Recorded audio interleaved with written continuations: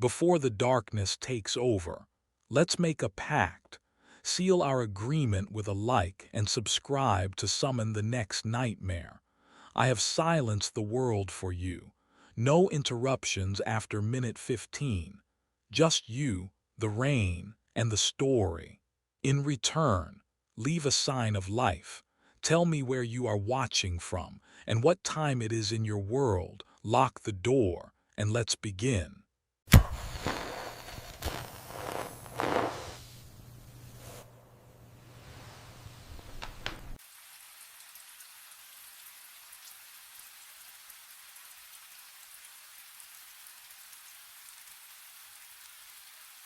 The phone screamed at 3:33 in the morning. Line 2. The red light pulsed in the dark office like a heartbeat. I reached for the receiver, plastic cold against my palm, and pressed it to my ear. Answering service, this is Cameron. Silence, then breathing, measured, shallow breathing that matched my own rhythm exactly. Hello, I tried again. Cameron. The voice hit like ice water.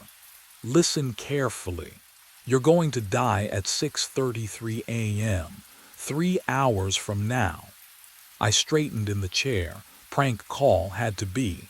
But something about the cadence, the coffee in the break room is poisoned.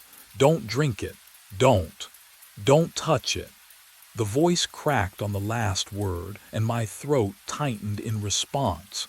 Because I knew that hitch. That exact way my voice breaks when I'm scared and trying not to show it.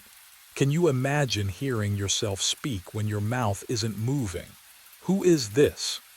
I'm calling from 6:41 a.m. I'm you, Cameron, Oh God, I'm looking at the body right now. I slammed the receiver down. My hand shook. The office felt smaller suddenly. The 4 phone lines coiled like snakes on the desk. The single security monitor casting blue light across stacks of message pads. Prank. Obviously. Some kind of voice modulation app. Maybe Todd from building security, bored on his rounds, messing with the overnight operator. I forced a breath. Let it out slow. The fluorescent lights hummed overhead, that endless electrical whine that fills the skull after midnight. I stood joint stiff from 6 hours at the desk and walked to the break room. The door swung open. The smell hit first, bitter, almost almond-like, underneath the usual burnt coffee stench. And there it sat, on the counter, my mug, the chipped blue one, full, steaming. I never made coffee tonight. I didn't pour this coffee, couldn't have. My hands shake as I set the mug down on the counter, the porcelain clinking against formica. The bitter almond scent clings to the back of my throat. The security monitor. I rush back to my desk, fingers fumbling over the keyboard. The grainy feed loads in 4 squares: lobby, stairwell, break room, hallway. I drag the timeline back to 3 o'clock. There. The break room camera shows me, walking through the doorway. Same wrinkled shirt. Same hunched shoulders. I watch myself move to the coffee pot, pour a full mug, lift it to my lips. But I never my doppelganger on screen drinks. 3 long swallows, then freezes.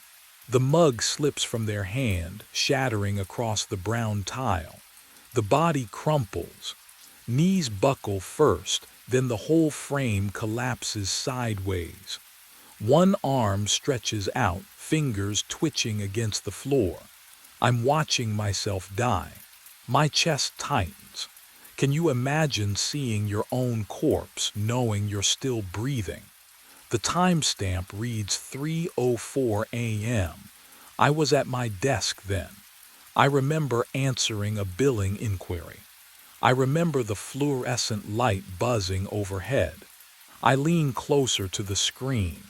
The body lies motionless for 30 seconds, A minute.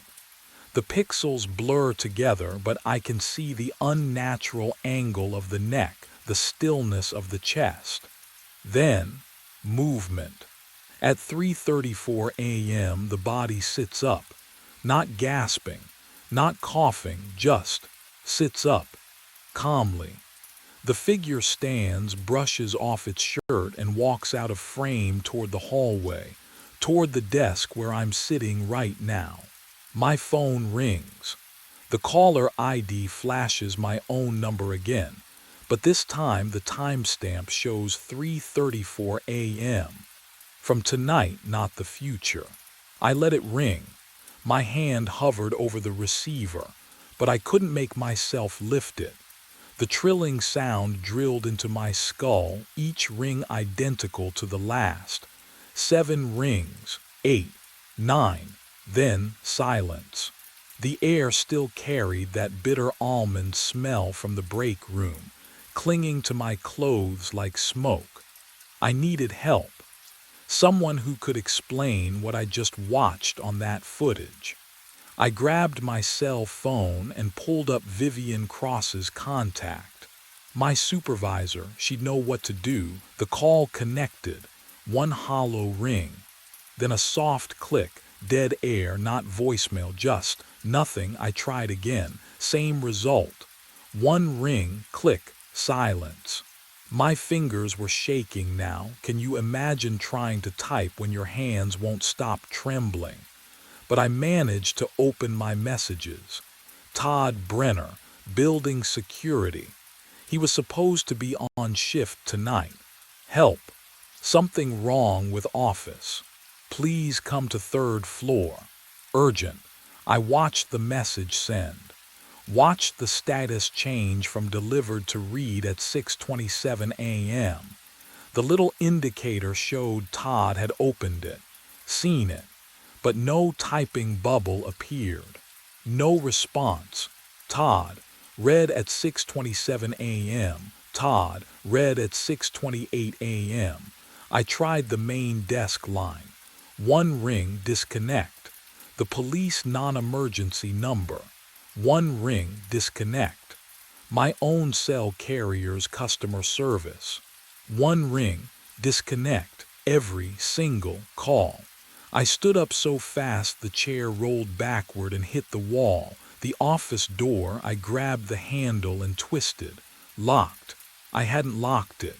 The deadbolt was engaged from the outside, the kind that needs a key on both sides. My breath came in short gasps. The windows didn't open. Fire code violation, but management never cared. I was trapped. That's when I noticed the computer screen.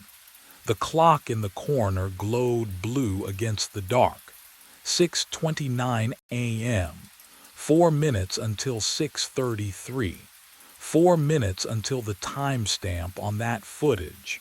The one where I collapsed on the break room floor.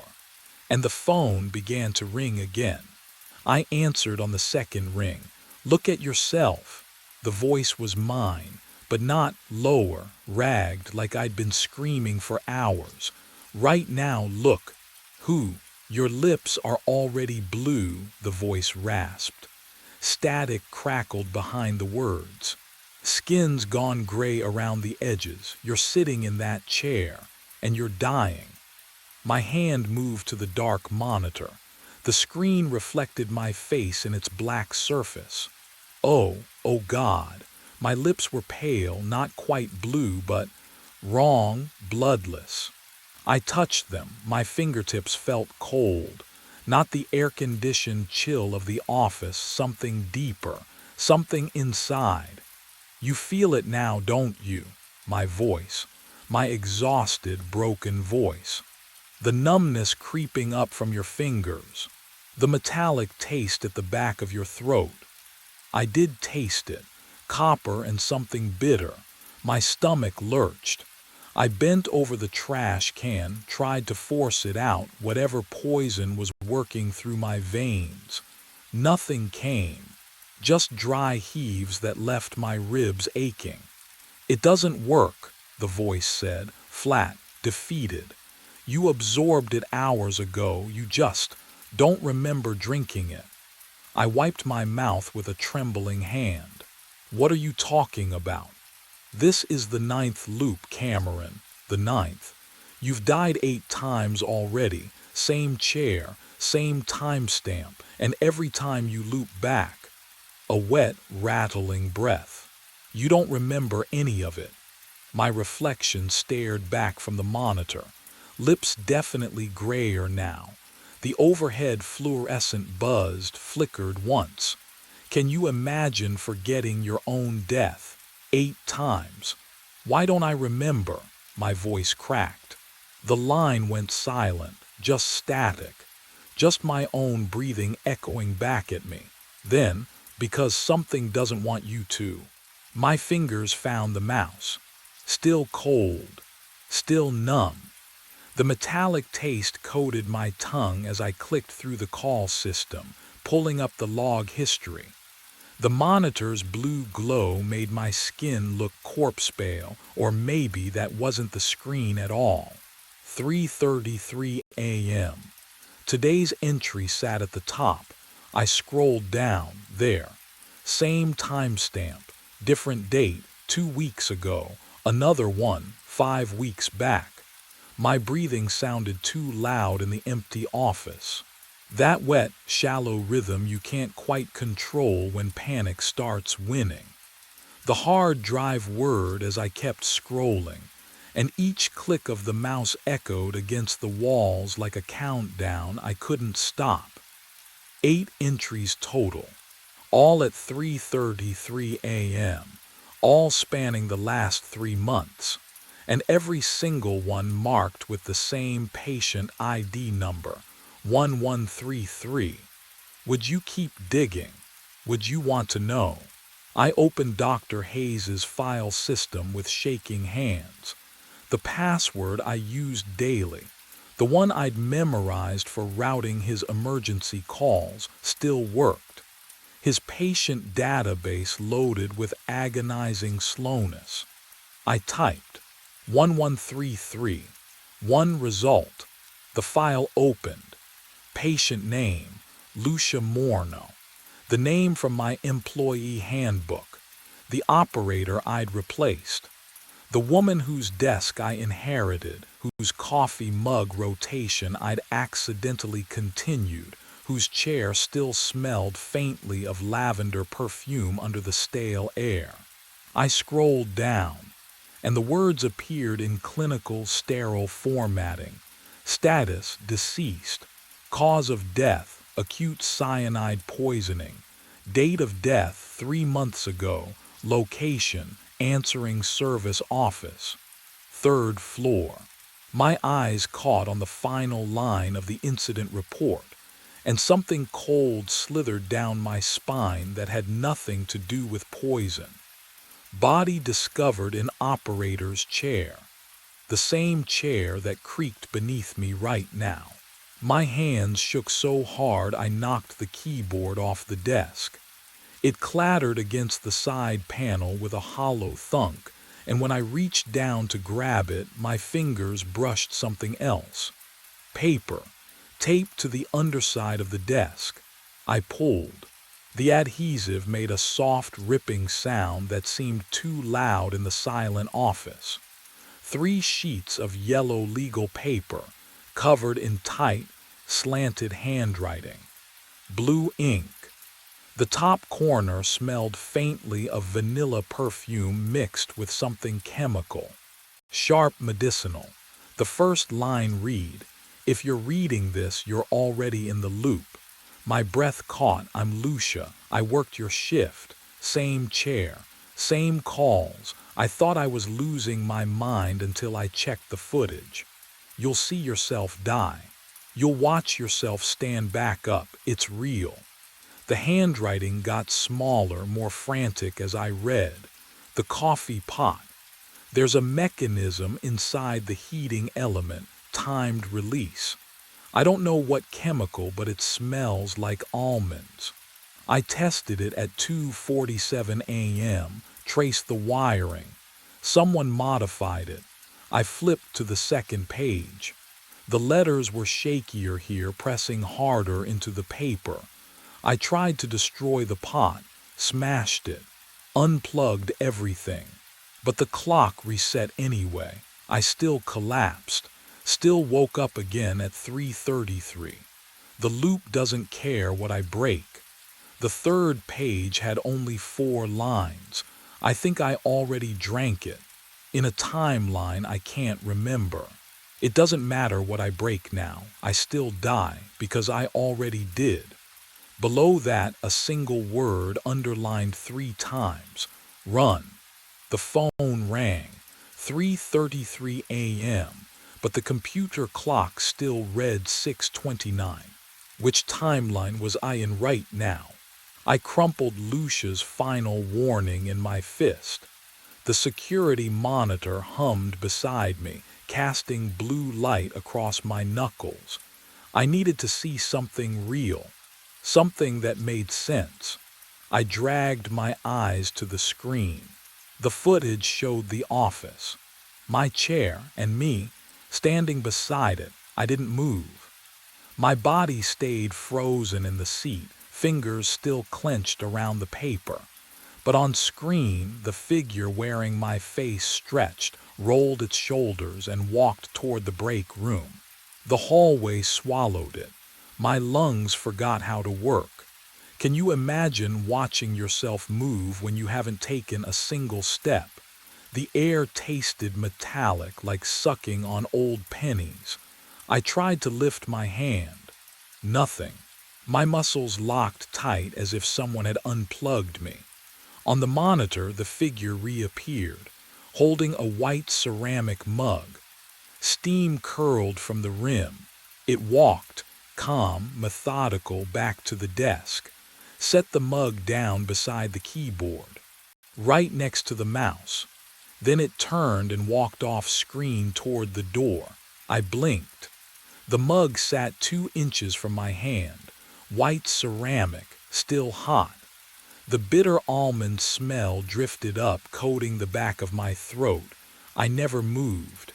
I never poured anything. But the heat radiating from the porcelain kissed my wrist like a living thing. The phone shrieked.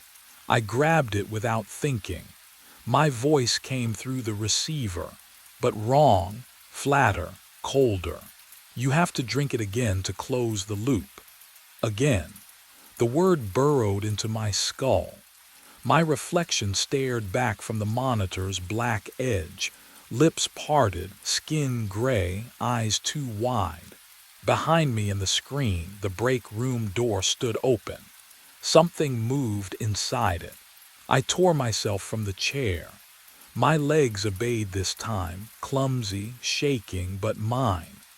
I stumbled to the break room, grabbed the steaming mug from my desk, and hurled it against the cinder block wall. Ceramic exploded. Dark liquid sprayed across beige paint like arterial spatter. The other mugs followed. 1, 2, 3. I swept them from the shelf, listened to each shatter against brown tile, a percussion of defiance. The coffee pot sat there, innocent and mocking, its red brew light glowing. I yanked the plug from the wall. The light died. I unscrewed the reservoir, dumped wet grounds into the trash. They clumped in my shaking fingers, gritty and obscene, leaving black crescents under my nails. My breath came hard, fast. For the first time in hours, I felt real. Then the computer clock blinked. 6:29 became 3:33. No transition, no warning, just backward. The phone rang. I picked up before I could think, before I could stop myself. The voice wasn't mine. It was older, flattened, like words spoken through a broken radio. "You are interference," it said. Each syllable clicked, mechanical and cold. The loop must complete. I looked at the security monitor. The footage was moving backward. My doppelganger walked in reverse across the office, smooth and wrong like film rewound. It glided into the break room, steps erasing themselves. On screen, the shattered mugs. Oh God! The shards pulled together, crawled up the wall, fused into whole ceramic. Coffee droplets lifted from the floor, arced backward into reassembled cups. In my hand, the hand I could see in front of me right now, a mug appeared, warm, full. The bitter almond smell flooded my nose, my throat, my lungs. What would you do when reality itself refuses your resistance? I threw the mug at the window. The glass exploded outward in a spray of jagged fragments. Cold air rushed in, carrying the smell of rain and asphalt. And underneath it still, that bitter almond scent clinging to my clothes. I grabbed the chair, swung it hard against the remaining shards jutting from the frame. My hands found the edge, sharp, real. I hauled myself up the glass. It was flowing, liquid mercury in reverse. Fragments lifted from the parking lot 3 stories below, drifted upward like petals caught in an updraft. They slotted back into place with soft clicks, seamless. The cold air sealed away. The window became whole again. I pressed my palm flat against it, solid, mocking.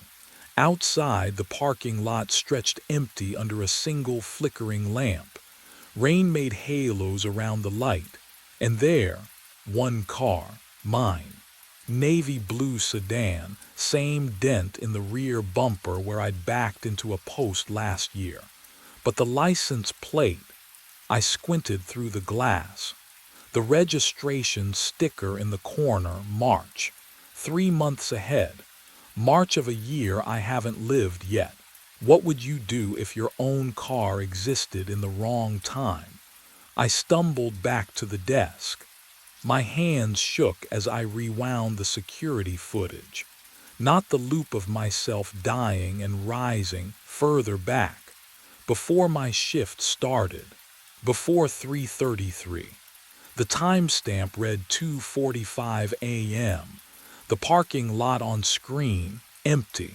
Then, movement. Todd Brenner's truck pulled in. He stepped out, collar up against the rain, and walked toward the building. In his right hand, a small brown bag, folded at the top, grease-stained. He unlocked the maintenance entrance, disappeared inside. I switched camera angles. Break room, 2:48 a.m. Todd entered the frame. He moved quickly. No hesitation. Opened the brown bag, poured white powder into the coffee pot reservoir. His hands were steady. Then he looked up, directly at the camera. His lips moved. I'm sorry. They said it resets everything. I rewound the footage to 2:45 a.m. Todd Brenner entered the break room carrying a small brown bag. No hesitation. He opened the coffee pot, poured white powder directly into the filter, then replaced the lid. His movements were practiced, efficient. Then he looked up, straight into the camera lens.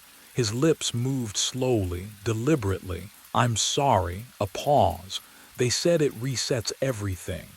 My phone vibrated against the desk. One final ring cutting through the fluorescent hum. I answered. Cameron, if you're hearing this, you were chosen for the trial.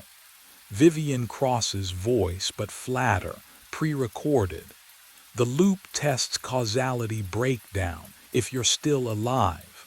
The experiment failed. My throat tightened. Please drink the coffee. It's the only way to stop experiencing all the timelines at once. The line went dead. All the timelines at once. I thought about Lucia, about her notes, about dying and waking and dying again in a chair I inherited from a corpse. What would you do, knowing the poison was always there, in every version, in every loop you can't remember living. The mug sat beside my keyboard. I didn't see it arrive, but there it was, still warm. I lifted it with both hands. The ceramic felt wrong against my palms, too smooth, too cold. The liquid inside wasn't brown, it was clear, like water. I tilted it toward the dim glow of the monitor. My reflection rippled across the surface. But the face staring back wasn't mine. The eyes were darker, the jawline sharper, Lucia's face, or maybe it had always been hers. I brought the rim to my lips. The taste was nothing. No bitterness, no almonds, just silence. And then, I forgot why I was afraid. Something speaks through welded steel. 4:32 in the morning. I'm standing in Section D corridor, dosimeter clipped to my belt, and it's clicking, faster than it should. The door in front of me is sealed, thick steel, crude welds running like scars across the seams. Warning placards faded to ghosts of themselves. The voice comes again, rough, wet, like something speaking through damaged vocal cords. Don't open it. My hand hovers near the handle. There is no handle, just metal, solid. Please, the voice rasps. Don't. Can you imagine standing there listening to the impossible? I pressed my palm against the cold steel, felt the faint vibration of what? Ventilation. Something deeper. My mind raced back to 6 hours earlier when none of this made sense yet. 10:47 p.m. I'd clocked in for another overnight shift at Hanford Ridge, coffee in hand, the taste already going stale on my tongue. Eastern Washington stretched dark and empty outside, but I never saw it from the control room. No windows, just banks of aging monitors casting blue light across my station. The building hummed its usual mechanical lullaby, cooling tower temperatures, radiation levels, system diagnostics scrolling past in endless rows, routine. I'd done this job for 2 months, easiest money I'd ever made. Sit alone, watch screens, log readings every hour. The insomnia that ruined my marriage made me perfect for it. Rebecca used to say I loved problems more than people. Maybe she was right, but that night, something felt different. Wrong. The air smelled faintly of ozone, sharp and electric, though all readings showed normal. And Section D, a section I'd never been told to monitor, kept drawing my attention to its dormant indicator light. What I didn't know yet was that light wouldn't stay dark much longer. I forced my attention back to the monitors. Temperature readings for cooling Tower 3, pressure valves, the ordinary rhythm of a night that would end at 6 a.m. with nothing in the incident log. The ozone smell faded after 20 minutes, and I convinced myself it was the ventilation system. Nothing more. My coffee went cold in the styrofoam cup. I didn't taste it when I drank. At 1:14 a.m., the alarm tore through the silence. Not the general radiation alert. This one came from a specific sector, a piercing mechanical shriek that made my teeth ache. The control panel lit up red. Section D, radiation spike, 0.7 millisieverts and climbing. My hands moved before my brain caught up, pulling up the sector logs on screen 3. The blue glow reflected off my face as I scrolled through decades of entries. March 1991 was the last notation. Contamination incident. Permanent seal authorized. No entry permitted. 33 years. Sealed. welded shut according to the notes. I switched to the camera feed, fingers slipping on the keys. Section D corridor filled the monitor. That long fluorescent hallway I'd walked past 100 times without thinking. The steel door sat at the end, exactly as it always had, undisturbed. The welding seams were visible even on the grainy footage, thick and crude. Nothing moved. Nothing could move. But the radiation reading kept climbing. Can you imagine sitting there, watching impossible numbers rise while the camera shows you nothing's wrong? I checked the dosimeter on my belt. Normal, the spike was localized, contained, inside a sealed room. At 1:22 a.m. the alarm stopped, just stopped. The readings dropped to baseline within seconds, as if someone had flipped a switch. I logged it as equipment malfunction, typed the words with steady hands. The keyboard was warm under my fingers, warmer than it should have been.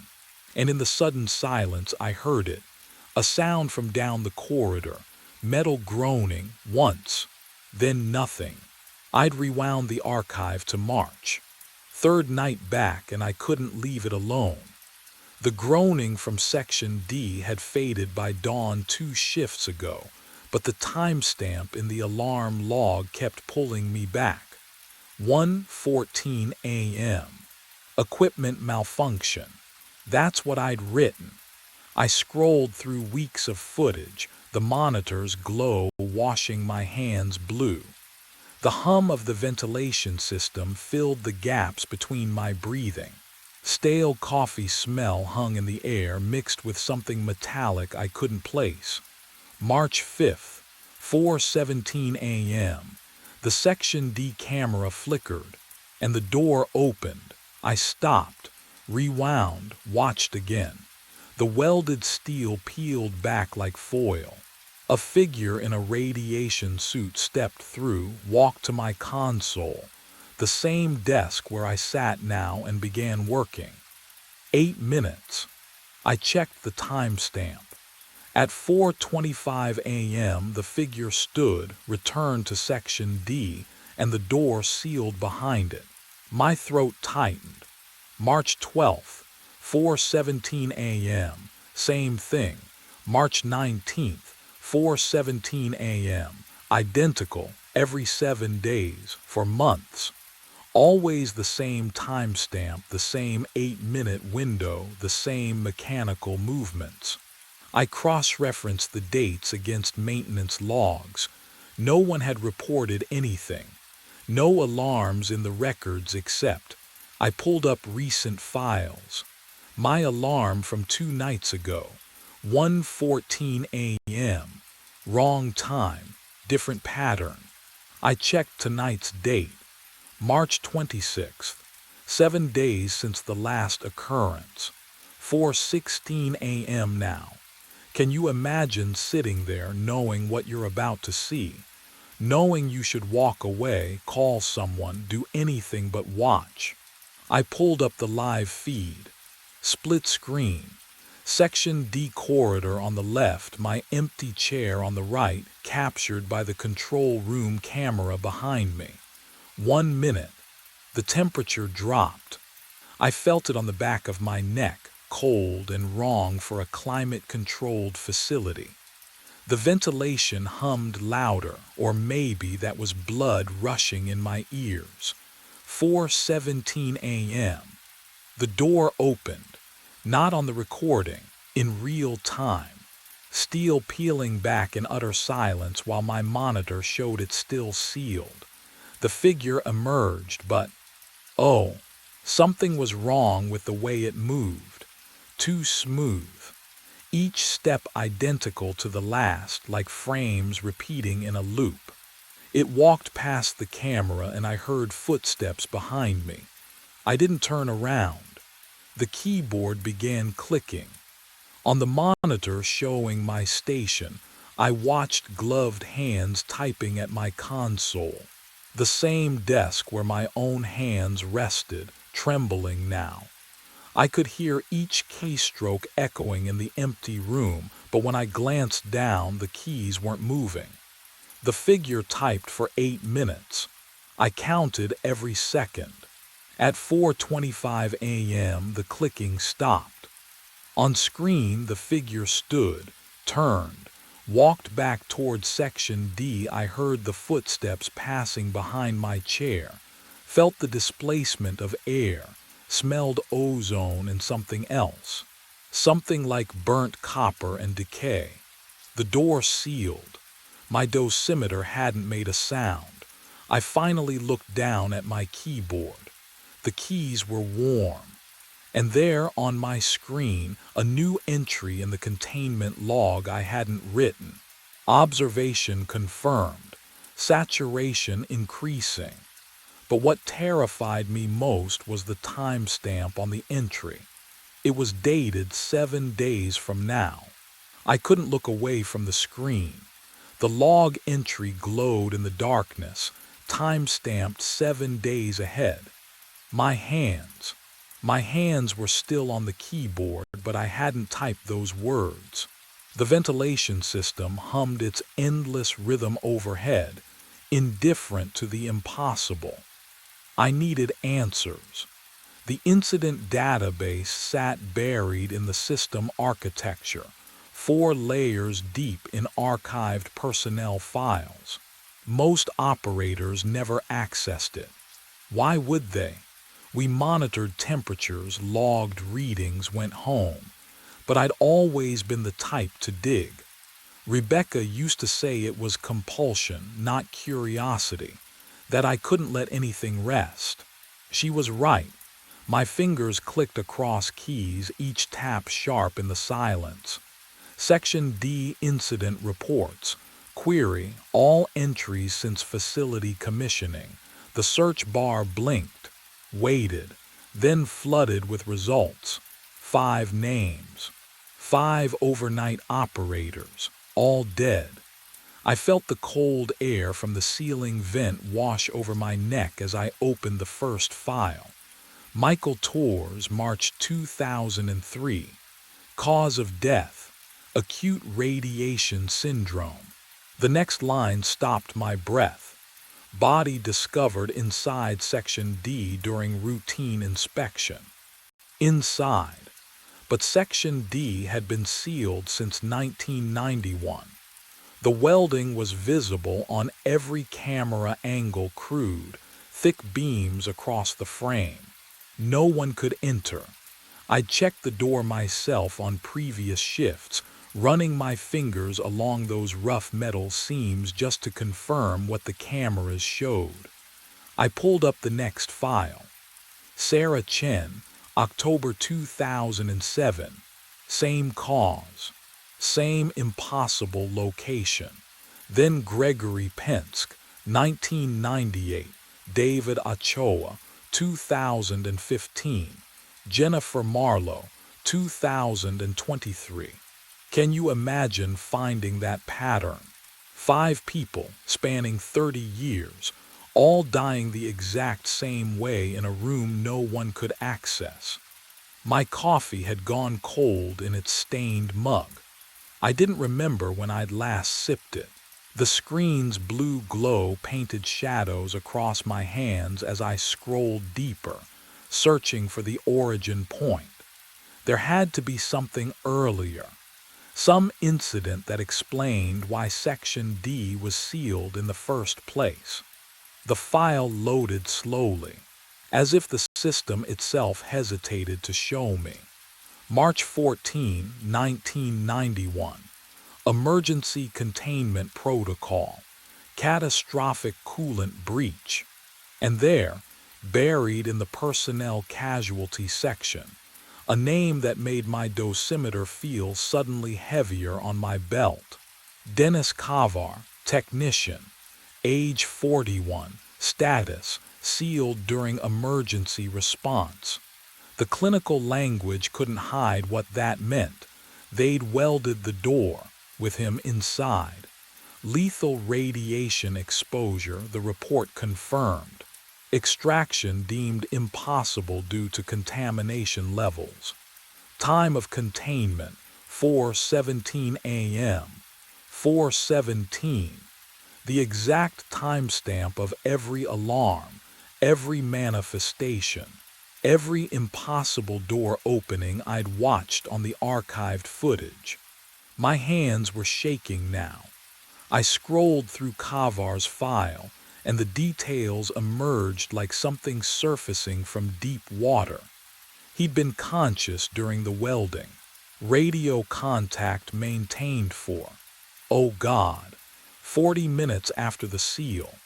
The logs included fragments of transmission, his voice degrading as the radiation cooked him from the inside. They'd listened to him die.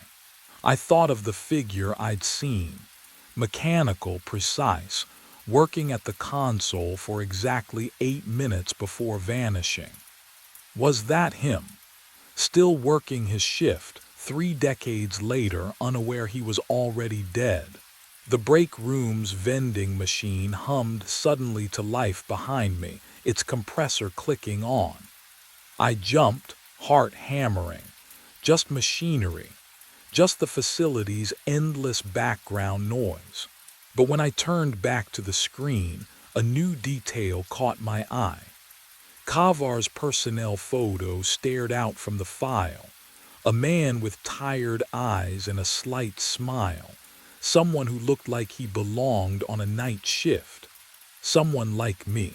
And beneath the photo, a notation I'd missed before. Psychological profile flagged for obsessive tendencies and pattern recognition fixation. Rebecca's voice echoed in my memory. You can't let anything go, Keith. You'll chase it until it destroys you.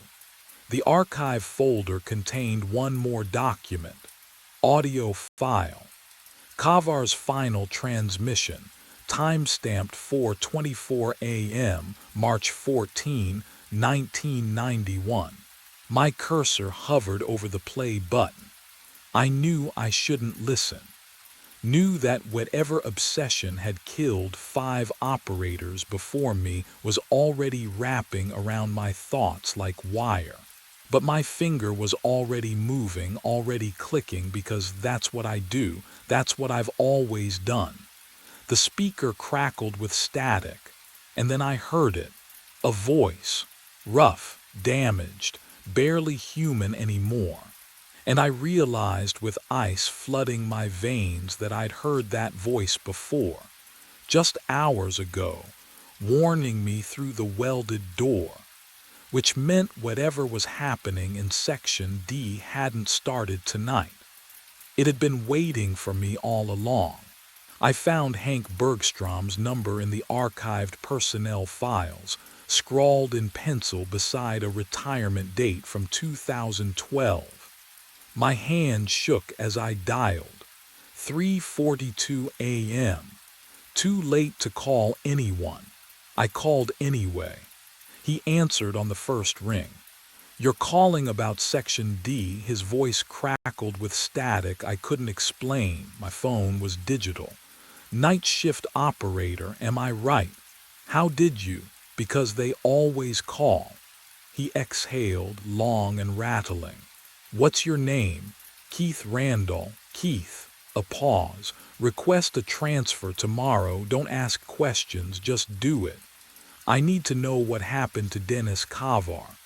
The silence stretched so long I thought he'd hung up. Then, we welded him inside while he screamed. My coffee turned cold against my palm. Reactor went critical at 4:17 a.m. Cooling system failed. Someone had to manually override the failsafe from inside Section D. Hank's breathing grew uneven. Dennis, he volunteered, went in, stabilized it. Saved 200 lives, but the contamination, we couldn't open the door. Protocol, 1 life or 200. I tasted bile. We welded it shut while he begged us not to. Took 8 minutes to seal it properly. He was still conscious. Hank's voice cracked. Still talking to us over the radio. 40 minutes, Keith. 40 minutes before he went silent. 4:25 a.m. The ventilation hummed above me, too loud, too regular. 5 operators since then, Hank whispered. Every single one started like you, curious, obsessive, couldn't leave it alone. Found them all inside Section D with radiation burns, door still sealed. That's impossible. That's what they all said. I should have hung up.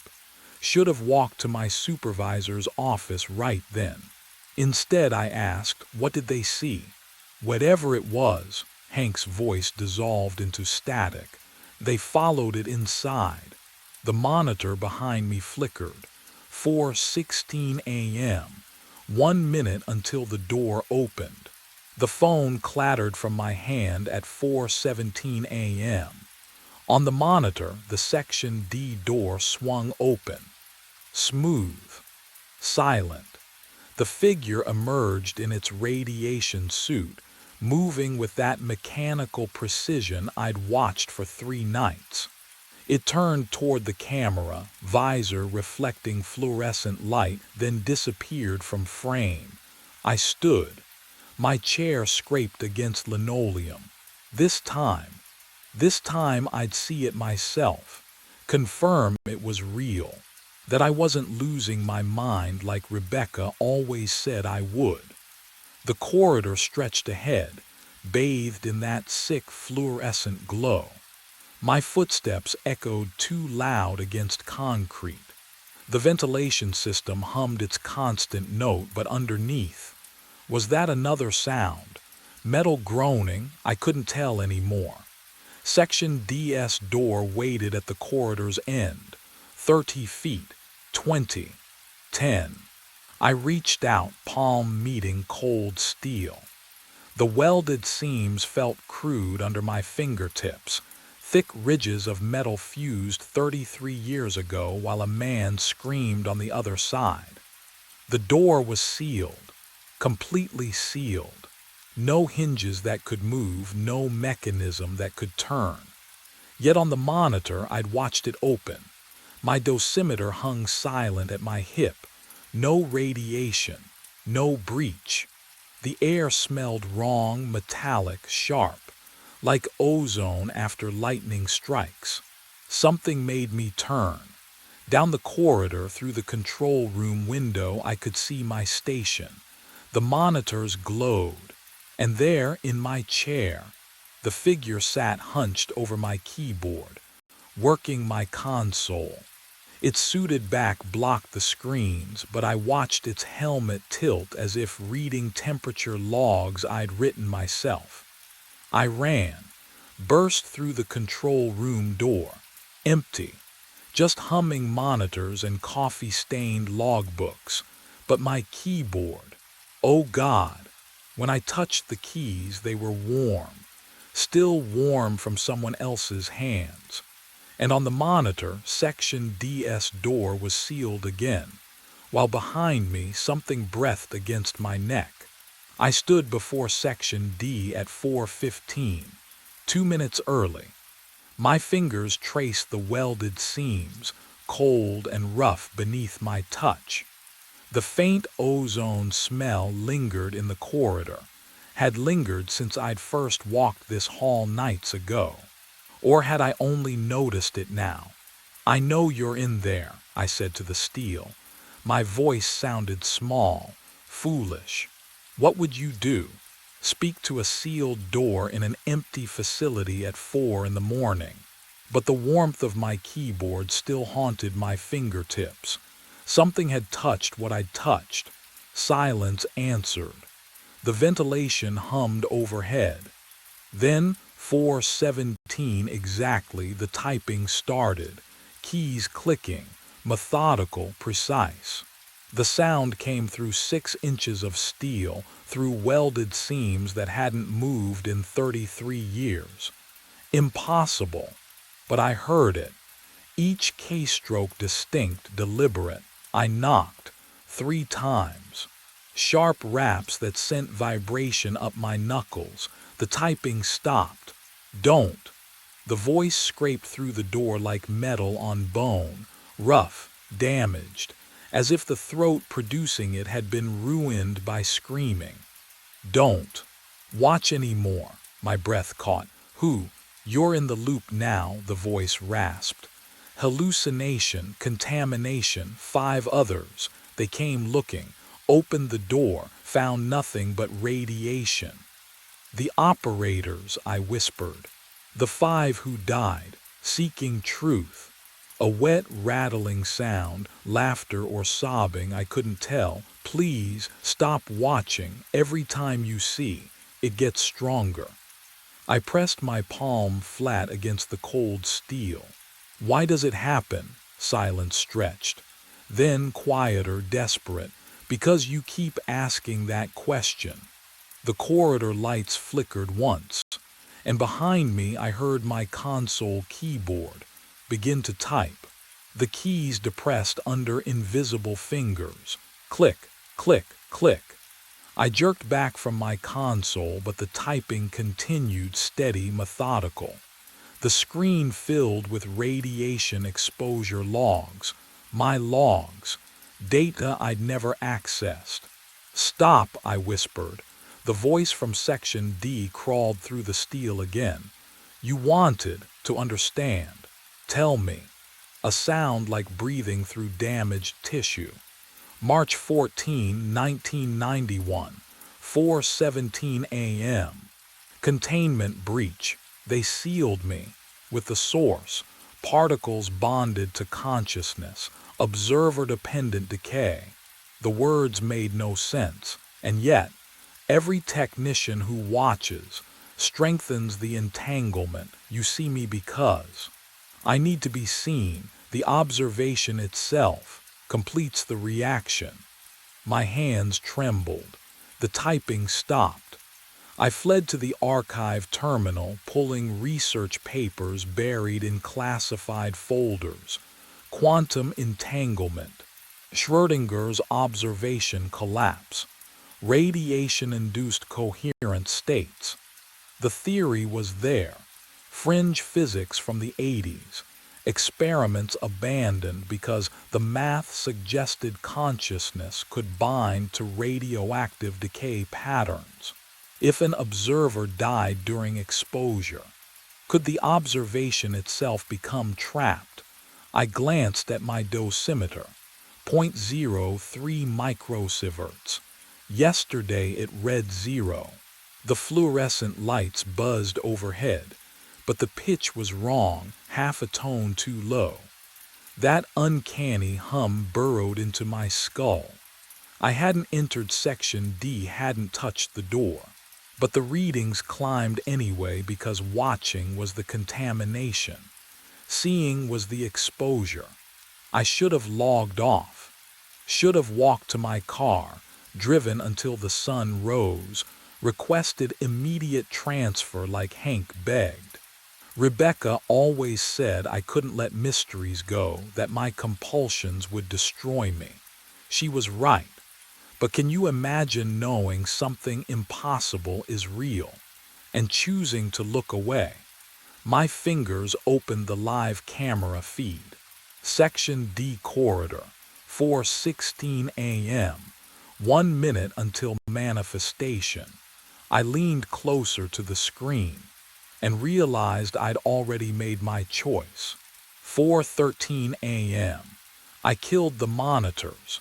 The break room door locked from inside, single deadbolt, flimsy but real. I dragged the vending machine across the entrance. It scraped linoleum with a sound like grinding teeth. My hands shook as I wedged a chair under the handle. No cameras in here. No screens. Can't watch if there's nothing to see. The room smelled like stale coffee and plastic, familiar and suffocating. I sat on the cold floor, back against the wall, dosimeter clipped to my belt. The vending machine hummed its low monotone. My breath came too fast in the stillness. Rebecca used to tell me I couldn't leave things alone, that I'd pull at loose threads until everything unraveled. Maybe if I just stopped looking, broke the pattern. What would you do knowing the watching itself was killing you? Could you resist? 4:15. I counted heartbeats. The ventilation system whispered overhead. My dosimeter stayed quiet. Maybe this would work. 4:17. Somewhere down the corridor, metal groaned, low, distant, the sound of massive hinges moving. No. Section D was 300 feet away, through 2 security doors. I couldn't possibly hear, but I did. The welded door opening, slow, deliberate. The echo reached me through walls and sealed corridors, impossible and undeniable. My dosimeter clicked, once, twice. Then the light appeared, orange glow beneath the break room door. Wrong color, too warm, the kind of light that comes from burning isotopes, from contaminated air ionizing. It crept across the floor toward me like liquid. The metal sound came again, closer now, though that made no sense. Groaning, scraping, as if massive steel was moving just outside my thin door. Click, click, click, click. My dosimeter accelerated. The sound filled the tiny room. The smell hit next. Burning metal, sharp and chemical. Ozone like lightning striking concrete. And underneath, decay, organic, sweet and wrong. The vending machine lurched backward. Something pushed from the other side. The door swung open. He stood in the doorway. Radiation suit yellowed with age. The visor. Oh God, the visor was fogged from inside, condensation running down like tears. But there was no face behind it. Just darkness, just absence. The figure extended one gloved hand toward me. My dosimeter screamed, a single sustained shriek. The air tasted like copper, like the moment before your skin blisters. And I understood, finally, what the others had learned too late. They found me at dawn. Morning shift said I was lying outside Section D. My dosimeter screaming, maxed out. Burns covered my hands, my face. The kind of exposure that should have killed me. The door behind me stayed sealed, welded solid, untouched for 33 years. I woke 3 days later in a hospital room that reeked of antiseptic and something underneath. Something that smelled like ozone, like burning metal. The doctors asked what happened. I told them I didn't know. And I didn't, still don't. The last thing I remember, sitting in the break room at 4:13. Then nothing. A hole where 2 hours should be. They showed me the burns, the radiation signature. Told me I was lucky. I nodded, didn't feel lucky.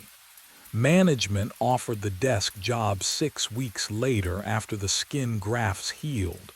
Daytime hours. Climate-controlled office. No monitoring stations.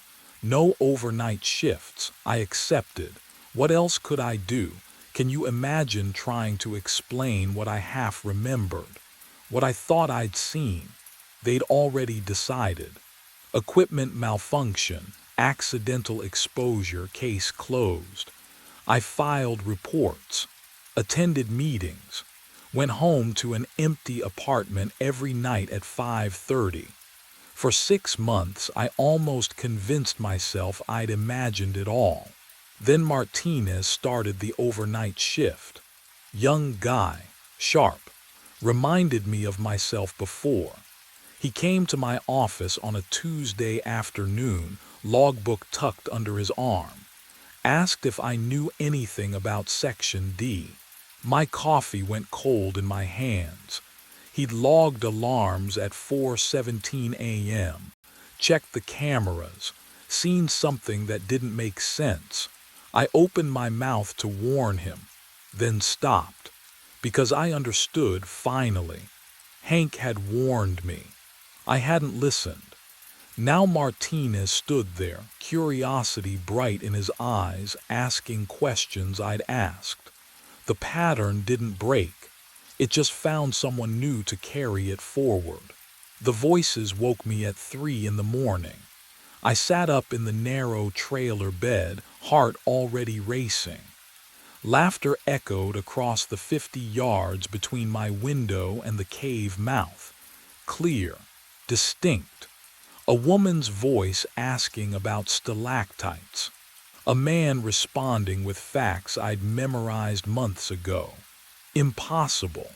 The last tour ended at 6. I pressed my face against the cold glass. Darkness swallowed the landscape beyond my porch light, but the cave entrance gaped like an open mouth. No flashlights, no headlamps, just that steady murmur of conversation drifting through Kentucky night air. The voices didn't fade, they multiplied. I grabbed my flashlight and jacket. My boots hit gravel and the autumn cold bit through my shirt. 50 yards felt like 50 miles. The voices grew louder with each step. Casual chatter, someone laughing at a joke I couldn't hear, footsteps on stone echoing from deep inside. Can you imagine walking toward sounds that shouldn't exist? The cave mouth exhaled damp limestone breath. I clicked on my flashlight. The beam cut through absolute darkness, illuminating the familiar walkway, the metal railings, the first limestone formations. Empty, completely empty, but the voices continued. They came from deeper in, past the main chamber, past the tour route, toward the section we sealed off years ago. I stepped onto the limestone path. Water dripped in rhythm somewhere ahead. The mineral smell wrapped around me, thick and ancient. Then I saw them, boot prints, fresh mud, leading down the walkway. My throat tightened. The prints were clear, recent, wet enough to gleam under my flashlight beam. They tracked straight through the main chamber, past the safety barriers, toward the rusted chains marking the restricted tunnels. The voices called from beyond those chains, laughing like nothing was wrong. I followed the prints into the darkness. I ducked under the rusted chain, the metal groaning against the limestone. The smell hit me first, old iron and something sour, like wet earth left too long in darkness. My flashlight beam followed the boot prints deeper into tunnels I hadn't walked since. Wait, I'd never walked these tunnels. I started here 6 months ago. The restricted section was already sealed when I arrived. My breath fogged in front of me, thick white clouds that shouldn't exist this far underground. The temperature had dropped. I could feel it through my jacket, a cold that pressed against my skin like wet fabric. Water dripped somewhere ahead. Steady, rhythmic, too rhythmic, drip, drip, drip, like a metronome counting down. The boot prints continued, tracking mud through dust that looked undisturbed for years. The contradiction made my chest tighten. I followed them around a bend where the ceiling dropped low enough to force me into a crouch.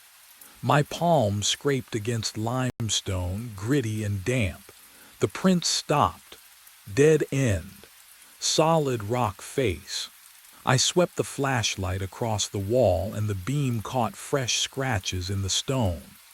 Letters gouged deep, the edges still pale. Tour 340 emergency exit failed, guide trapped oxygen 4 hours. Below it, carved in smaller letters, December 19th, 2024. Today's date. My hand trembled.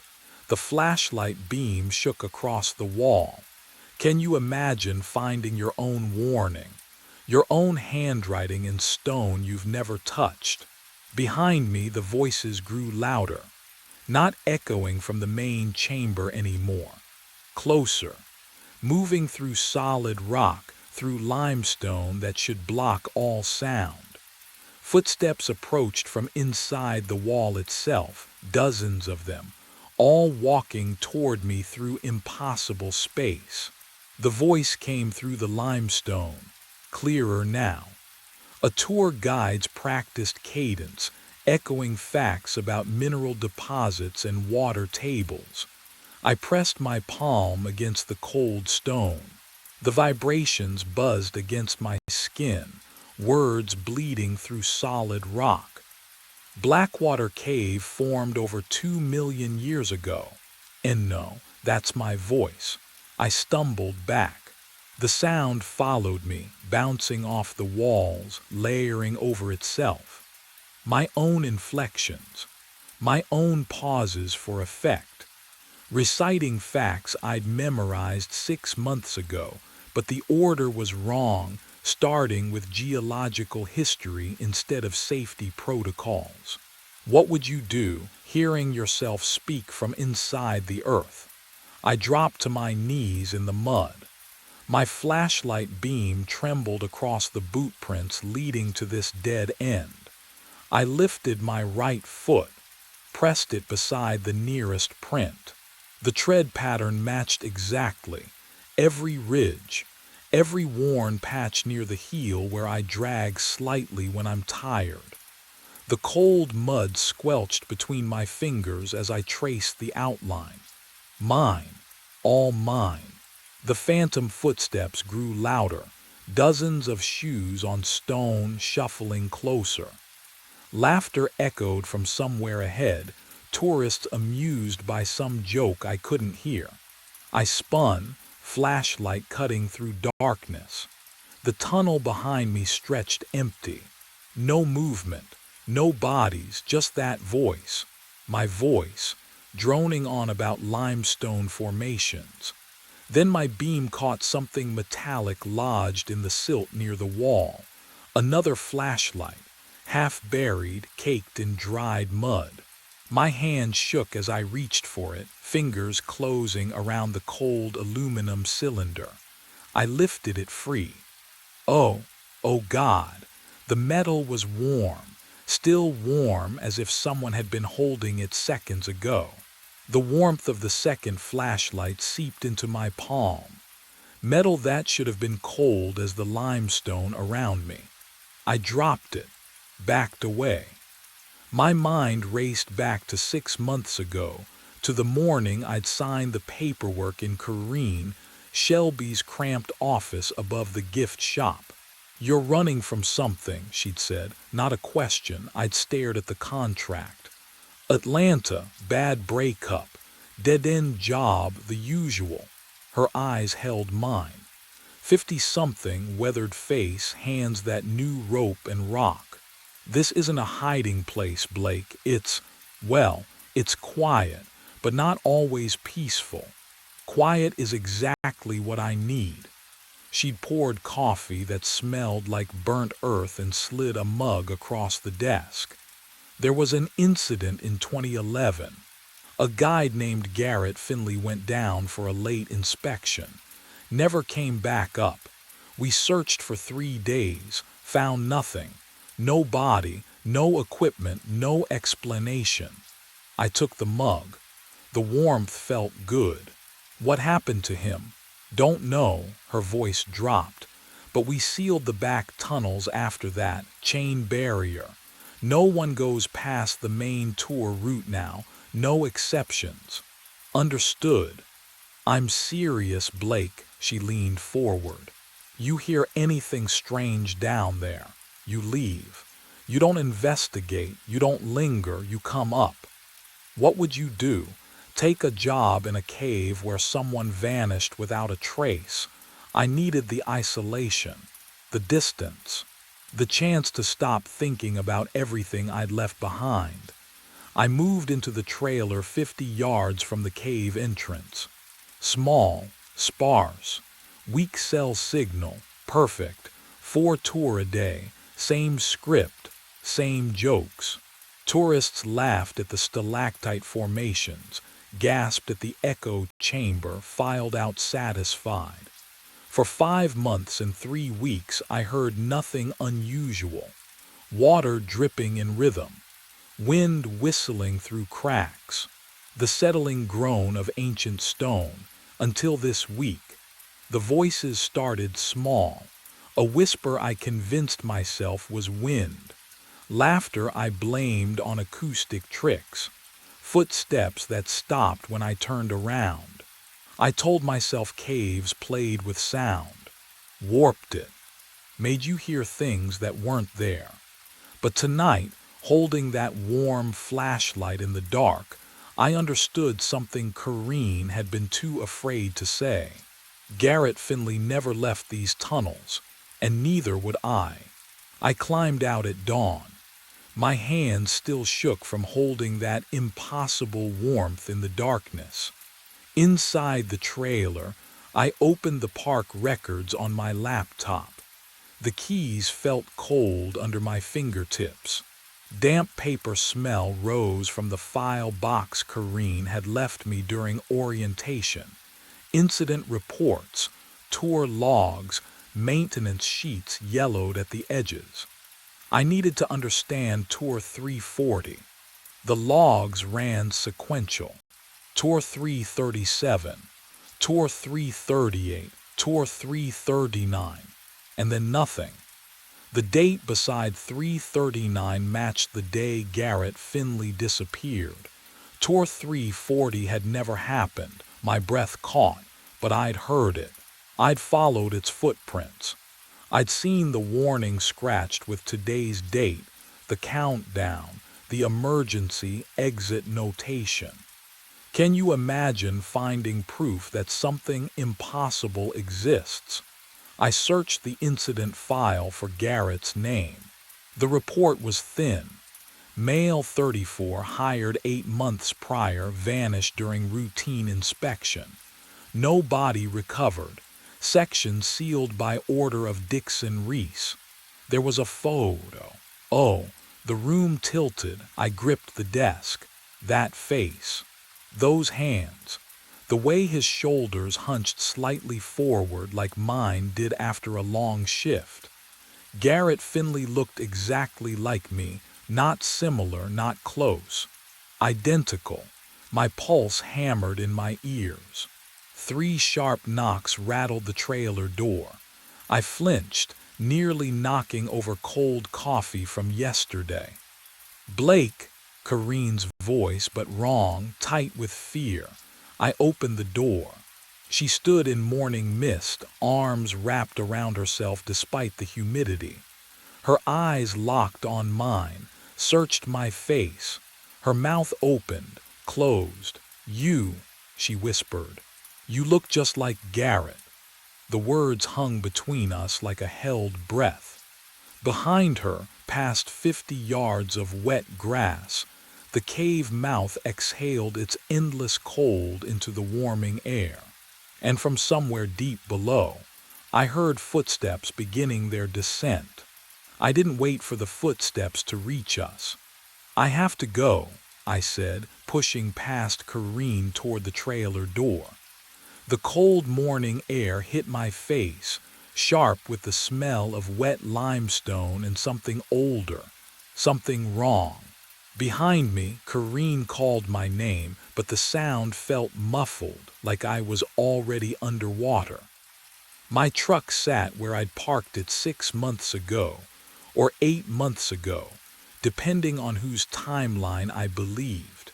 The keys shook in my hand as I jammed them into the ignition. Click, click, nothing. I tried again. The engine didn't even turn over. Battery was new. I'd checked it last week.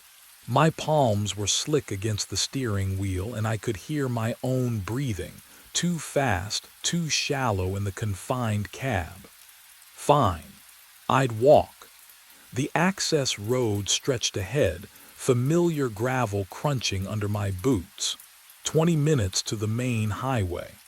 I'd done it before for exercise, back when I still pretended this job was temporary.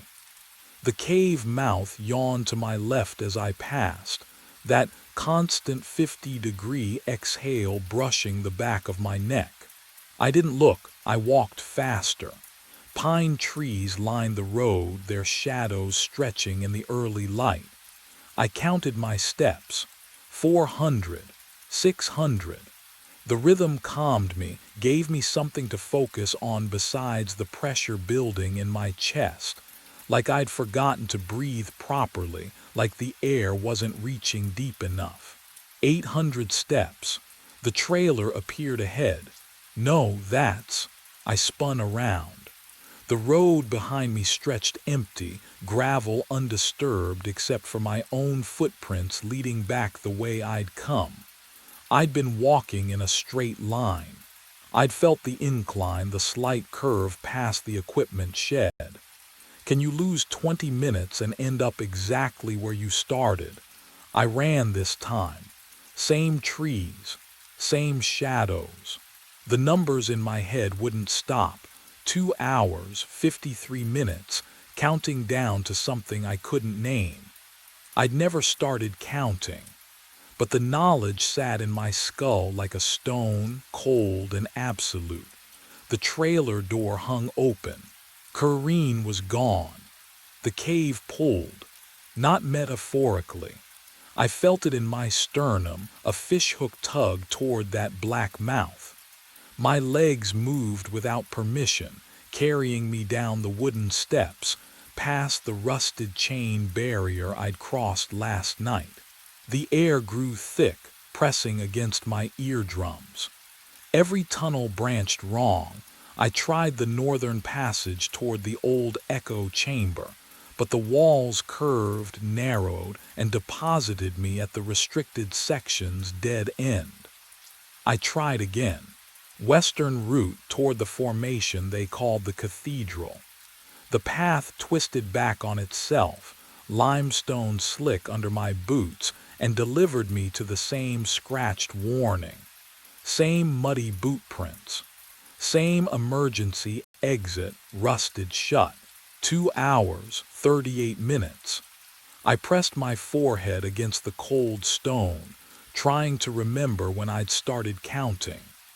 The oxygen timer in my head ticked down with mechanical precision, each second dropping like water into an endless well. But I hadn't looked at my watch, hadn't checked the time since. Since when? The counting had always been there, and something in the darkness ahead, past the warning, past the point where my flashlight beam dissolved into nothing, something was waiting for me to run out.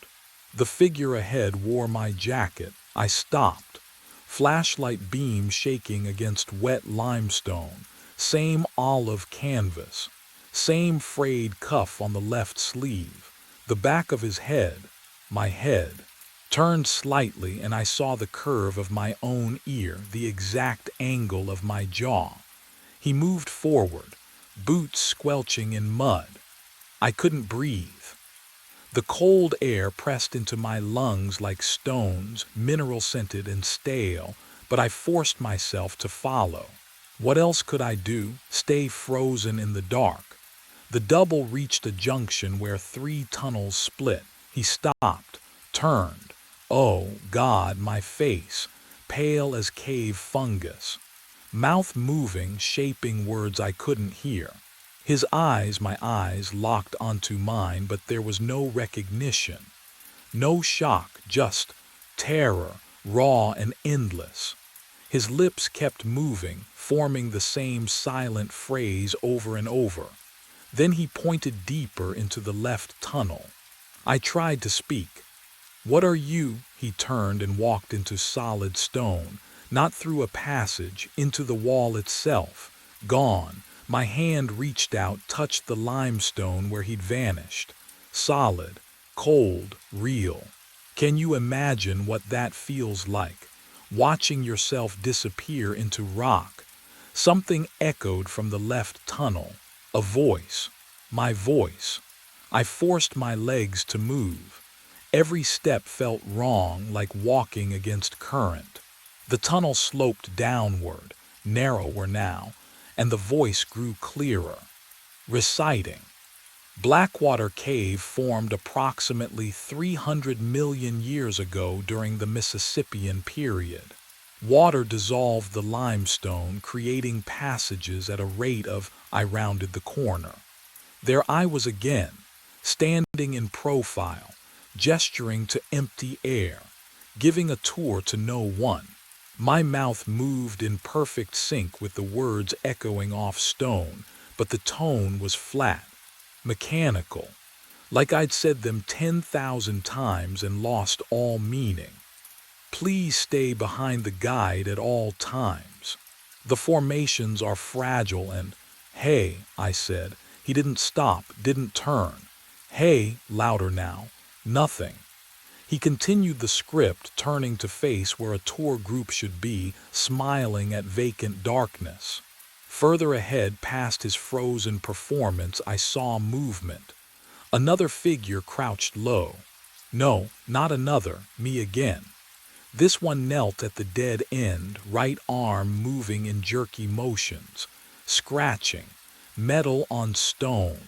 The sound scraped through my skull, sharp, rhythmic, desperate. I walked past my touring self. He didn't acknowledge me. I could have touched him, could have shaken his shoulder. But something in my gut told me he was as solid and as empty as the wall that swallowed the first one. The crouching figure kept scratching. I crept closer, saw the words forming under his, under my, under our fingernails bleeding and broken. Tour 340. Emergency exit failed. He was creating the warning I'd already found. I knelt beside him. Can you hear me? His hand never stopped, eyes fixed on the stone. Lips pressed tight, I reached out. My fingers passed through his wrist like mist. That's when I understood. They weren't ghosts. They were echoes. Moments trapped in stone, playing forever. And if they were here, still scratching, still giving tour, still pointing the way, then what was I? My hand passed through him like he wasn't there, like I wasn't there. The cold shot up my arm, not from his body, but from the stone itself. The limestone felt wrong against my palm, too smooth, too warm, as if it had been touched moments ago by something living. The smell of damp earth filled my lungs, but underneath it, something metallic, copper, blood maybe, or rust. The crouching figure kept scratching. The sound echoed in triplets, each repetition slightly delayed, like my ears couldn't decide which moment to hear. Then I remembered this, not as a memory surfacing, as something happening right now. I was scratching the warning into stone, my fingernails tearing, limestone dust bitter on my tongue. But I was also standing behind myself, watching.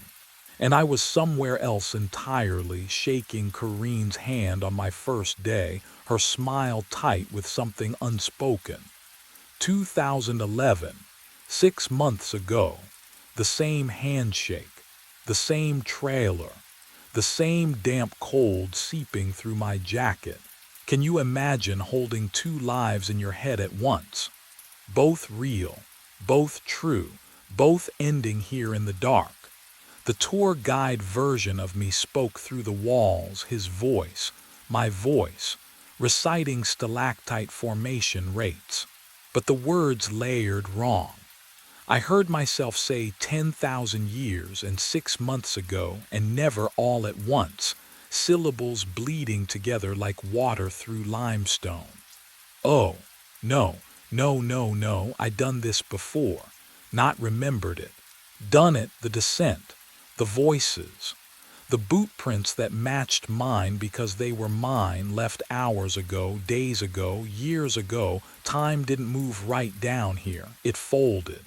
It looped. It trapped. And that's when I understood what the oxygen countdown really meant. I ran deeper into the tunnel. The limestone pressed close, cold and damp against my shoulders. My flashlight beam jerked wildly. But I didn't need it anymore. I knew where I was going, had always known. The emergency exit waited at the far end, rusted and sealed, the door Garrett clawed at in 2011. The door I clawed at 6 months ago. The door I'm clawing at now. My fingernails scraped metal. Orange rust flaked away, tasting like old blood in the air. The handle wouldn't budge. I threw my weight against it. Nothing. The hinges had fused solid, corroded by time and cave moisture into a single, immovable slab. Help, my voice cracked. Someone, please. But you know who was coming, don't you? Behind me, footsteps echoed, not one set, dozens. I turned, flashlight shaking in my grip. They filled the tunnel, all of me. Some wore my jacket from today.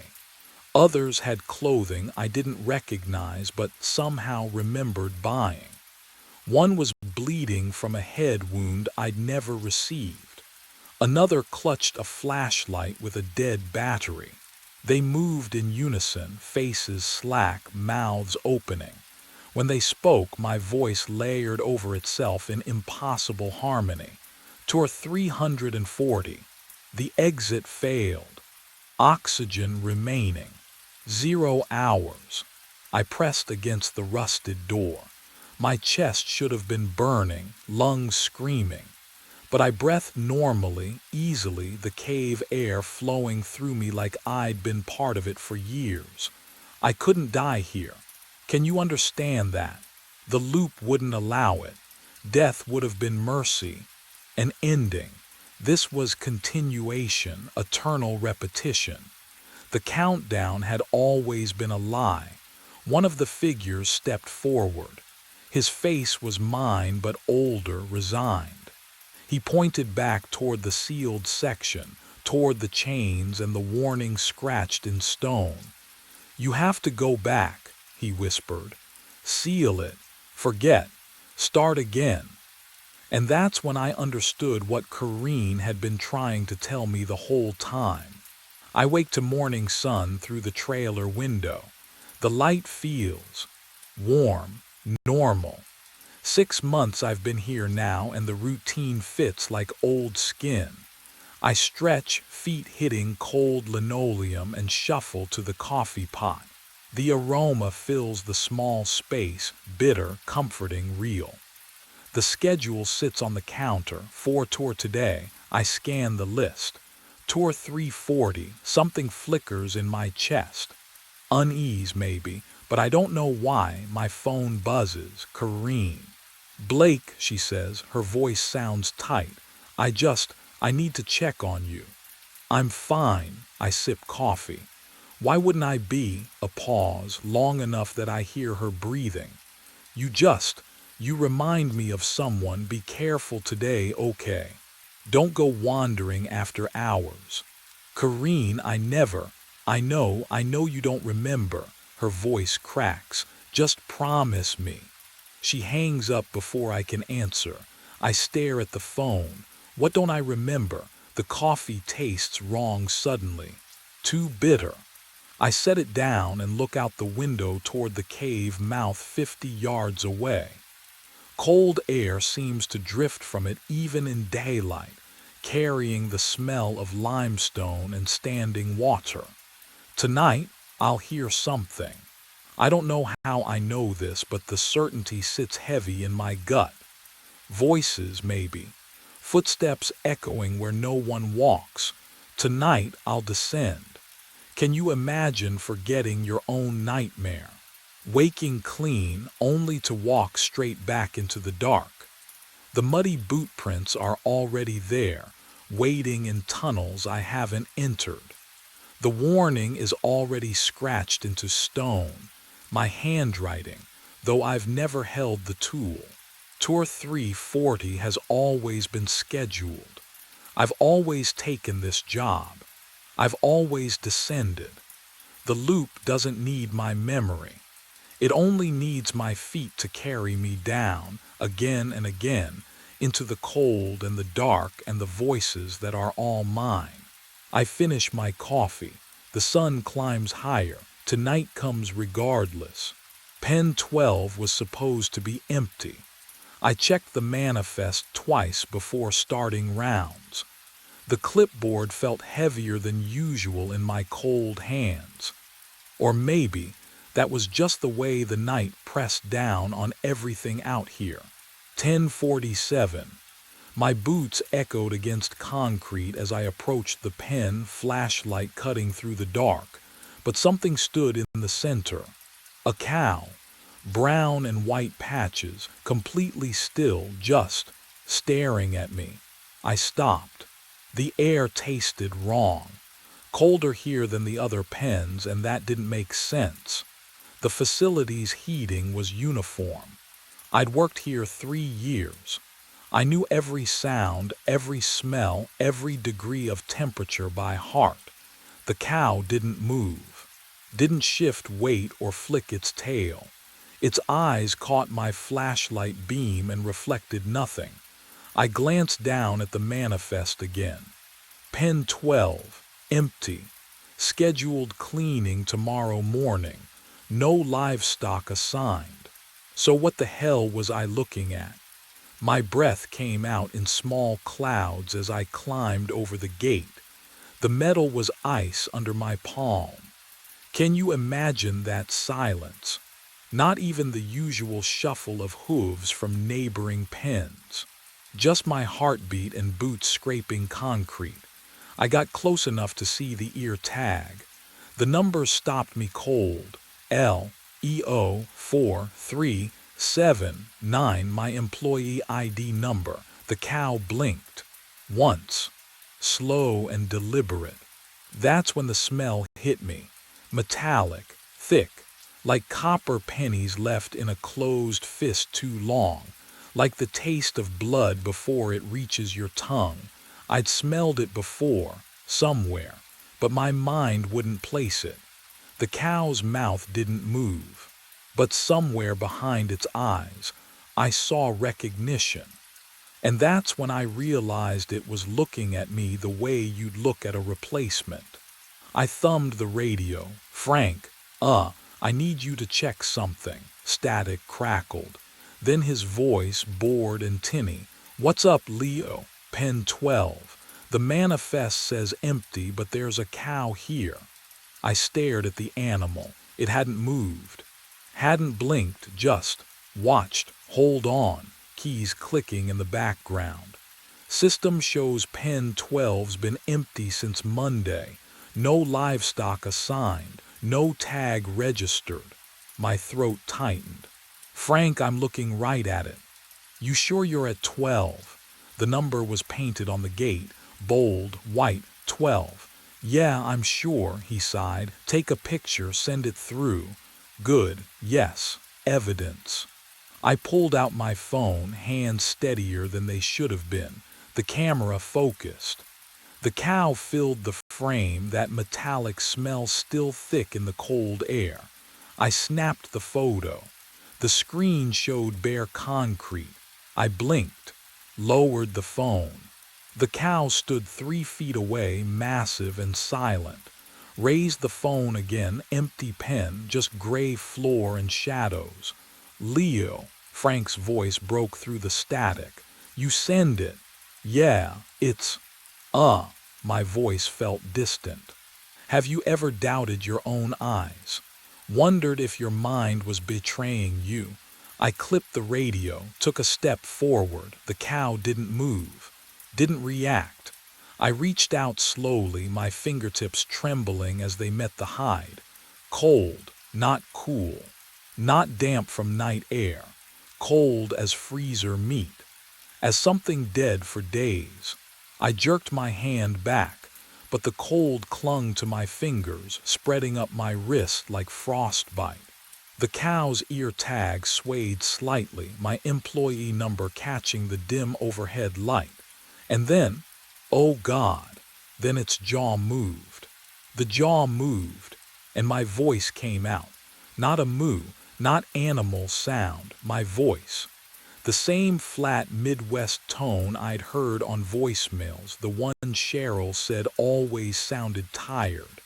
I've been standing here since March. I stumbled backward. My boot caught the pen rail. The cold metal bit through my jeans, but I barely felt it. The cow's mouth didn't sync with the words. They just emanated from its throat, from the air between us. I collapsed during rounds, it continued, each syllable slow and deliberate. Stroke, right here, right where you're standing now. My hand was still numb from touching its hide. I shoved it into my jacket pocket, squeezed my fingers into a fist. The warmth wouldn't return. 3 days before they found me. Have you ever heard your own voice say something you didn't speak? It's not like hearing a recording. That's just embarrassing, hearing how you really sound. This was violation. Someone wearing my vocal cords like a costume. I shook my head. No, this was. What? Exhaustion. Carbon monoxide from the truck. I'd skipped dinner. Low blood sugar. Something rational. Something fixable. But that metallic smell thickened in my nostrils. Copper and rot. The scent memory of the meat locker when the generator died last July. You're not real, I whispered. The cow blinked. Once, slowly, its massive head tilted, almost sympathetic. My radio crackled to life. Frank's voice cut through the static. Leo, you copy, finishing my rounds in the East Wing. Heading your way, I grabbed the radio. Frank, stay on the line, I need, but the transmission ended. Just dead air and the hiss of an open channel. Footsteps, heavy boots on concrete. The familiar rhythm of Frank's bowligate gate echoing from the corridor. Relief flooded my chest. Frank. Solid, practical Frank who'd worked here 20 years. He'd see this. Confirm I wasn't losing my mind.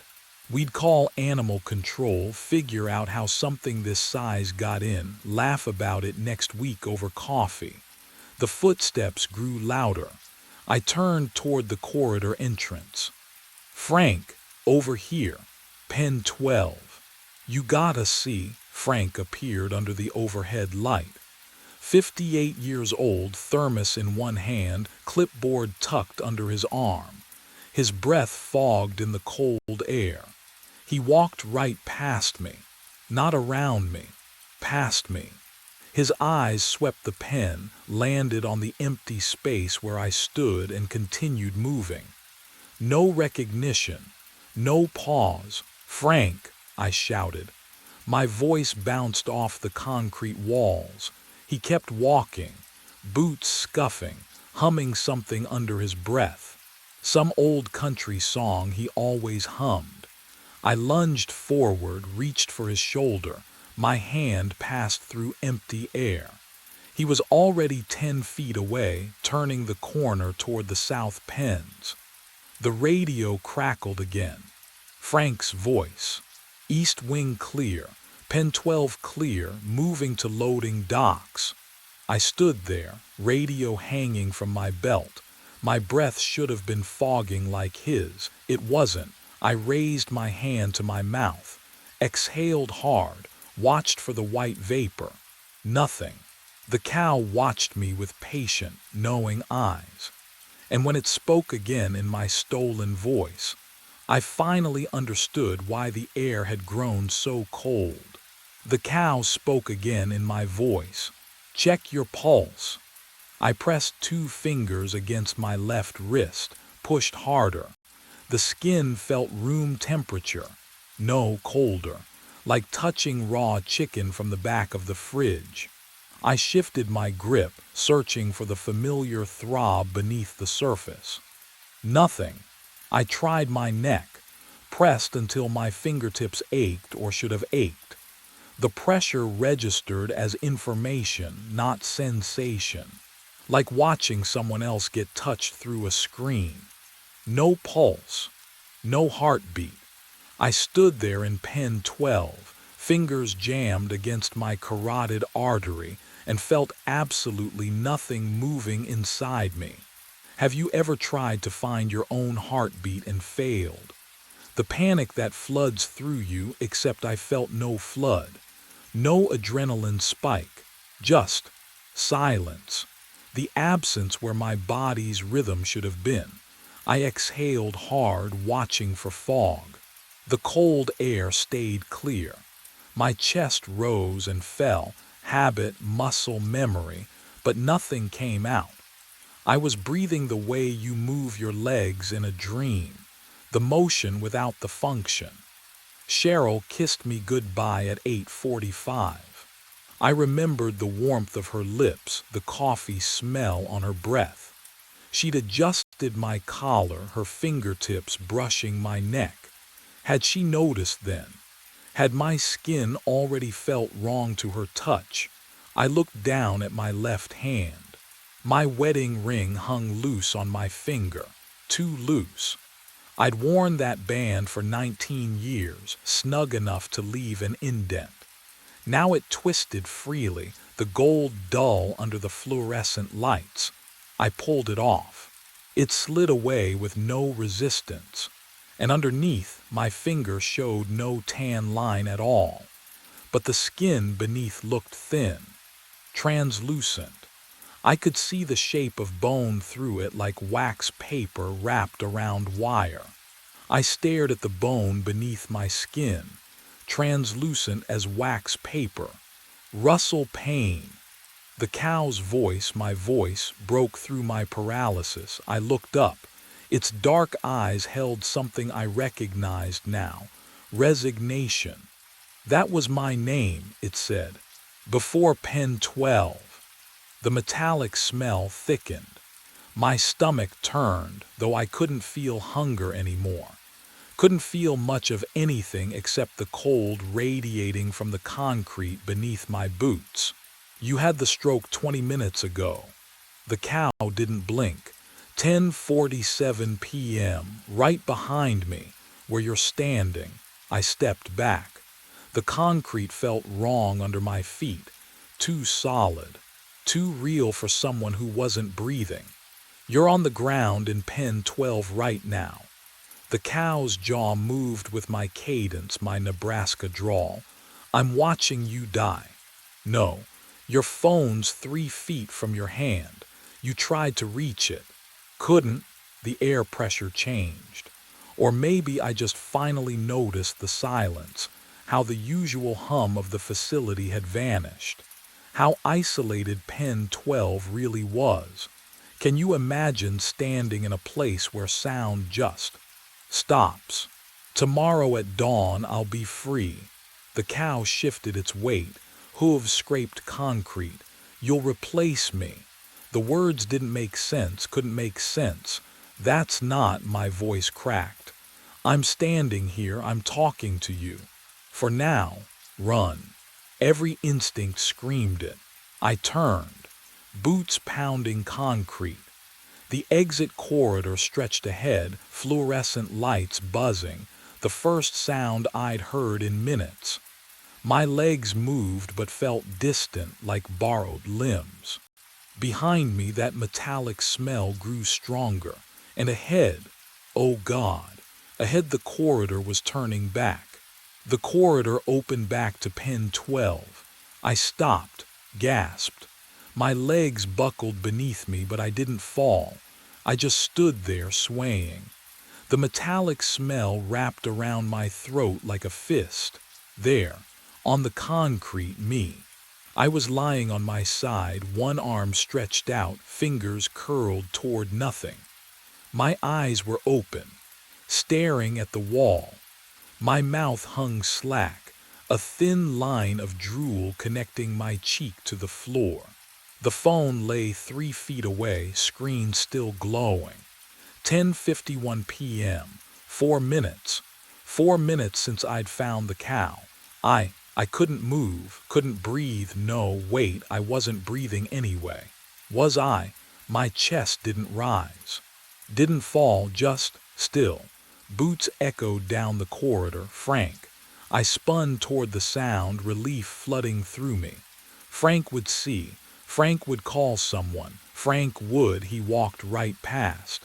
His flashlight beam swept across the pen, across my body, across my open eyes. He didn't pause, didn't slow. The boots kept their steady rhythm, fading toward the loading dock. Frank, I screamed. Frank, I'm right here. The sound that came out. Oh God. Oh God, it wasn't my voice. It was low, guttural. A drawn-out moo that vibrated in my chest and rattled my teeth. I pressed my hands to my throat, choking on the sound. My hands. I stared down at them. The fingers were thinner, longer. The wedding ring hung loose on my fourth finger, slipping toward the knuckle. The skin looked waxy, pale, like it was already starting to forget what human flesh should look like. What would you do if your body started erasing you piece by piece, and you were still aware enough to watch it happen? I ran. My boots hammered concrete, echoing off metal gates and empty pens. The exit corridor stretched ahead. 50 feet, 40, 30. Cold air bit my face. I could smell diesel from the parking lot, rain on asphalt. Freedom. Just through that door. I hit the push bar hard. The door swung open, and I stumbled back into pen 12. Concrete walls, the metallic stench. Russell standing center, watching me with those flat cow eyes. The corridor behind me led, backward, to where I just come from. No, I spun and ran again. Same hallway, same distance. I counted my steps this time, 53. The door opened onto pen 12. Russell hadn't moved. My corpse still lay 3 feet from the gate, phone screen dark now. Third time, fourth. The hallway never changed. My legs ached. Or did they? Could I even feel pain anymore? What would you do? Keep running. Keep hoping the next door would be different. I grabbed a metal bucket from pen 14, hurled it at the office window. Glass exploded outward in a glittering spray. Sharp edges jutted from the frame like teeth. I punched through them, felt pressure, but no pain, no warmth spreading down my wrist. I pulled my hand back and stared at the pale skin. Clean, uncut, nothing. 7 months I tried. Russell's voice, my voice, drifted from pen 12. He stood at the gate now, massive head lowered. Every window, every door, every wall. He exhaled, breath steaming in the cold. You can't leave until replacement comes. The word hung there, replacement. And somewhere beyond these walls, someone was filling out an application. Someone who didn't know pen 12 was waiting. Replacement. That word cracked something open in my skull. March, cold morning. The memory surfaced like a body rising from deep water. I'd been the one to find him. Russell Payne, I remembered now. Day shift supervisor called me at 6 in the morning, 3 hours past end of watch. Russell never clocked out. Didn't answer his phone. I drove back in dawn light, keys jangling against my hip. Pen 12 gate was locked from the outside. I'd opened it myself. The padlock was cold. So cold my fingers stuck to the metal. The smell hit me before I saw him. Metallic, sharp, like sucking on a penny while standing in a freezer. Russell lay center pen. face down, one arm stretched toward his phone 3 feet away.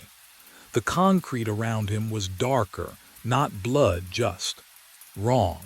His night shift jacket was twisted halfway up his back like he'd been crawling.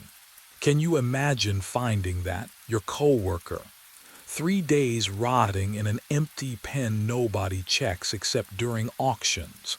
I'd called 911, waited by the gate, didn't go closer, couldn't. The smell wrapped around my throat like hands. They said stroke, instantaneous. Poor bastard probably didn't suffer, but I knew. Oh God, I knew now. Russell had been standing there the whole time, watching me discover his corpse, watching the EMTs bag him, watching Frank update the schedule with position vacant. That metallic smell clung to my uniform for days. I pressed my wrist against my nose now, breathed deep. There it was, copper, decay. The scent of meat left too long in a locked pen. I smelled like death, because I was death. And 5 a.m. was only hours away. The clock above the office door read 4:53 a.m. Russell stood in the center of pen 12, but something about him looked thinner, like fog burning off in morning sun. His edges wavered. When he shifted his weight, I could see through his shoulder to the concrete wall behind. My hands trembled. No, not trembled, something else. The fingers felt swollen, the knuckles stiff and wrong. I flexed them and heard a sound like wet leather stretching. "It's starting," Russell said. His voice came from far away now, an echo down a long tunnel. I looked down at my body. My uniform shirt stretched tight across my chest. Too tight. The fabric strained at seams that had fit perfectly 8 hours ago.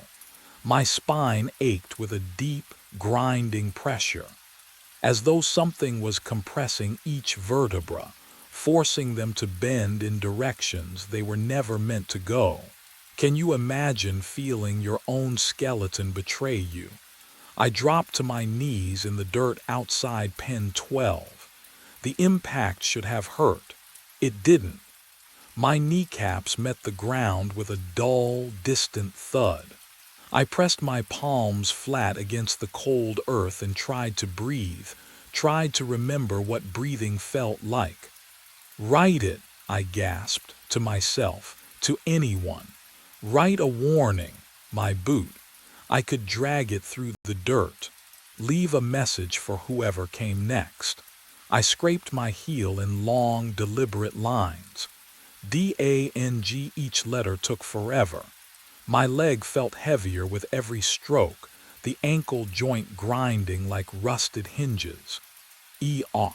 The dirt was loose and dark, the letters clear against the pale concrete edge.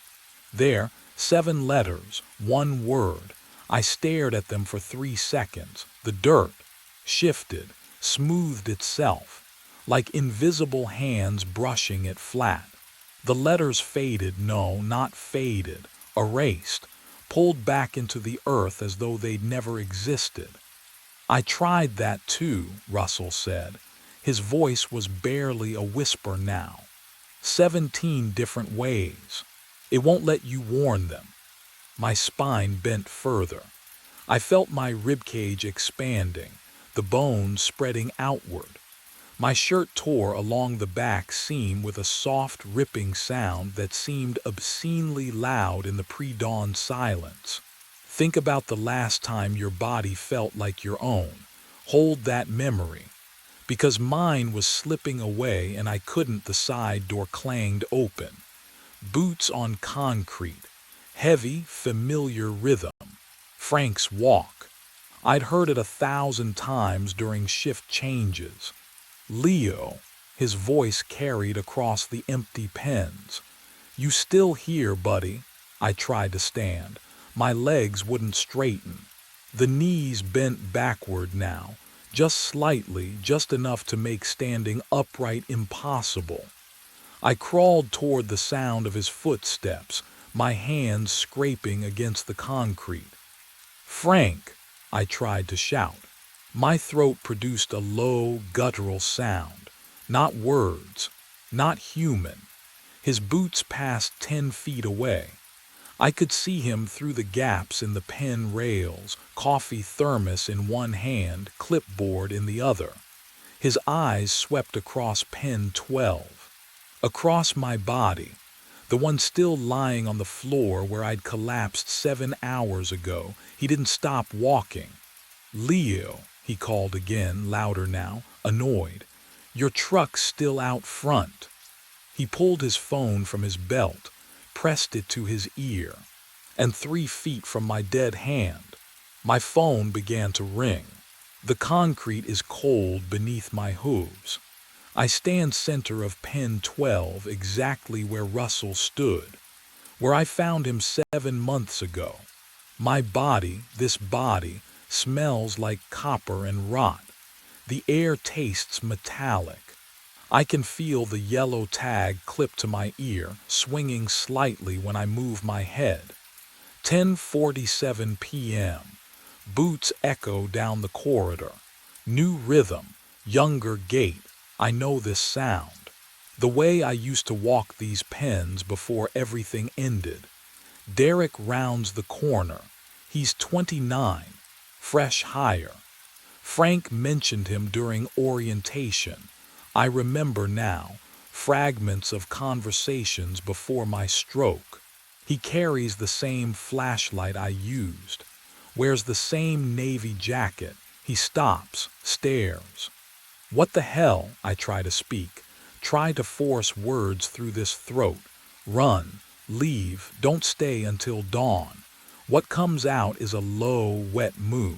Derek steps closer. His flashlight beam catches my ear tag. I watch his face change confusion to disbelief. He pulls out his phone, snaps a photo, checks the screen. Does he see me, or empty concrete? Pen 12 supposed to be.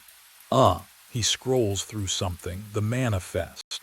Supposed to be empty. He backs away, exactly like I did. Same 3 steps, same angle. I am Russell now. The realization settles like ice water in my chest. I stood here watching Russell, and Russell stood here watching whoever came before him.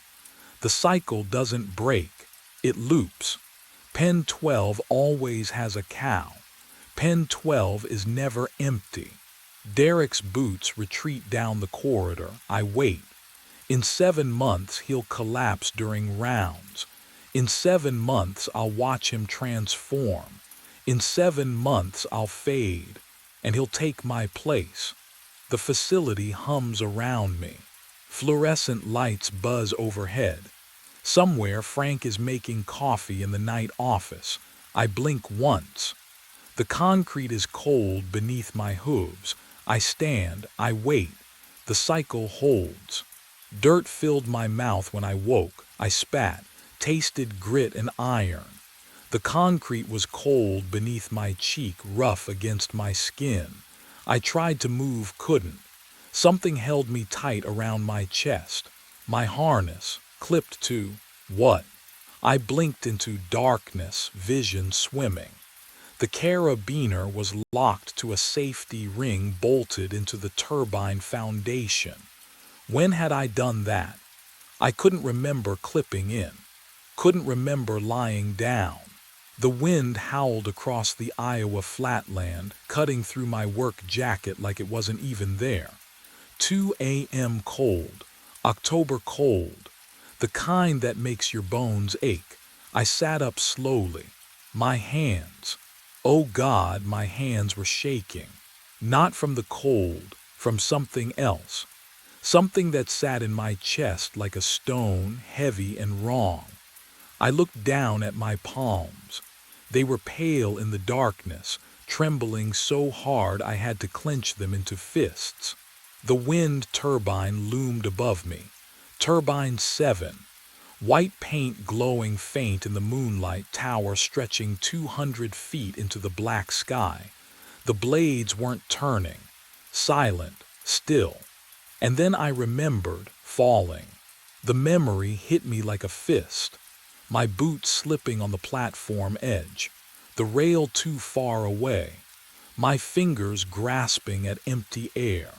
The ground rushing up, not down, because when you fall everything inverts, and the impact that should have, my radio crackled, static hiss, then a voice. Nina's voice, my supervisor, tinny and distant through the speaker, clipped to my shoulder. Owen, we need you at Turbine 7. Emergency repair. Generators offline. Winds picking up. Can you get up there tonight? Tonight. I stared at the radio. My throat was dry. I tried to speak, but nothing came out at first, just a croak. I swallowed and tried again. I'm already here. Static. Long, hissing silence. Copy that, Nina said finally. Get it done. We're bleeding money every hour that turbine's down. The radio went dead. I looked up at the tower again. The ladder rungs disappeared into shadow, climbing and climbing until they vanished into the nacelle platform at the top. The generator room. The place where I'd spent 1,000 shifts doing maintenance, tightening bolts, checking oil levels, running diagnostics. The place I'd fallen from. But I hadn't fallen, had I? I was here, alive, breathing. My chest rose and fell, lungs pulling in the night air that smelled like machine oil and distant rain. Can you imagine waking up like this? Not knowing if you're alive or dead or stuck somewhere in between. The wind shifted, and I swear it sounded like breathing. Not the normal whistle through the turbine blades. Not the moan of air moving across the plains. This was different. Rhythmic, deliberate, in and out, like lungs filling and emptying. Like something massive and patient waiting for me at the top of that ladder. Every instinct screamed at me to unclip the harness, walk to my truck, drive away from this place and never look back. But I couldn't. You have to understand, I've never left a job unfinished in my life. Never walked away from a repair half done. It's not who I am. Sarah used to say it would kill me someday, this obsession with completing every task, crossing every item off the list. Turbine 7 needed fixing. Nina was waiting. The job wasn't done. My fingers moved to the carabiner. Muscle memory. I unclipped from the foundation ring and stood on legs that felt like they belonged to someone else. The harness hung heavy on my shoulders, straps digging into my ribs. The tower door stood open, just a crack. I didn't remember opening it. Inside, the ladder waited. 200 feet of narrow metal rungs disappearing up into the dark throat of the turbine shaft.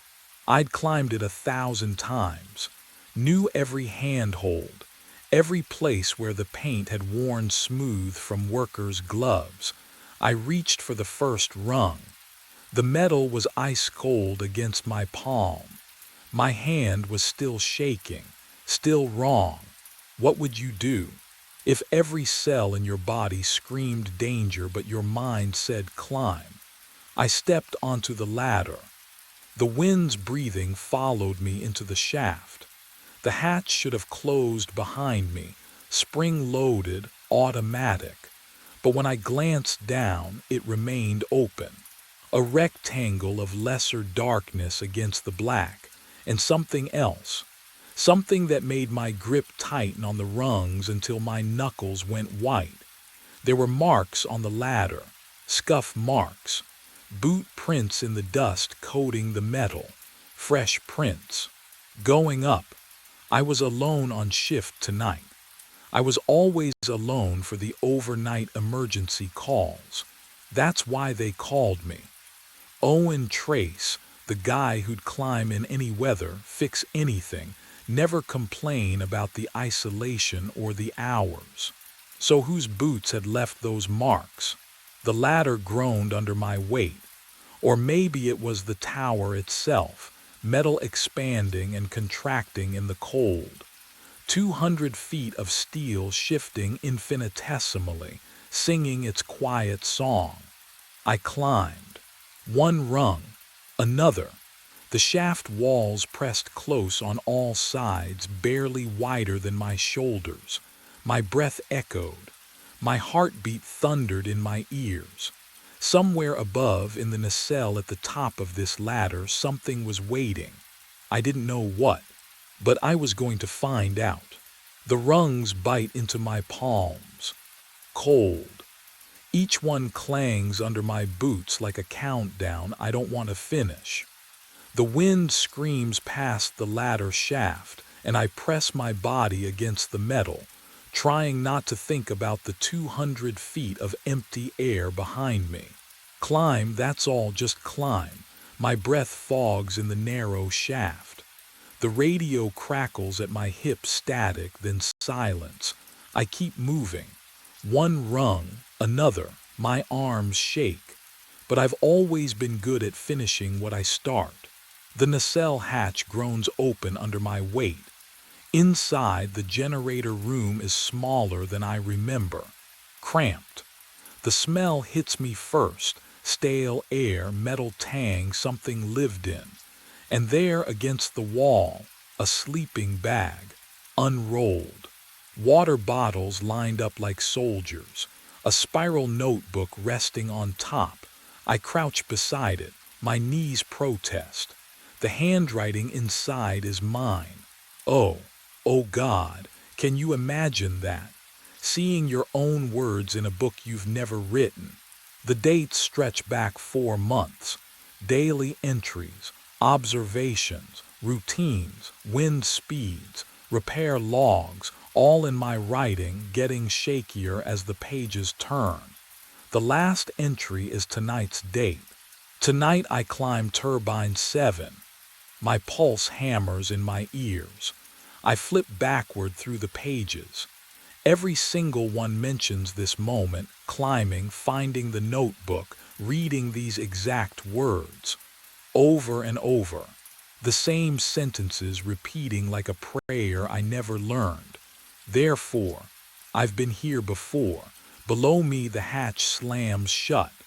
The sound echoes up through the floor, metal on metal. Final, then, footsteps on the ladder, slow, methodical. Climbing toward me. Someone else is coming up. I grabbed the radio. My thumb found the transmit button before my brain caught up. Nina, this is Owen at turbine 7. Do you copy? Static hissed back at me. That white noise crackle that sounds almost like voices if you listen long enough. I waited. 10 seconds, 20. The footsteps on the ladder grew louder, methodical, one rung at a time.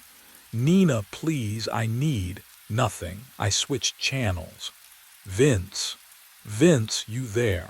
The static didn't change. Same lifeless hiss, same emptiness bleeding through the speaker. My hand tightened around the radio until the plastic casing creaked. Have you ever called for help and realized no one's listening? That the void doesn't even bother to answer? Anyone, please. The footsteps stopped. I held my breath, listened. The wind outside screamed through the turbine blades, but inside the nacelle, silence. Whoever had been climbing, whatever had been climbing, was gone. Or waiting. I stayed pressed against the cold metal wall until my legs cramped. Until the darkness outside the narrow window began to thin. Dawn crept across the Iowa plains in shades of gray and rust, and I finally moved to look outside.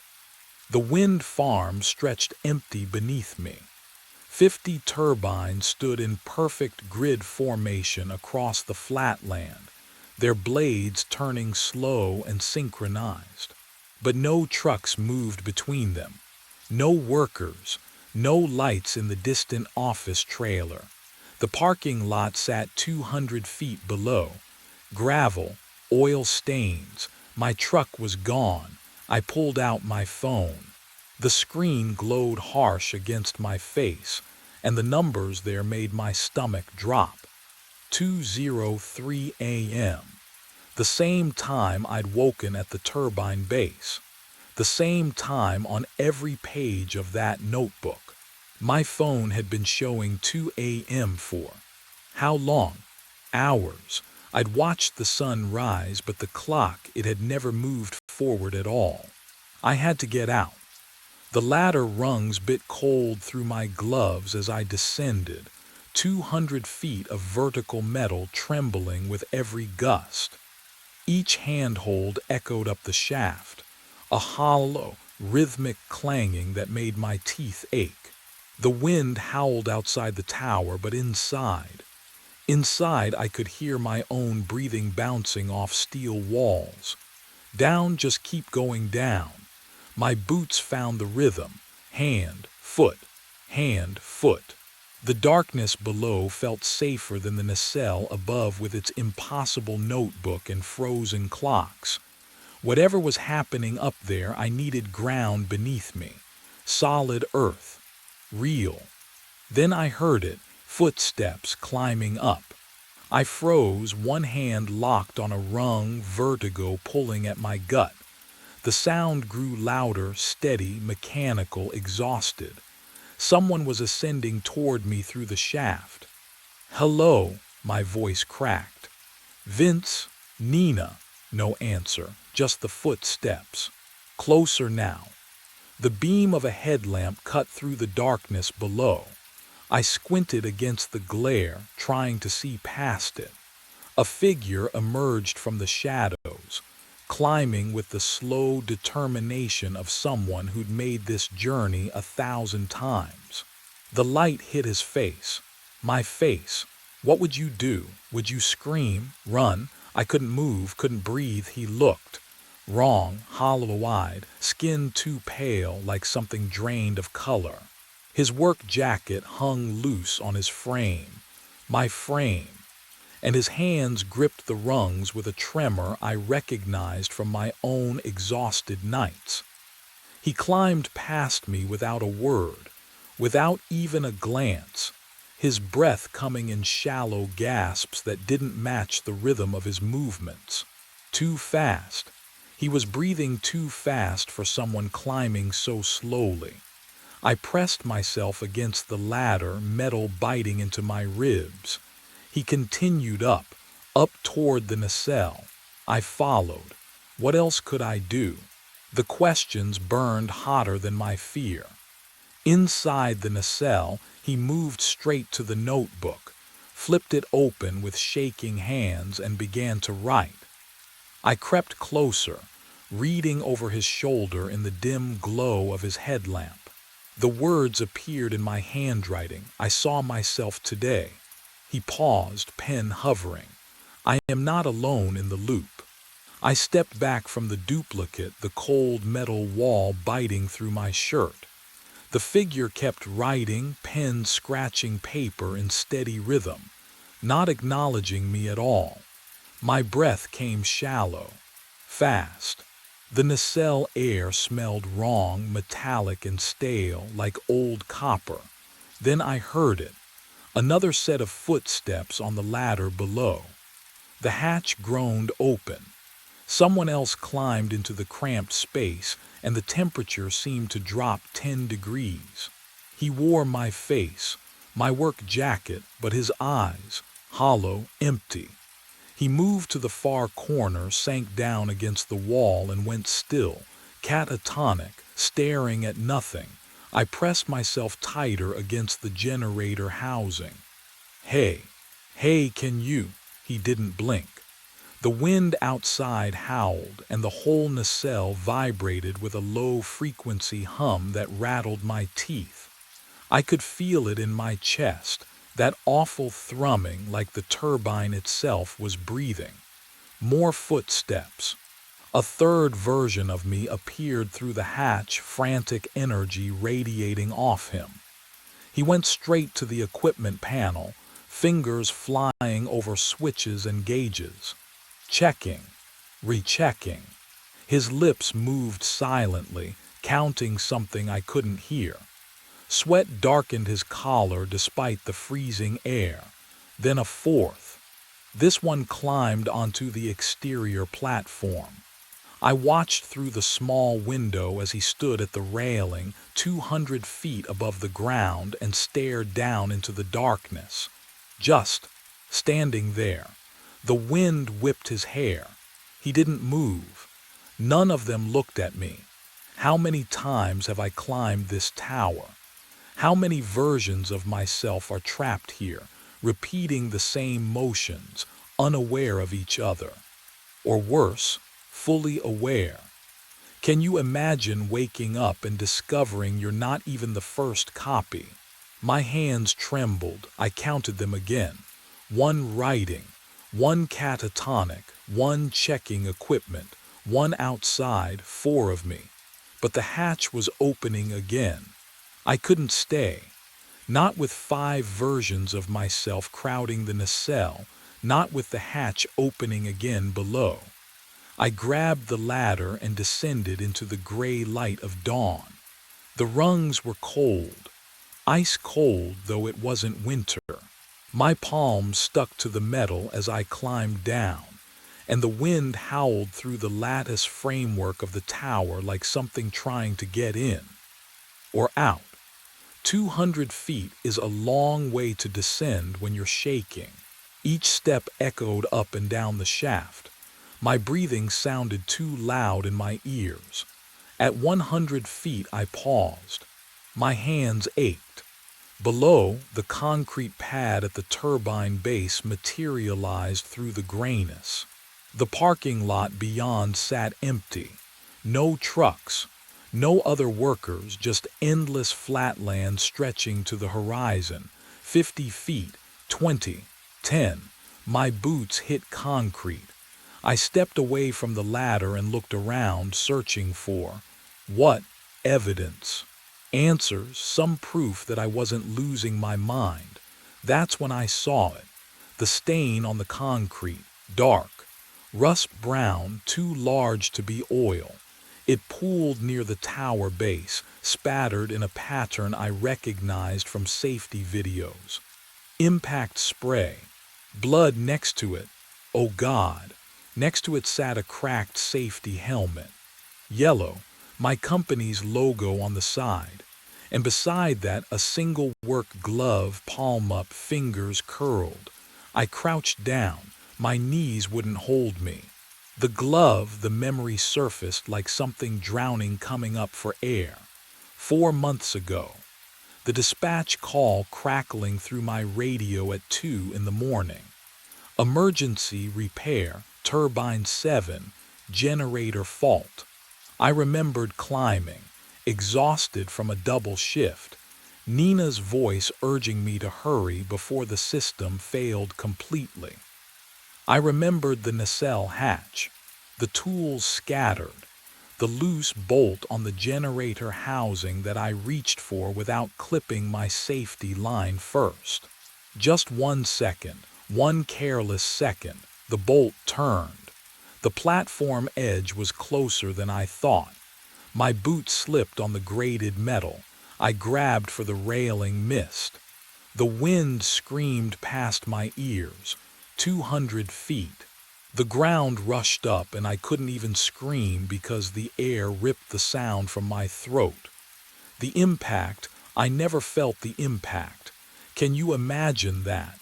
Remembering your own death, I stared at the blood, at the helmet, at the glove that still bore the outline of my hand. I never survived the fall. Above me, metal groaned. I looked up at Turbine 7 and there, standing at the edge of the nacelle platform 200 feet above, was another version of myself, staring down at the exact spot where I knelt. The world blinked. One moment I stood staring at my own blood dried into concrete. The next, darkness folded in on itself. My stomach lurched sideways. When vision returned, the stains were gone. Fresh gravel, clean concrete. The helmet and glove vanished. 2 a.m. again. I stumbled backward, tasting copper on my tongue. The wind carried that wrong smell, ozone mixed with rust. Around me, shadows moved. I wasn't alone anymore. They emerged from between the turbines. 5, 6, 7 versions of myself, all converging on Turbine 7's base. Hollow-eyed, silent, some limped. Others moved with mechanical precision. None looked at each other. We formed a half circle around the tower, waiting. For what? Then I heard it. Footsteps on gravel. A truck door slamming in the distance. He came around Turbine 6, work bag slung over one shoulder. Yellow hard hat, clean coveralls. His face, oh God, his face. No exhaustion carved into the lines. No terror haunting the eyes. He looked alive in a way I'd forgotten was possible. The original me, 4 months ago. I opened my mouth to scream a warning, but nothing emerged. Not a whisper, not a breath. My throat worked uselessly, producing only silence. I lunged forward. The other versions remained still, watching with dead expressions. He didn't see us, didn't hear my soundless screaming. He checked his radio, muttered something about the emergency repair, and gripped the ladder. Started climbing. No, no, no, no. I followed, my boots clanging on rungs he'd touched seconds before. Below, the other versions began their own ascent, a procession of ghosts climbing toward inevitability. The wind howled through the shaft, but I could hear his breathing above me. Steady, confident, alive. The 200-foot climb passed in agonized silence. At the top, the hatch swung open. He pulled himself into the nacelle. I followed. The generator hummed.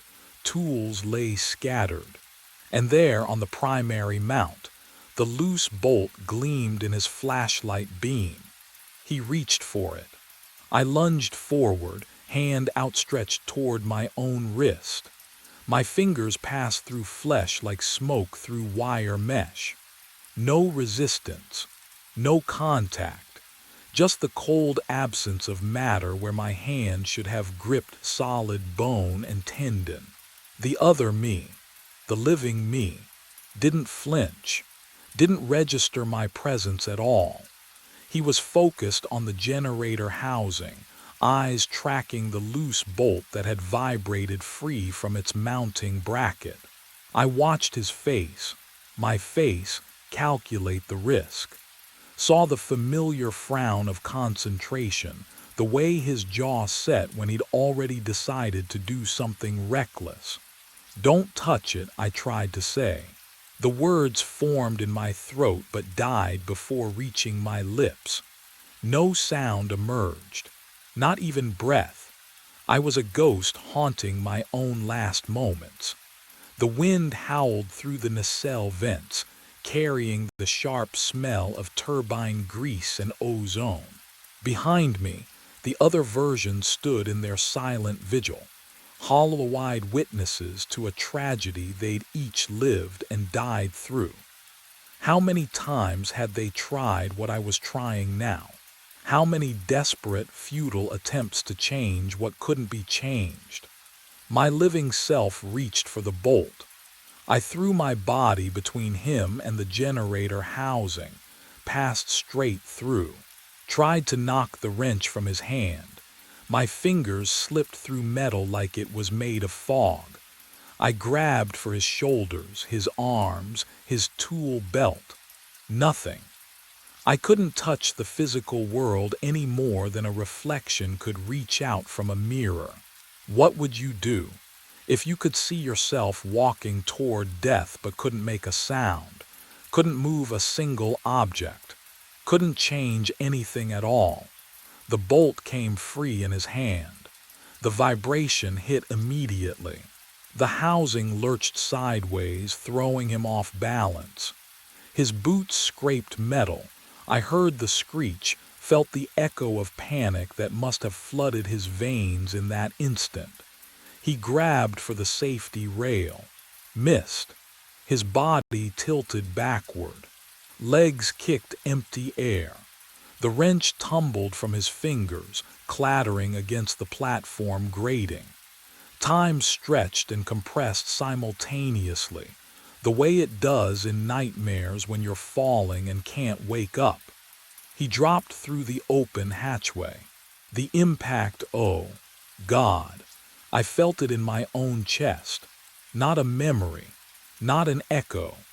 The actual sensation of concrete slamming into ribs, vertebrae compressing, skull fracturing against the turbine base 200 feet below. Every bone breaking in sympathetic harmony across whatever thin membrane separated my existence from his. I collapsed to my knees, gasping. The nacelle spun around me. The other versions remained motionless, watching with expressions I finally understood. Not indifference, exhaustion. The world dissolved into static. I woke at the base of Turbine 7, dirt filling my mouth, harness clipped tight around my chest. The taste of soil and copper. My radio crackled to life with Nina's voice issuing the same emergency repair order.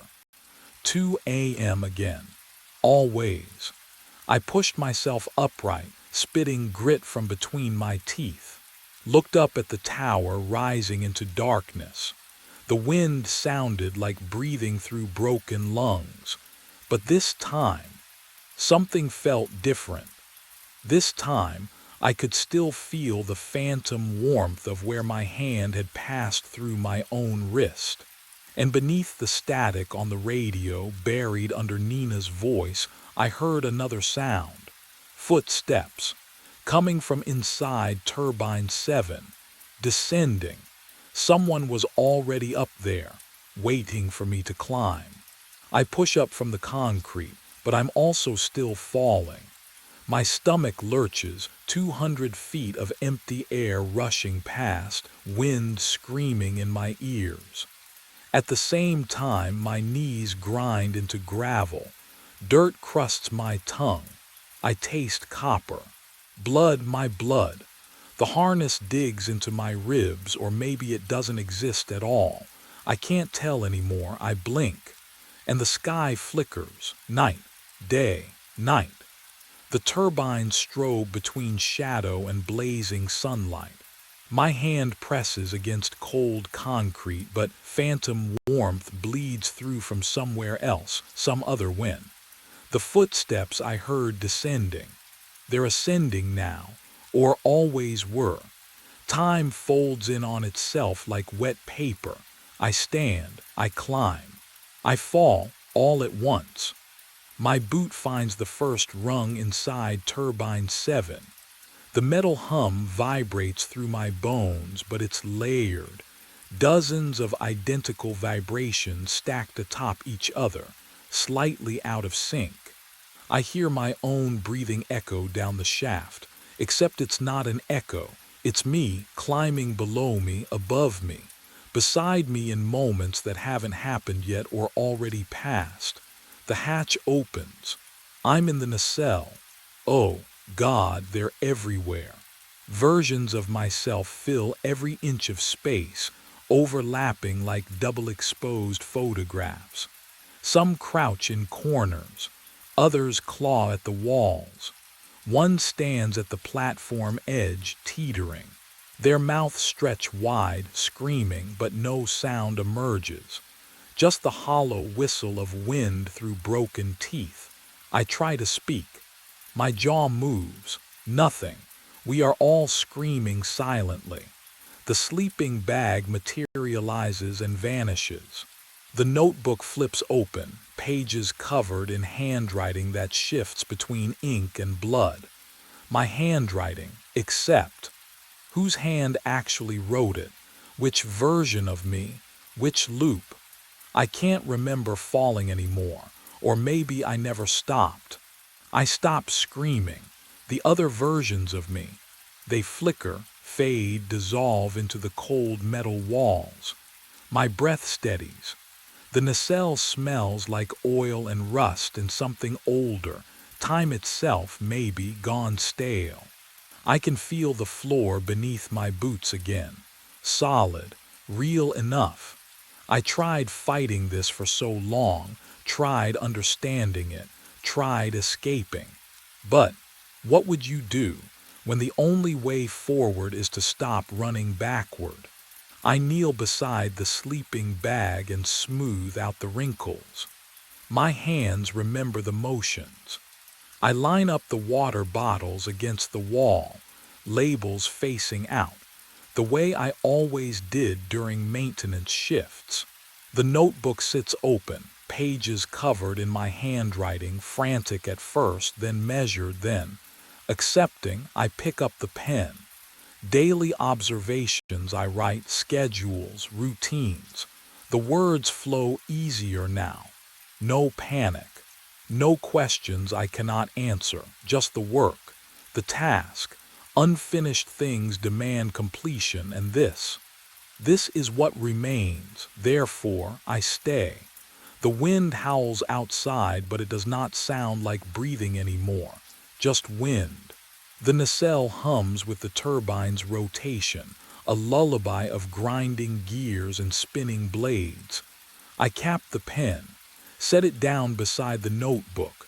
Below me, a metallic clang echoes up the shaft. The hatch, footsteps on the ladder, slow, exhausted. Climbing, I stand, smooth my jacket. My hands are steady now, strange how calm feels heavier than fear. I face the entry point and wait.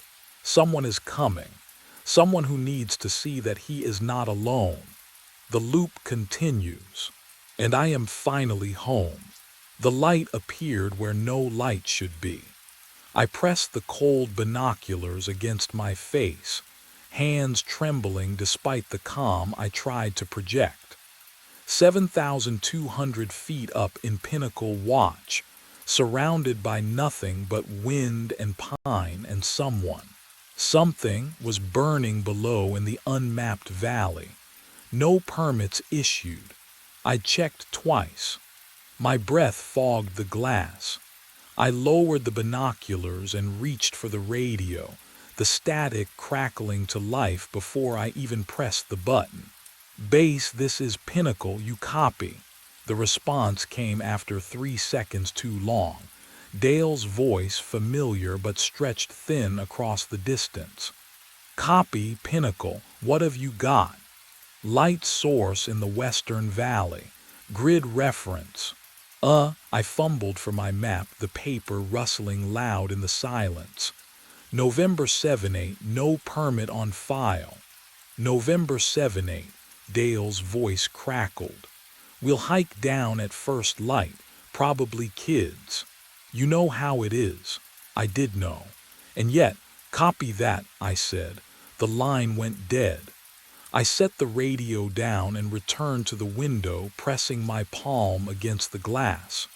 The cold bit through my skin, sharp and clarifying. The light still flickered below, steady as a heartbeat. Too steady. Campfires wavered, danced. This burned with mechanical precision. Dawn came slow. I watched the search party descend through my binoculars, Dale's orange pack, 2 younger rangers trailing behind. They moved through the old growth like ants swallowed by shadow and distance. 4 hours down, 4 hours searching, 4 hours of nothing. "No trace," Dale radioed up at noon. "No ash, no tracks." You sure about the coordinates? I was sure. That night I didn't sleep. I stood at the window scanning the valley with eyes that burned from exhaustion. The darkness pressed close, thick and patient. And then, oh, there it was again, same location, same impossible light, burning where nothing should burn. What would you do if the world insisted you were wrong? But your eyes kept showing you the truth. The second night, the light appeared at exactly 9:47. I logged it, kept my eyes locked on that steady glow in the western valley while the radio hissed beside me. White noise, static washing through the cabin like tide. Then the light flickered, and the static spiked, a sharp burst of interference that made me wince. The light steadied. The static dropped back to baseline. Coincidence? Had to be. But the third night, 9:47 again, the pattern repeated. Flicker, static surge. My pulse kicked up. I adjusted the squelch dial, trying to filter the interference, but the correlation held. Every time that light pulsed in the valley below, my radio choked on noise. Something down there was bleeding into my frequency. I needed to think about something else. Anything else. My wallet sat on the desk, worn leather creased from years in my back pocket. I flipped it open to the photograph tucked behind the clear plastic sleeve. Eleanor, taken 2 summers ago at Rattlesnake Ledge before the divorce papers, before the silence that replaced our conversations. She was smiling in the photo. I remembered that smile, but now, oh, her head was angled wrong, tilted slightly left when it should have been straight. Her eyes looked past the camera instead of into it. I blinked hard, rubbed my face with both hands. The photo hadn't changed. Photos don't change. I was seeing things that weren't there because I'd slept maybe 11 hours across the last 4 days. What would you do? Stare at a picture until your memory warps it into something unfamiliar. That's what isolation does. It rots your certainty from the inside. The fourth night came, 9:47. The light appeared on schedule, mechanical and patient. The static crackled in harmony. I didn't touch the radio this time, just watched. My coffee had gone cold hours ago, a thin skin forming on the surface. The cabin smelled like stale grounds and the metallic bite of oncoming weather. By the 5th night, I'd stopped questioning whether the light was real. I started questioning whether I was. My hands trembled as I wrote the log entry. The ink smeared. Outside, the wind had died completely, the forest holding its breath. I glanced at Eleanor's photograph one more time before closing the wallet. Her smile had turned away from the camera entirely. And somewhere far below in the darkness, the light burned on, waiting for me to understand what it wanted. I waited until dusk. The high-power binoculars felt cold against my palms, metal casing slick with condensation. I braced them against the window frame to steady my hands. 5 nights of watching had taught me patience, but not calm. 9:47. The light flickered on. I adjusted the focus wheel. Click, click. The valley floor swam into clarity, trees sharpening into individual branches, shadows pooling between trunks. The light source sat exactly where it had always been, unwavering in the darkness. I twisted the wheel one more increment, and there it was. A fire lookout tower. My breath caught. Not a cabin, not a campfire, a tower. The structure rose from the valley floor like a mirror image pulled from my own reflection. Same Forest Service green paint.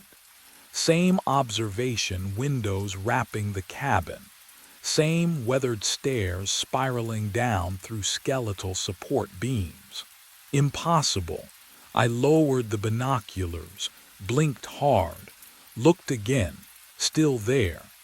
My hands shook as I pulled the topographical maps from the filing cabinet.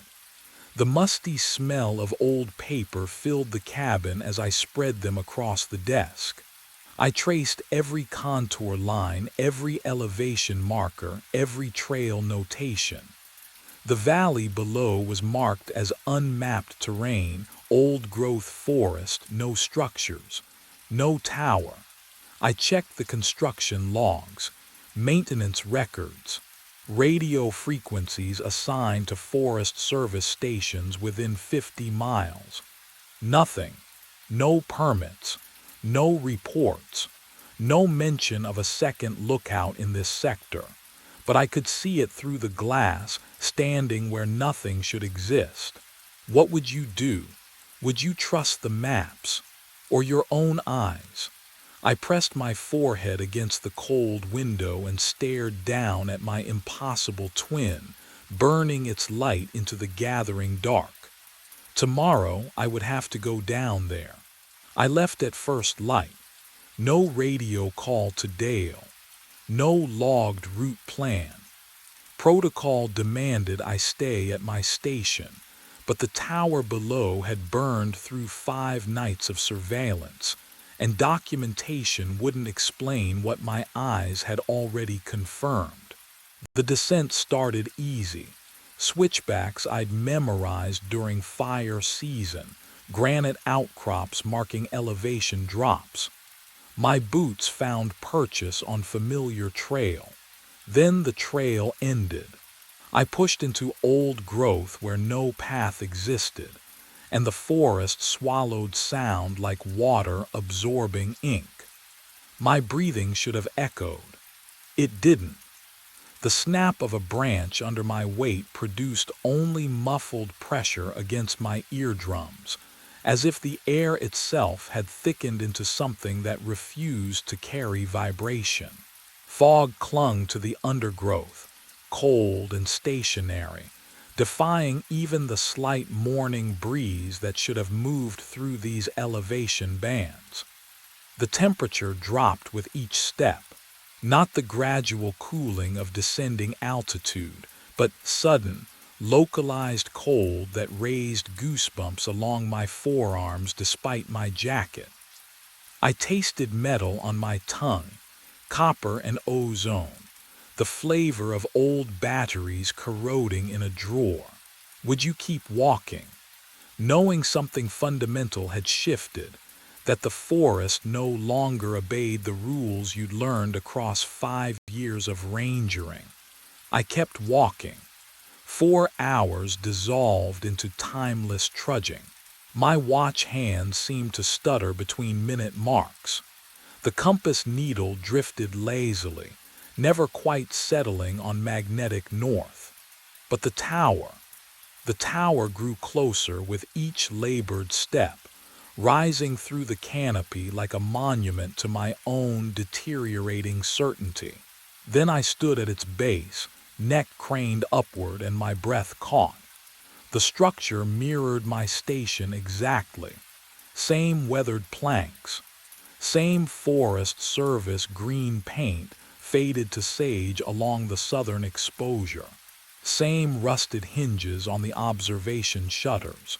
But the wood grain, the wood grain ran backwards. Every knot, every crack, every age ring flowed in perfect reverse of what physics allowed. The stairs waited. 63 steps. I knew the count without climbing because I climbed 63 steps every day to reach my own cabin. My hand gripped the railing, ice cold despite the morning sun now filtering through fog, and the wood groaned under my weight. Creak, creak, creak. Each step sang with sound the forest had refused to carry. The wrongness of it prickled across my scalp.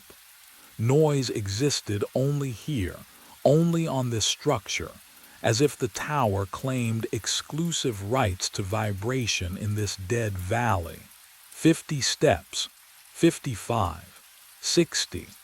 The cabin door stood slightly ajar, and through the gap I saw the corner of a desk I recognized. But from inside that sliver of darkness, something else waited.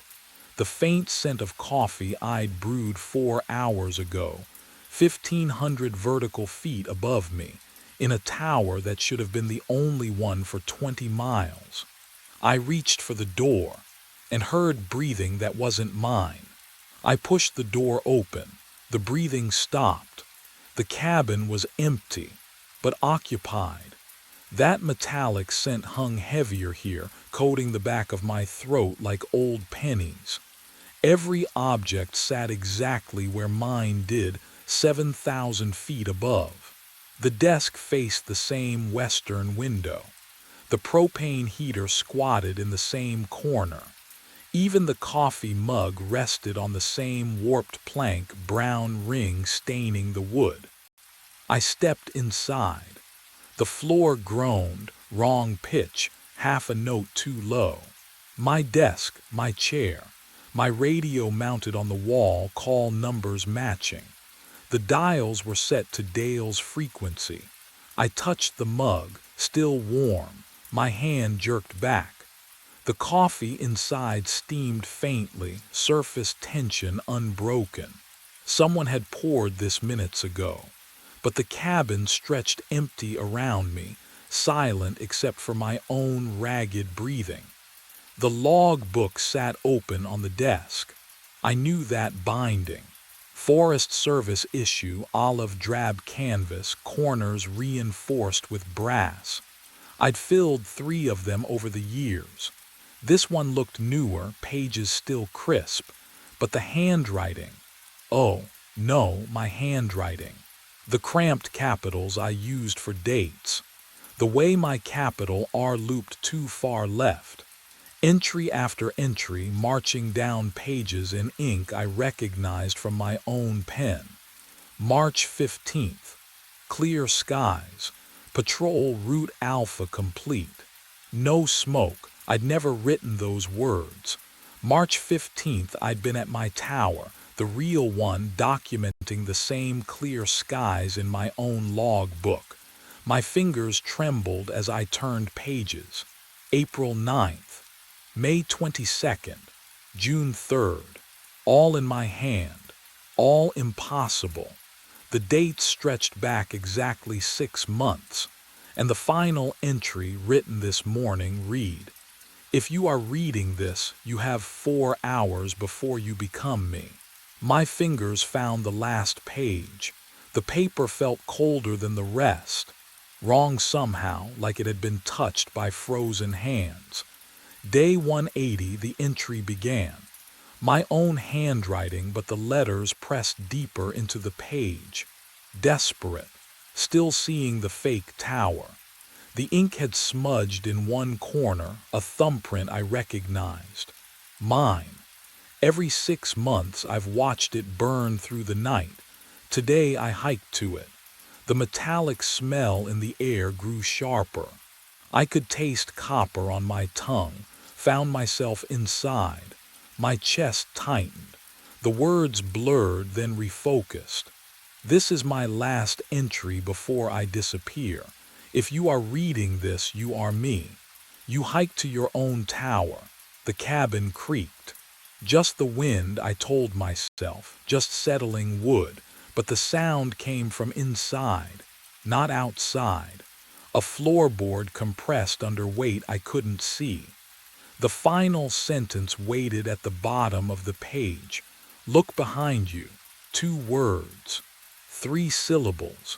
They shouldn't have had power. But my hands started shaking so hard the logbook rattled against the desk. What would you do? If your own handwriting commanded you to turn around in an impossible place, would you obey? I didn't want to, oh God. I didn't want to, but my body moved anyway. Muscles overriding terror. My neck rotated, slow, mechanical, like something else controlled the motion.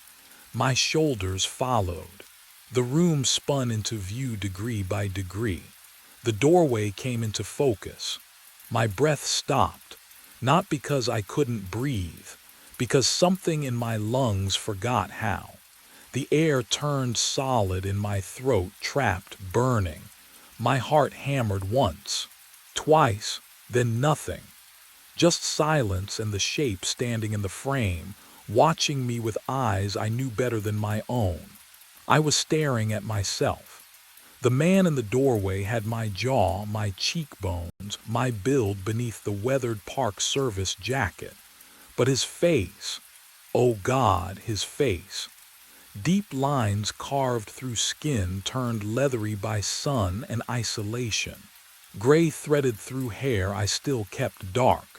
His hands, scarred, liver-spotted, trembling, clutched the same log book I just read. Those hands told me everything. He stepped inside. The floorboards creaked under boots I recognized. The left heel worn on the outside edge just like mine. The metallic smell of the valley clung to him, mixed with old paper and wood smoke. You're wondering if this is real. His voice scraped out rough, aged, but the cadence was mine, the exact rhythm I used when talking to myself during long shifts. It is. I couldn't move, couldn't speak. He set the log book on the desk between us. Every 6 months we hiked to our reflection tower. His finger, my finger, gnarled and thick-knuckled, traced the wood grain. Every time we replace ourselves. No, I've been you 9 times, Marcus. Hearing my name in that ruined voice shattered something inside me. What did he mean by replace? The word hung in the cold air like a threat, but I couldn't grasp its full weight yet. He moved closer. I saw the scar above his left eyebrow, the one I got falling from a ladder at age 12. Another on his knuckle from Eleanor's broken coffee mug during our last fight. Every mark was mine. Tonight, he reached toward me, and the lamplight caught the deep exhaustion in eyes I'd seen in mirrors for 34 years. Tonight you become me. The room tilted. I looked down at my hands and felt the first cold prickle of change crawling beneath my skin. He extends the log book toward me, and I take it. The leather cover feels cold, too cold. Wrong temperature for skin contact, like holding something that's been buried underground. My fingers close around it. Oh no. The hands gripping the spine aren't mine. They can't be mine. Liver spots bloom across the knuckles like bruises spreading under time-lapse photography. The skin sags, papery thin, revealing blue veins that map decades I haven't lived. A scar cuts across my left thumb, white and ancient. I got that scar. When? I remember now, splitting kindling, February, years ago, but it happened yesterday. My breath comes shallow, fast. I force myself to look at my arms. The flannel sleeves pull back, revealing forearms corded with muscle gone stringy, spotted with age, marked with scars I recognize. The burn from the propane stove. The gash from barbed wire on the trail to Cascade Pass. All mine. All impossible. What would you do? I whisper to the empty air. Would you scream? Would you check again, desperate, praying your eyes lied? I look up, searching for his face, for my face, for answers. The doorway is empty. Just the dark rectangle of the frame. The threshold worn smooth. The hinges silent. He's gone. But I didn't hear him leave. Didn't hear the floor creak. Didn't hear breathing stop or footsteps begin. Then a stair groans below me. The third step from the top. I know its voice. I've climbed those stairs 1,000 times, learned which boards sing and which stay silent. Another creak, fifth step, descending in the measured rhythm of someone who knows the tower's skeleton as well as his own. I lunge toward the window. My joints ache. When did that start? My knees crack as I move, sounds I've never made, sounds that belong to my father, not me. I press my weathered palms against the glass, smudging it with prints that look nothing like the ones I left this morning. Down below, emerging from the base of the tower, a figure. He wears my jacket. The blue one Alina gave me for our anniversary. My pack bounces against his shoulders, young shoulders, straight and strong. His gait is easy, familiar. I watch him navigate the rocks at the clearing's edge, stepping exactly where I would step, favoring his left leg slightly because of the old soccer injury that never quite healed. He doesn't look back. Why would he? He thinks he escaped, thinks he discovered the truth and walked away free, thinks the nightmare lives down here in this valley, and safety waits up there in his tower, my tower. His tower now. The forest swallows him between two cedars and he's gone, hiking back up the mountain, back to Pinnacle Watch, back to the radio and the log book and the light he'll see in 6 months, burning down here in the valley like a promise, like a mouth opening. The silence that follows his departure isn't peaceful. It's hungry. I stand at the window, my aged reflection staring back from the glass, and realize I can't remember my own voice anymore. Can't remember what it felt like to speak his name, my name, Alina's name. I open my mouth to test it. Nothing. Not even a whisper. Not even breath shaped into sound. My throat works, muscles contracting, but the air passes through dead and mute. The tower has already begun taking what it needs. My voice first, then memory, then self. But what comes after silence, I'm only beginning to understand. I lunged toward the window. My mouth opened wide, throat muscles contracted. Nothing, not a whisper, not a rasp. The silence inside me was absolute, a vacuum where sound should exist. I pressed my scarred fingers against my throat, felt the cartilage shift under papery skin, but the vocal cords refused. They simply refused to vibrate. Have you ever tried to scream and produced nothing? I stumbled to the radio. The same battered CB unit that connected me to Dale, to Jenna, to the world 15 miles below. My aged hands fumbled with the dial, twisting through frequencies. Static would be enough. Static meant connection. Static meant I still existed somewhere in the signal. The speaker gave me silence. Dead air, complete and total. I pressed the transmit button, released, pressed again. The red indicator light didn't even flicker. I shook the unit, childish, desperate, but the metal casing felt wrong in my grip. Lighter, hollow, as if the components inside had rotted away decades ago. The metallic smell thickened around me, coating my tongue with the taste of old pennies. I reached for my wallet with trembling hands. The leather felt cold, unfamiliar.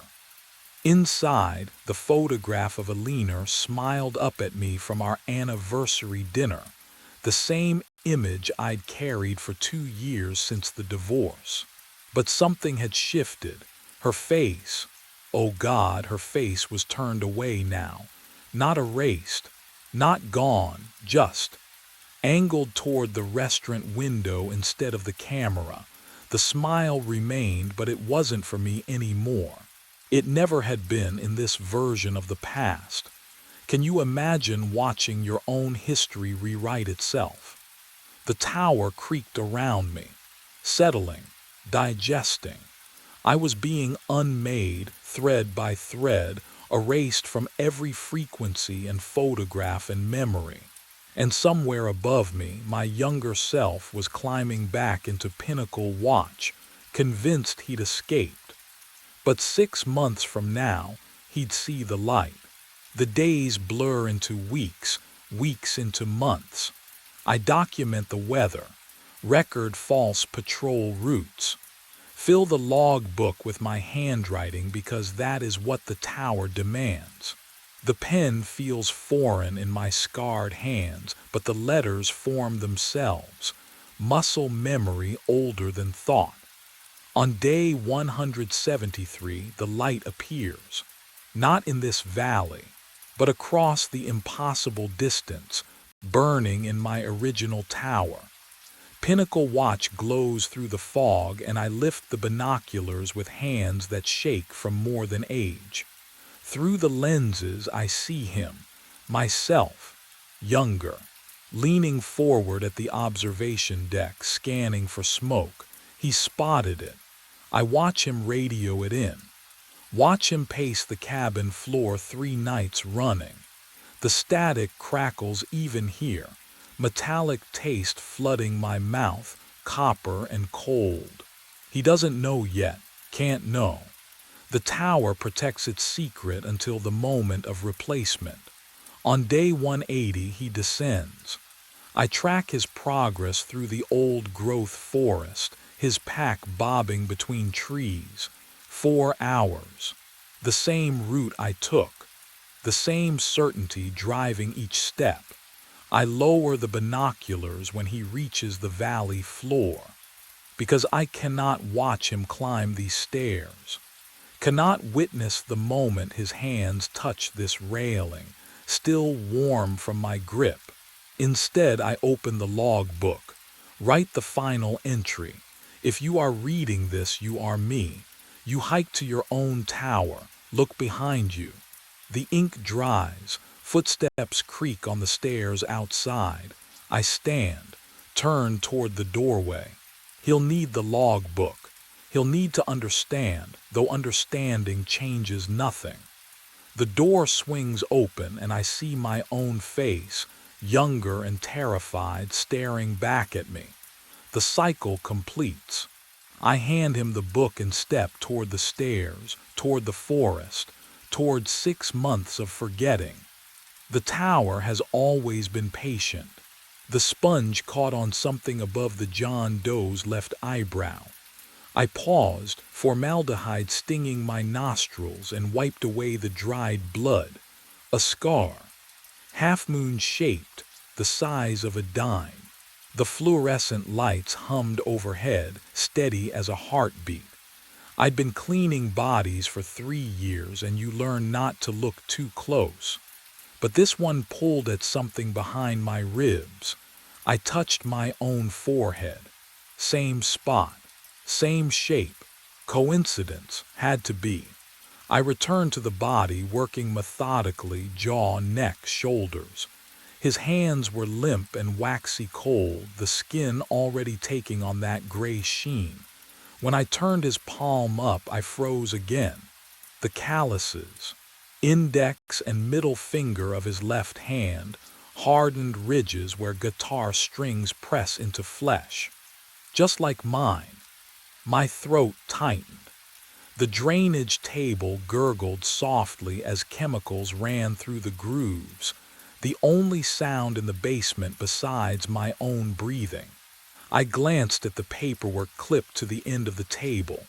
John Doe, unidentified, found in the parking garage sublevel. No, this was insane, but my hands moved on their own, reaching for the fingerprint kit. I rolled his thumb across the ink pad, pressed it to the card. Then I crossed to the computer terminal, fingers trembling as I scanned it into the system. The screen blinked. Match found. Name, Ethan Burke, that's my name. I stared at the monitor, pulse hammering in my ears. This had to be a system error, a glitch. I grabbed my phone and dialed Donna's extension, my supervisor 3 floors up in the warm, windowed world. Reeves. Donna, I need you to come down here. It's 2 in the morning, Burke. What's wrong? This body, my voice cracked. It's me, the prince match, everything matches. Silence. Then she laughed, short, incredulous. You're alive, Ethan. You're talking to me right now. I know, but get some sleep when your shift ends. Seriously. The line went dead. I turned back to the table, legs unsteady. The corpse's left hand rested palm up where I'd left it. And there, on the 4th finger, a gold wedding band caught the fluorescent light. The same inscription Sophie had engraved 6 years ago. My hands shook as I reached for the personal effects bag. The plastic crinkled too loud in the silent morgue. I had to be wrong, had to be. The bag's seal broke with a whisper. Inside, oh God. My driver's license stared back at me. Same awful photo from the DMV 3 years ago. My apartment keys, the Wonder Woman keychain Sophie gave me as a joke. My wallet, I flipped it open, and there we were.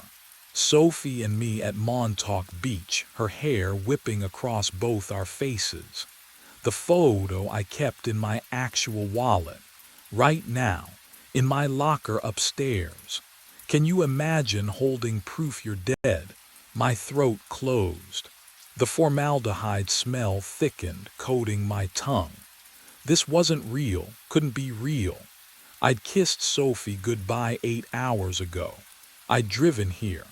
I'd clocked in at 11 p.m. like always. A metallic slide echoed behind me. I spun around. Drawer 12. I froze. That drawer had been empty. I'd inventoried the cold storage at midnight, logged every occupant. 12 had been vacant, but now it hung open 6 inches, waiting. My legs moved without permission. Each step toward that drawer felt like wading through cold water. The temperature gauge on the wall read 38 degrees, but my breath didn't fog. Wrong. That detail was wrong. I grabbed the handle. The metal burned ice against my palm, pulled, the same face. The same scar above the left eyebrow. The same guitar calluses I'd built over 15 years. But the tag made my stomach drop through the floor. Date of death. 3 weeks ago.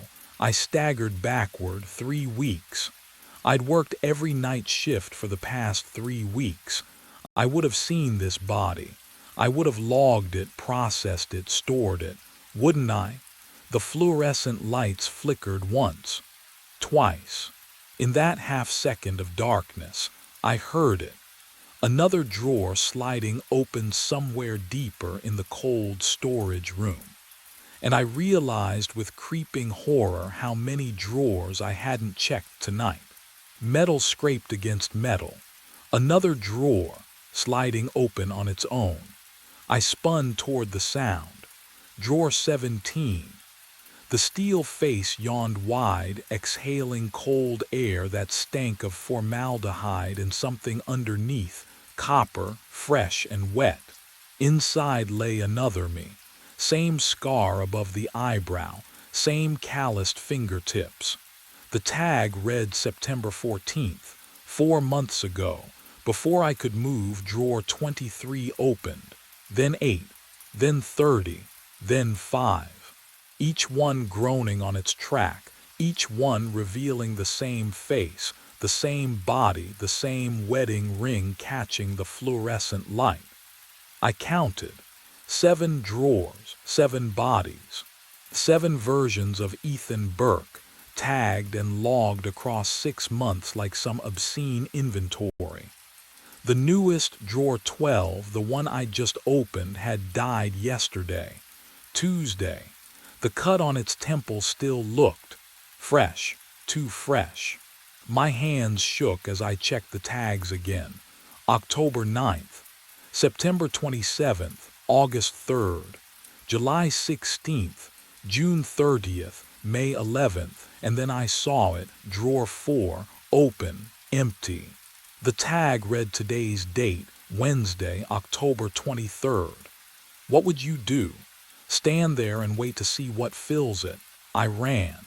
Shoes slapping tile, breath ragged in my throat. The elevator was 15 feet away. I slammed my palm against the button. Nothing, no light, no mechanical hum from the shaft. I hit it again. Dead, the stairwell. I pivoted, crashed through the door. It stopped after 6 inches. Chain rattling on the other side. Locked. From the outside, the fluorescent lights above me flickered once, twice. The hum deepened to something that vibrated in my teeth. Behind me, I heard the sound of something shifting in drawer 4. Metal scraped against metal. The sound came from everywhere at once. 7 drawers sliding open in perfect unison. I pressed my back against the wall, ice spreading through my chest. The refrigerated units yawned wide and my bodies moved. They sat upright, just sat up like waking from sleep. Legs swung down slowly, heels thumping against the drawer fronts. 7 identical movements. 7 copies of me wearing the pale gray skin of the dead. Their eyes opened. Oh God, their eyes. The pupils were wrong, blown wide and black, swallowing the irises until barely any color remained. They stared forward at nothing, unseeing but somehow aware. The fluorescent lights buzzed overhead, casting shadows that twisted across their faces. My faces. One of them turned its head toward me. "Tonight makes 8, it whispered. The voice was mine, flat, emotionless, like reading from a script I'd never seen. They stood together. All 7 rose as one, bare feet touching the tile floor without sound. The formaldehyde smell thickened, mixing with something underneath, something rotten and wet that hadn't been there before. I stumbled backward. My heel caught the door frame to the cold storage room. Every instinct screamed at me to run, to lock myself away. What would you do?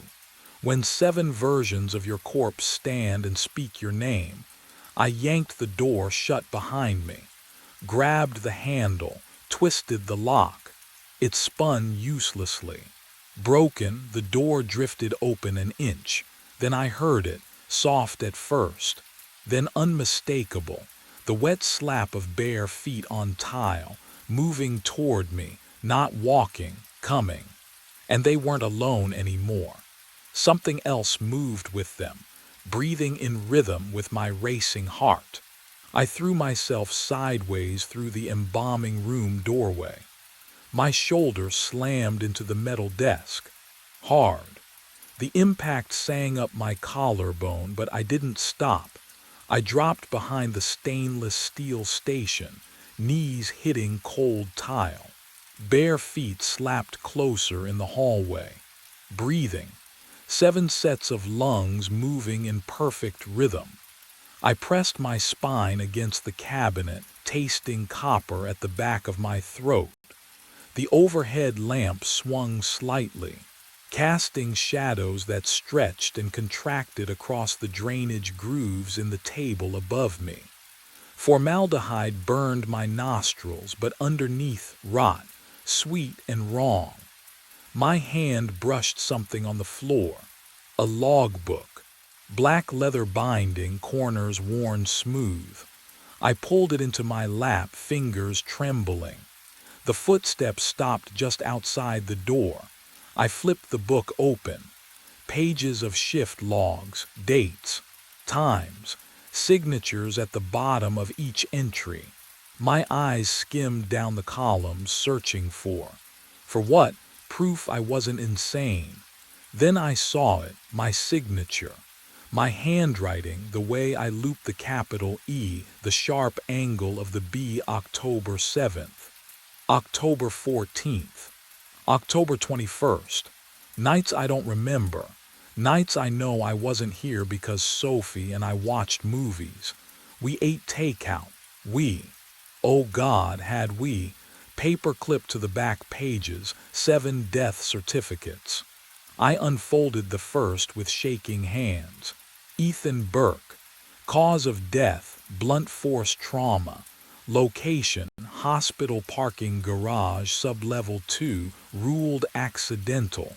The second, drowning. Basement stairwell flooding. Third, electrocution. Service elevator malfunction. Fourth, they were all here. Every death happened in this building. I fumbled for my phone. No signal, not even one bar.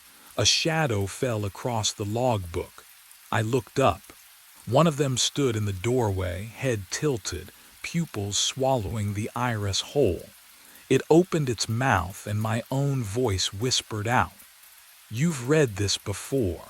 The formaldehyde burned sharper now, like it was inside my lungs instead of the air. I backed against the metal cabinets, breath coming in shallow gasps. The creature, no, the thing wearing my face, tilted its head at the same angle I'd seen in mirrors 1,000 times. But I wasn't doing it. I wasn't moving at all. Then the smell changed. Rain, asphalt, wet leather. Oh God. The memory surfaced like a body rising from deep water. 6 months ago. Sophie standing in our kitchen doorway, arms crossed, her voice tight. "You're choosing this place over us." "It's one more shift," I'd said, grabbing my keys from the counter. "We need the money. We need you here." But I'd walked out anyway. Drove through rain that hammered the windshield so hard the wipers couldn't keep up. The parking garage ramp was slick. I remember descending into the sub-level, the fluorescent lights flickering orange and sickly. I remember pressing the elevator button. Then, nothing, not sleep, not unconsciousness, just absence. Like someone had cut that entire night from my memory and spliced the film back together wrong. Have you ever lost time like that? Not forgotten, lost. Where the hours just vanish, and you wake up somewhere else with no idea how you got there. I pressed my palms against the cold metal of the cabinet behind me. The chill bit through my scrubs, grounding me in the present. The thing, the duplicate, remained motionless at the end of the hall, watching. If I couldn't trust my memory, maybe I could trust documentation. Donna's office. The personnel files were kept in there, locked in a gray filing cabinet behind her desk. I'd seen her pull them out before when the hospital auditors came through. Every employee, every hire date, every signature. I had to know. Moving slowly, I edged along the wall toward the corridor that led to the administrative wing. The duplicate didn't follow, it just watched, breathing in sync with me. The office door was unlocked. It shouldn't have been. Donna always locked it when she left the basement. Always. But tonight, the knob turned easily under my hand. Inside, her desk lamp cast a yellow pool across scattered paperwork. The filing cabinet stood open, just an inch. Like someone had been here recently, like someone knew I'd come. I found the personnel drawer, found the B section. Burke, Ethan. The folder was thicker than I remembered. I pulled it out, spread it on the desk under the lamp. Start date 6 months ago. March 15th. No, that's That's wrong. I've worked here 3 years. 3 years of night shifts and formaldehyde and signing logbooks. I remembered my first week, training with the previous assistant before he transferred. I remembered, but the date stared back at me. Official. Typed. Stamped with Harold Chen's signature. My hands shook as I flipped through the pages. Orientation checklist, benefits enrollment, background check, then a photo paperclip to the inside cover. It showed someone in morgue scrubs, same height, same build, but the face wasn't mine. And beneath the photo, in handwriting I recognized as my own, was a note I didn't remember writing. Tonight you'll understand why you can't leave. The file slipped from my fingers. Paper rustled to the floor. A sound echoed down the hallway, metal sliding on metal. Once, twice, 7 times, the drawers. I backed out of Donna's office, pulse hammering in my throat. The fluorescent lights flickered overhead, casting jittering shadows along the basement corridor. Formaldehyde hung thick in the air, but underneath, oh God, something else. Rot, fresh rot, like meat left out in summer heat. The duplicates were moving. I pressed myself against the cold cinder block wall, straining to hear. Nothing. No footsteps. No breathing. Just the electric hum of the lights and my own ragged gasps. How could 7 bodies move without sound? Down the hallway at the junction near cold storage, one of them stood. My face. My posture. Head tilted at an angle no living neck should bend. It didn't blink, didn't breathe, just watched. I squeezed my eyes shut, counted to 3, opened them 5 feet closer. My stomach lurched. The thing hadn't walked. It had simply relocated like a skipped frame in a film. Can you imagine that? Seeing yourself erased and redrawn closer, with no movement between. I ran. My shoes slapped tile, echoing obscenely loud in the silence. Behind me, nothing. No pursuit sounds. Somehow that was worse. I risked a glance back.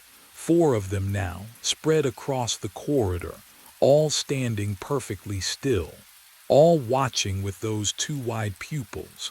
I shoved through the embalming room door, slammed it shut.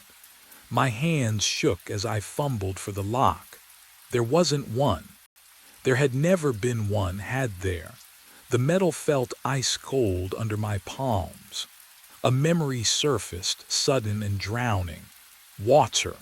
Cold water filling my lungs, burning like acid. My hand pressing the elevator button, over and over.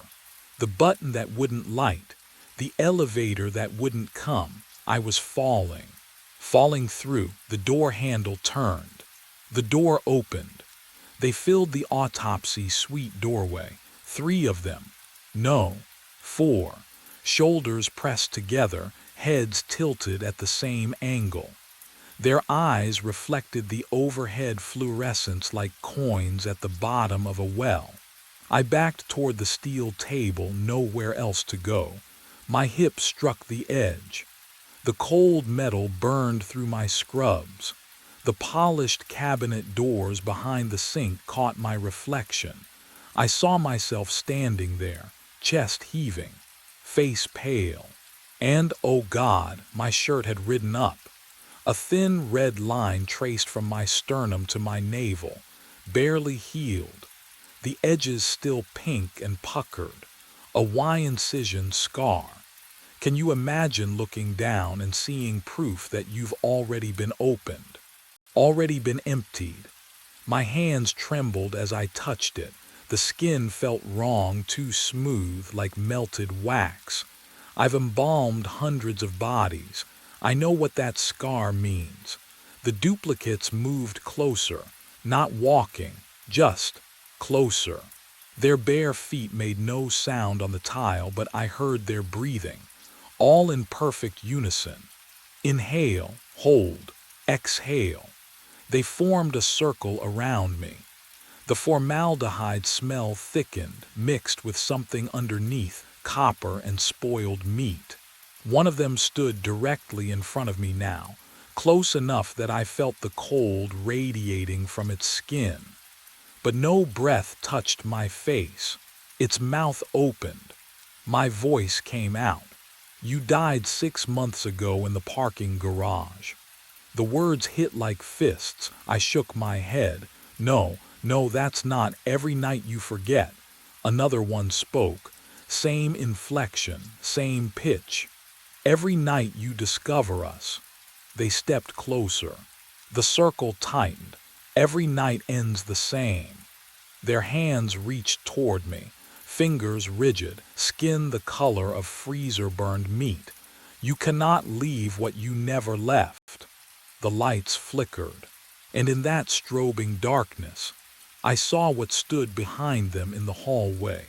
My phone buzzed against my hip. 7 a.m., end of shift. The duplicates didn't stop. They reached for me, fingers outstretched, skin the color of freezer burn.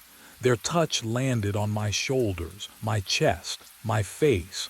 Ice, not cold ice. Like someone pressed my cheek against the morgue drawer for hours. I tried to jerk away, but my legs wouldn't answer.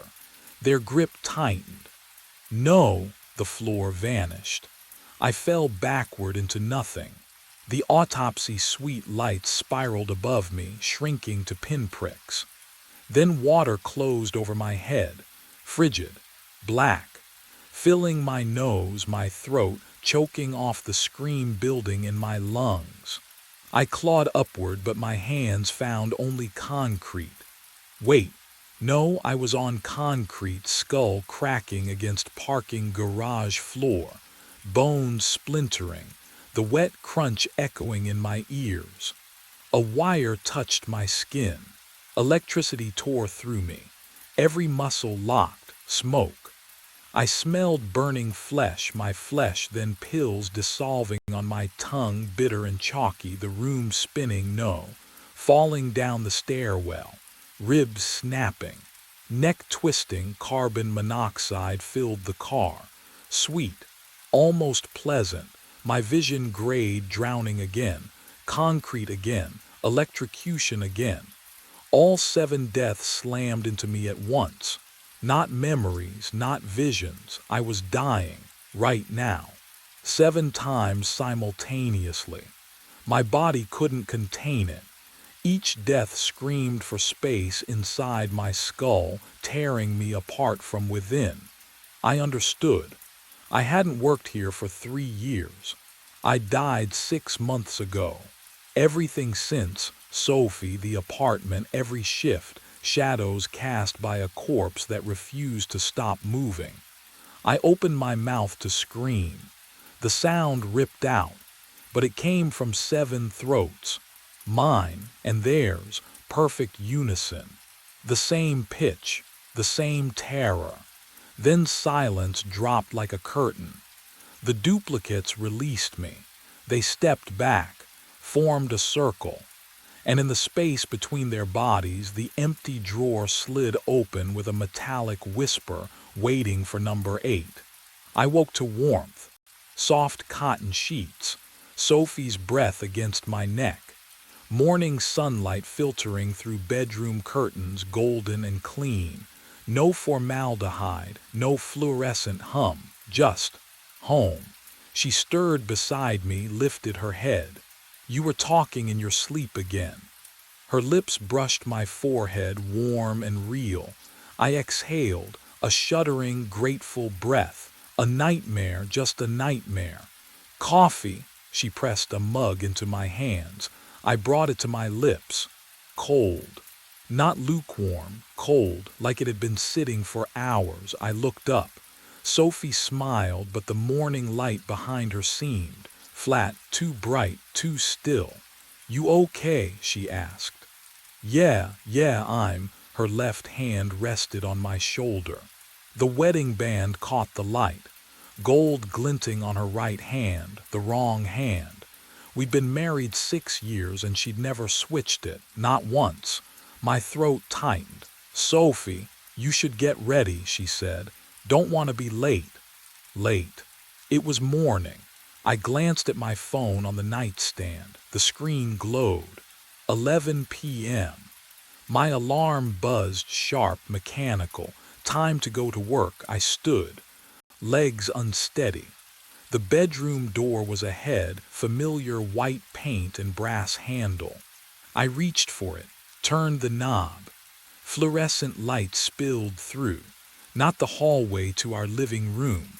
Not the narrow apartment corridor with wedding photos on the wall.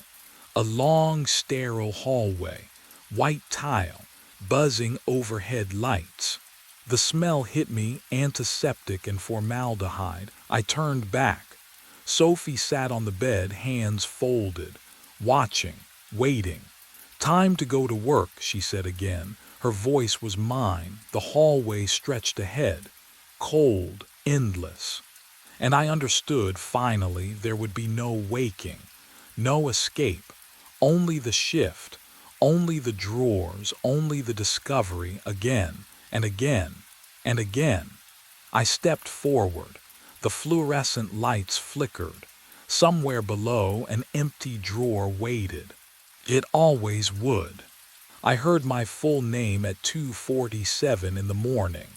Not Kyle, not Hey Man, Kyle Andrew Mercer, whispered through the monitors like someone stood inches from microphone 3. I froze. My coffee had gone cold hours ago, and the booth smelled like stale air and circuit boards. Studio B sprawled beyond the glass, empty. Every shadow exactly where it should be. I rewound the feed. My fingers felt numb on the mixing board, that particular cold that comes from being awake too long in a room without windows. The waveform spiked at 2:47. I isolated the audio and hit play. Kyle Andrew Mercer. The voice was barely there. A breath shaped into syllables, but it knew my name, my full name. I leaned closer to the monitors, and the hum of the equipment seemed louder than it should be, vibrating against my sternum. I played it again. Kyle Andrew Mercer, 1422 Ashland Avenue, apartment 7, my address. The room tilted. I gripped the edge of the desk. Who would know that? I'd worked here for 3 months. Never mentioned where I lived. Ray barely knew my last name. The overnight shifts were supposed to be simple. Monitor the automated recordings, log any glitches, go home at dawn. I rewound further. Found another spike at 2:38. Colleen. Your mother's name is Colleen. What would you do? Hearing something that shouldn't exist, something that knows you in a way nothing should. My hand started shaking. Not a tremble. A full shake that made the mouse click twice when I tried to save the file. I saved it anyway. The timestamp burned on the screen. 2:47 a.m. and Studio B remained empty. Or at least, I couldn't see anyone there.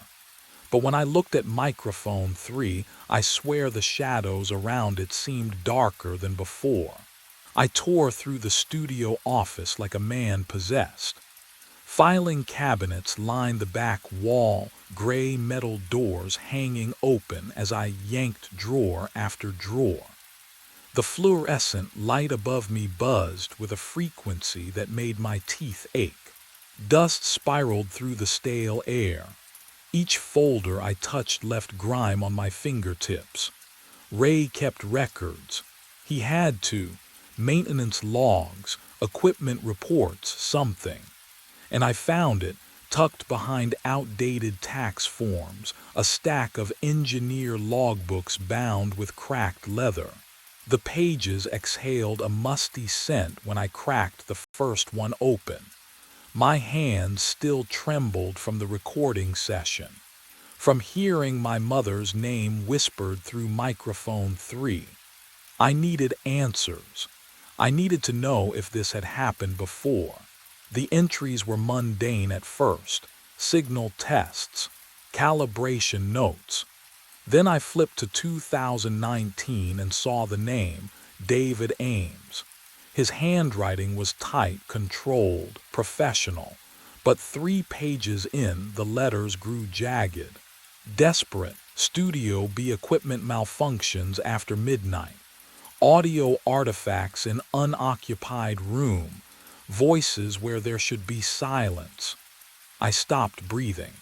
The next entry was dated a week later. Recommend retiring microphone 3. Something's wrong with the signal path. I keep hearing. The sentence ended mid-thought. The page after it had been torn out, ragged edges still clinging to the binding. David Ames never wrote another entry. No resignation letter in his file. No forwarding contact information. He just vanished. My phone vibrated against the desk. Sarah's name lit the screen. Third call tonight.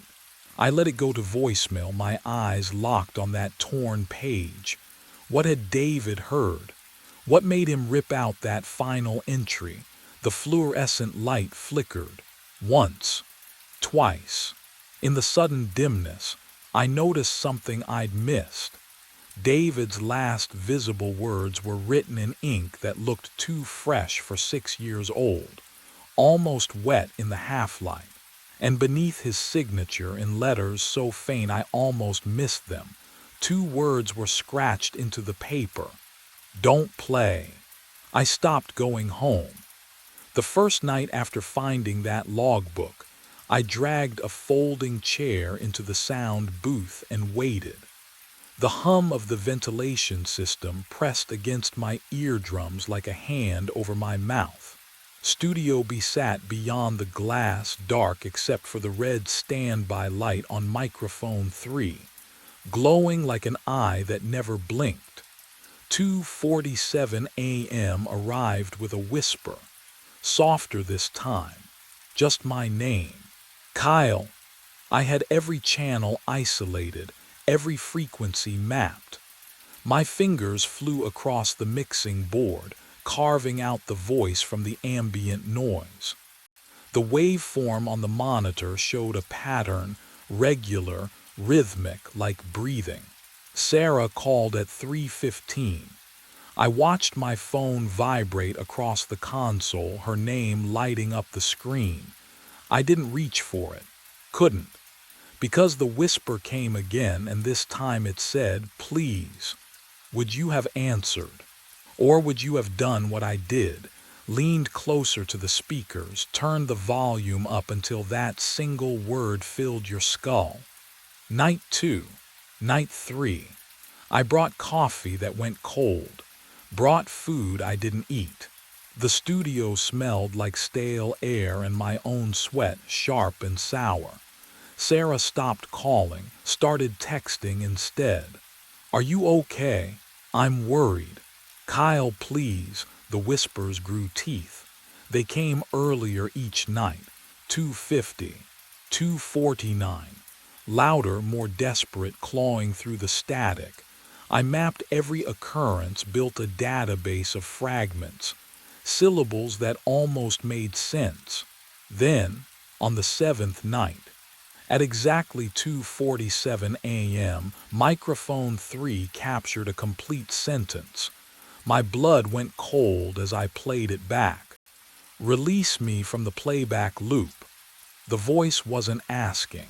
It was begging. And I realized, oh God, can you imagine? Someone was trapped inside the recording itself. But what I didn't know yet was that David Ames had written those warnings for a reason I couldn't escape. I spent the next 4 hours isolating frequencies. My fingers moved across the mixing board until they cramped, pulling the voice out of the static layer by layer. The hiss peeled back like dead skin. The booth smelled like burnt coffee and the ozone tang of overheated equipment. I hadn't opened a window in days.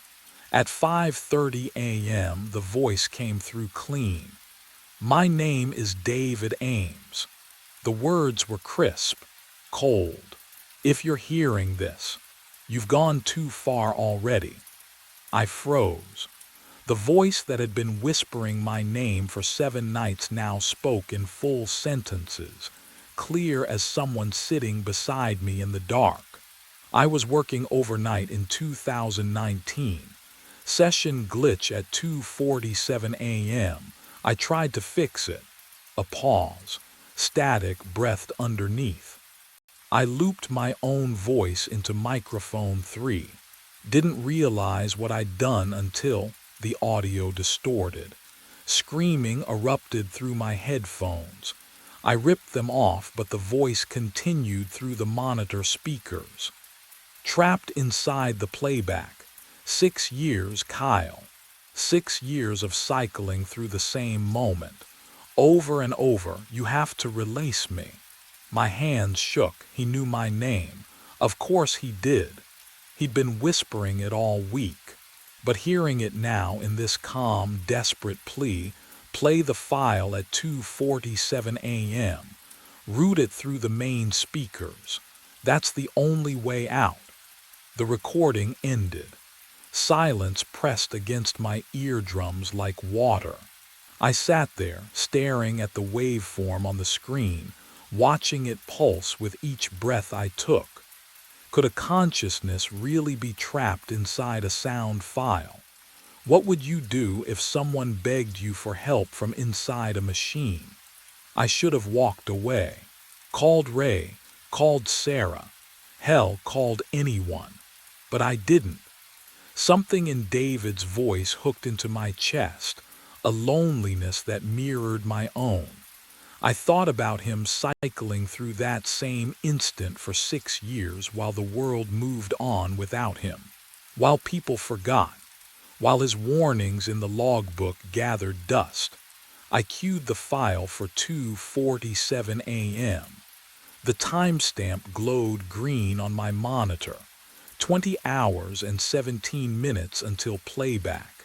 I leaned back in my chair and the leather creaked in a way that sounded almost wrong, too wet, too organic. My phone buzzed. Sarah's name lit the screen. I let it go to voicemail. Outside, dawn crept through the parking lot, but I didn't leave. I couldn't. The file sat there in the queue, waiting. David Ames waited inside it, counting down the seconds until I freed him. I just had to press play. But something about the way the booth smelled now, like copper beneath the coffee, made me wonder if freedom was really what waited at 2:47. The clock reads 2:46. My finger hovers over the play button. 20 hours of waiting collapse into 60 seconds. The booth smells like stale coffee and ozone, something electric beneath the familiar. I can hear my own breathing through the headphones, too loud, too fast. 2:47. I hit play. The speakers erupt. Not David's voice. Mine screaming, begging. Words I never spoke tearing through the air. "Please, no, please, God, someone help me. I've been here for years. I can't get out. I can't." My throat is dry. I'm not speaking, but that's my voice. My exact inflection. The way I swallow between words. The mixing board vibrates under my palms. The overhead lights flicker. Studio BS soundproof door rattles in its frame like something is trying to escape. Or get in. Can you imagine hearing yourself beg for mercy when your mouth is shut? The monitors flash white. One by one they blow out with wet pops that smell like burning plastic. Smoke curls from the center screen. Silence. Total. Absolute. The kind of quiet that presses against your eardrums. Then, footsteps. Soft. Deliberate. Coming from inside Studio B, I press my face against the booth window. The glass is ice cold despite the summer heat. Through the dim emergency lighting, I see a figure standing at microphone 3. Same height as me, same build. The air around it shimmers like heat waves over asphalt. My hand finds the window. Breath fogs the glass. The figure turns. Oh, it's wearing my face. It started walking toward me. Each footstep echoed through Studio B. Deliberate, measured, like someone remembering how legs worked. The burnt plastic smell still clung to the air, mixing with something else now, something metallic and sharp that coated the back of my throat. I should have moved, run, locked the door. I couldn't. My muscles had turned to stone, every nerve ending screaming contradictions at my brain. That was my face crossing the studio floor.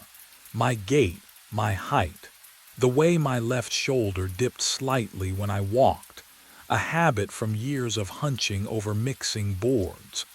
The double reached the booth window. It stopped inches from the glass, head tilted at an angle that felt wrong. Too far, too curious. Like it was studying me, learning me. I watched its chest rise and fall, breathing in perfect sync with mine. When I exhaled, it exhaled. When my heart hammered against my ribs, I swear I could see its pulse jump in its throat. Then it raised its right hand, pressed it flat against the glass. The cold hit me first, a shock of winter air that shouldn't exist in the temperature-controlled booth. I looked down at my own right hand, still gripping the edge of the mixing board, knuckles white. But on the glass, oh God, on the glass, a handprint appeared on my side. Perfect. Aligned exactly with the double's palm. Moisture beading at the edges. The whorls of fingerprints I'd know anywhere because I'd seen them every day of my 28 years. I hadn't moved my hand. The realization crawled up my spine like ice water. Have you ever felt your body betray you? Felt yourself somewhere you shouldn't be? I was looking through the glass, but I wasn't on the right side anymore. Somehow, impossibly, I was inside. Trapped in the audio system, the playback loop, the recording that had screamed my future in my own voice. The double was free. And then, the door handle turned. Metal grinding against metal. The booth door, the one I'd locked hours ago, swung open on hinges that suddenly refused to squeak. The double stepped across the threshold, its shoes making no sound on the floor I'd walked across 1,000 times. I tried to scream. My mouth opened. My lungs pushed air. Nothing came out but silence. My mouth opens. No sound. I try again. Nothing. Not even breath because I don't have lungs anymore. Just awareness. Formless. Trapped inside the hum of circuits and copper wire. The booth smells like burning ozone, sharp and chemical, like the air after lightning strikes too close. The double, my double, stands 3 feet away. It moves with my gait, my slight limp from the torn meniscus 2 years ago. It rolls my shoulders the way I do after sitting too long. It doesn't look at where I am because I'm nowhere. The figure walks to the mixing board. My fingers tap the power button. The monitors die. One by one, click, click, click. Methodical, calm. Then it grabs my jacket from the chair back and leaves through the booth door. I want to follow, but I can't move. Can you imagine that? Not being paralyzed, but simply not existing in space anymore. Then the vision shifts. Security camera feed, parking lot angle, grainy green night vision glow. I'm seeing through the studio's surveillance system. Somehow, the double walks across wet asphalt, rain catching in the overhead light, and unlocks my Honda with my key fob. The brake lights flare red. The engine turns over. My car pulls out of the lot at 2:51 a.m. Gone. The feed cuts to black. I'm alone in the static, and then I feel it. The pull, backward through time like a fishing line reeling in. The booth reassembles around me, not as a place I can touch, but as data I perceive. The timestamp in the corner of the dead monitor reads 2:47 a.m. It repeats, 2:47 a.m. I watch myself, the real me, the old me, sit at the mixing board. I watch my hands cue the isolated file. I watch my finger hover over play. Then the explosion of sound, the shake, the silence. 2:47 a.m. Again. The same 4 minutes. Over and over. I'm caught in the playback loop, experiencing my own displacement on infinite repeat, and the worst part is that I remember every single cycle. They don't overwrite each other. They stack, layer upon layer of the same terror. How long has it been? Hours, days. I try to surface, to push against the current. Something gives. I feel pressure, not physical, but vibrational, frequency-based. I force myself toward the microphone input. Toward microphone 3 in Studio B I surface, gasping. But I'm not breathing. I'm pulsing through the diaphragm, vibrating the air itself. And for one brief second I exist as sound instead of silence. Then the loop catches me again and drags me back under. But I'd felt it. The edge. The possibility of reaching whoever comes next. The question was whether they'd listen, or whether they'd make the same mistake I did. I focused everything I had on microphone 3. The connection felt like threading a needle in the dark. My consciousness, if I could still call it that, compressed into a single point. A whisper, a breath. I pushed myself toward the cold metal mesh of the microphone in Studio B, feeling the electrical hum beneath its surface. My voice crackled through, static first, then words. Kyle Mercer. It came out wrong. Hollow. Like air escaping from something already dead. I tried again. 15:03 Brennan Street. The words scattered across the frequency spectrum. I had to hold them together, keep them coherent. But the loops made it difficult. Time folded back on itself every few minutes, and each cycle took something from me. A memory, a sensation, pieces I couldn't afford to lose. Mother's maiden name, C. Caldwell. My voice trembled through the speakers. Would anyone hear? Would they believe? Can you imagine losing yourself one word at a time? I repeated the information. Address, mother's maiden name, my employee ID number, anything to prove I was real, that I existed. That Kyle Mercer wasn't the man who drove home in my car, but something felt off. The studio air tasted metallic through the audio sensors, wrong, like copper pennies dissolving on a tongue I no longer had. And my memories, they weren't sitting right anymore. David Ames, the logbook entry, the warnings he left behind. Wait, I surfaced again at 2:47, whispered my name, my address. The loop reset. I tried to remember David Ames's handwriting in that logbook. The date, 2019, 6 years ago, but the memory shifted when I touched it. David Ames hadn't written those warnings as an engineer documenting strange sounds. The handwriting was too desperate, too fragmented, just like mine would be now if I still had hands to write with. Oh, no, David Ames hadn't quit. David Ames had been trapped here, before me, inside this same loop. And if he'd been here since 2019, then who had he replaced? The realization tore through me like feedback screaming through blown speakers. This wasn't a 6-year-old glitch. The loop was older. How much older? How many voices were cycling through Studio B right now, all of us whispering our names into the void, hoping someone would listen. The footsteps were different. I'd looped through 2:47 a.m. so many times that I knew the rhythm of silence.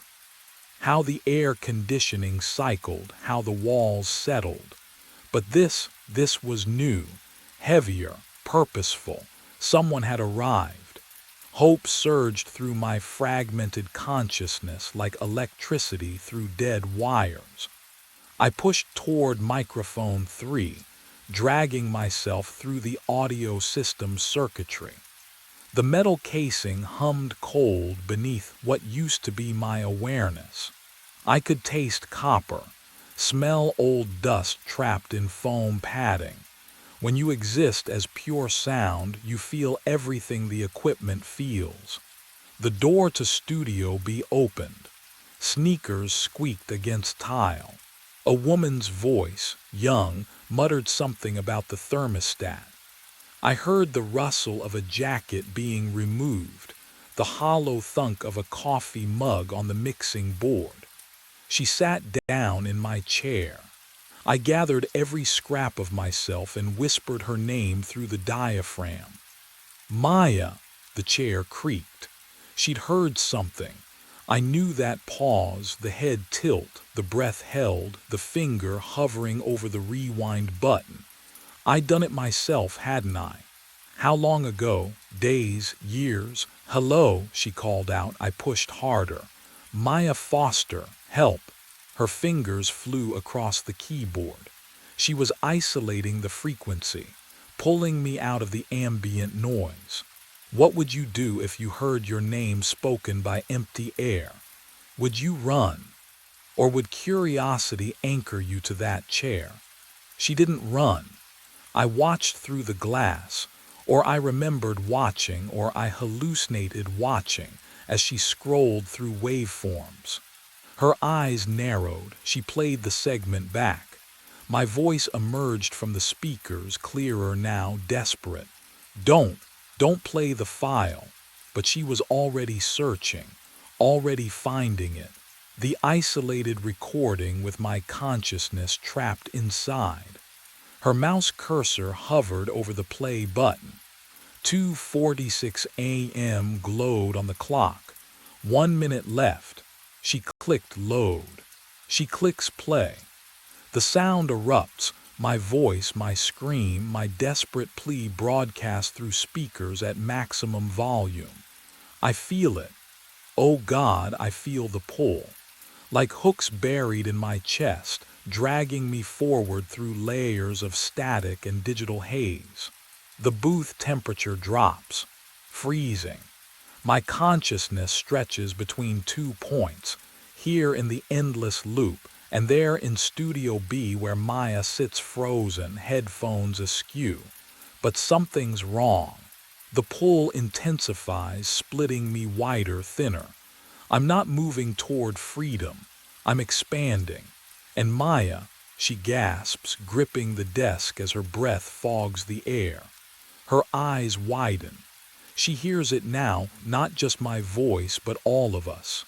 David Ames whispering coordinates. Someone older, fragmented, begging in a language I don't recognize. We're a chorus of the trapped, humming through copper wires and circuit boards. The clock resets. 2:47 a.m. Can you imagine what that feels like? To fracture into sound itself. Maya stumbles backward, but she doesn't leave. She just stares at microphone 3, listening. Somewhere beyond these walls, my doppelganger wakes in my bed, my apartment, my life, Sarah's warmth beside him. He'll brush his teeth with my toothbrush, drive my car, live, and I'll surface again next week, next month, whispering names to the next curious engineer who works the graveyard shift. Studio B hums, the loop tightens. We wait in the frequency between silence and sound, trapped in the 247 that never ends. The steam in the mirror was clearing. I stood frozen in the bathroom, knuckles white against the porcelain sink. The shower had been running when I walked in, still running. That hissing, endless sound filling the small space with wet heat that clung to my skin like a second layer. My reflection stared back at me through the fog, and behind it something moved, a figure in the shower, standing motionless behind the curtain of my own reflection. No, not behind the glass, inside it. I watched my mirror self just stand there, mouth slightly open, as the figure raised one dripping hand. Water streamed down its arm. Its finger touched the glass from the other side. It began to write, S-T-O-P. The letters appeared backward from my perspective, carved through condensation by something that shouldn't exist. Stop delivering here. My breath caught. I spun around so fast my hip cracked against the counter. The shower was empty. Curtain pulled back. Tiles bone dry. Not a single drop of water anywhere except, the mirror. I turned back slowly. The message was still there, still wet, still dripping down the glass in cold rivulets that caught the flickering bathroom light. What would you do? Would you touch it? I did. My fingertip met the letters. Ice shot through my hand. Not cold like winter, cold like nothing, like the temperature where things stop existing.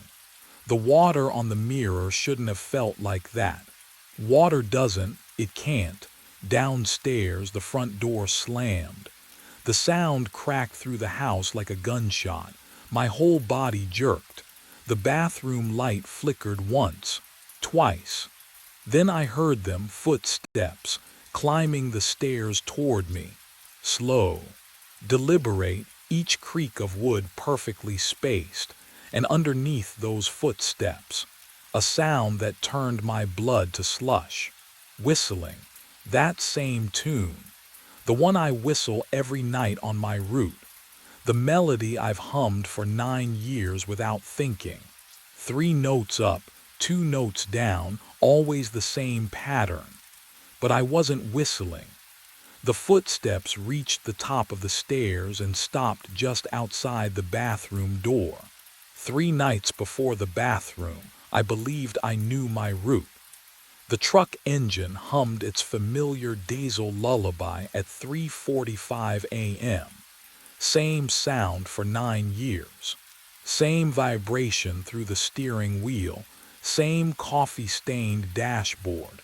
Same stack of bundled newspapers smelling of ink and wood pulp behind my seat. The Belmont district slept under streetlights that flickered in perfect rhythm. I'd memorized which ones buzzed, which stayed silent. House 82, sprinkler timer broken, always leaves puddles on the driveway. House 109, porch step creaks on the left side, never the right. House 214, Rottweiler named Bruno starts barking exactly 4 seconds after my door slams. I wasn't just familiar with the route. I was woven into it. Can you understand that kind of knowing? When your body moves through space without thought, when every turn is muscle memory, when you could drive it blind. I should have been able to.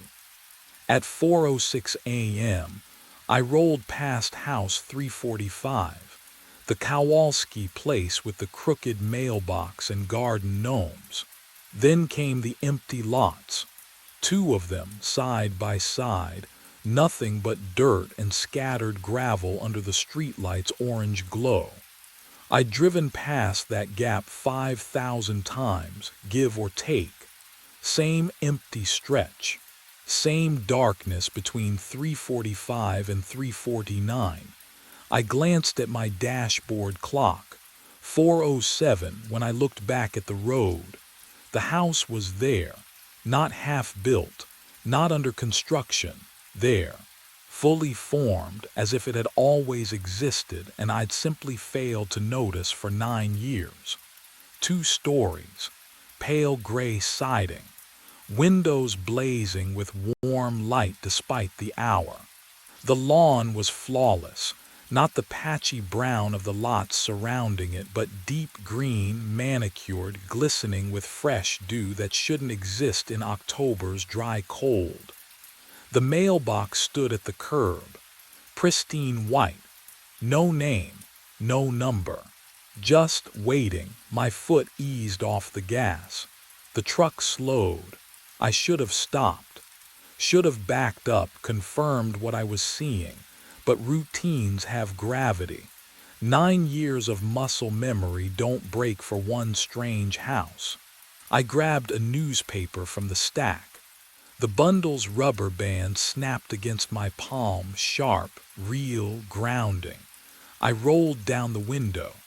Cold air poured in, carrying no scent at all. Not grass, not exhaust, not the usual pre-dawn smell of sprinklers and asphalt. Just absence. I threw the paper. It landed on the porch with a soft thump.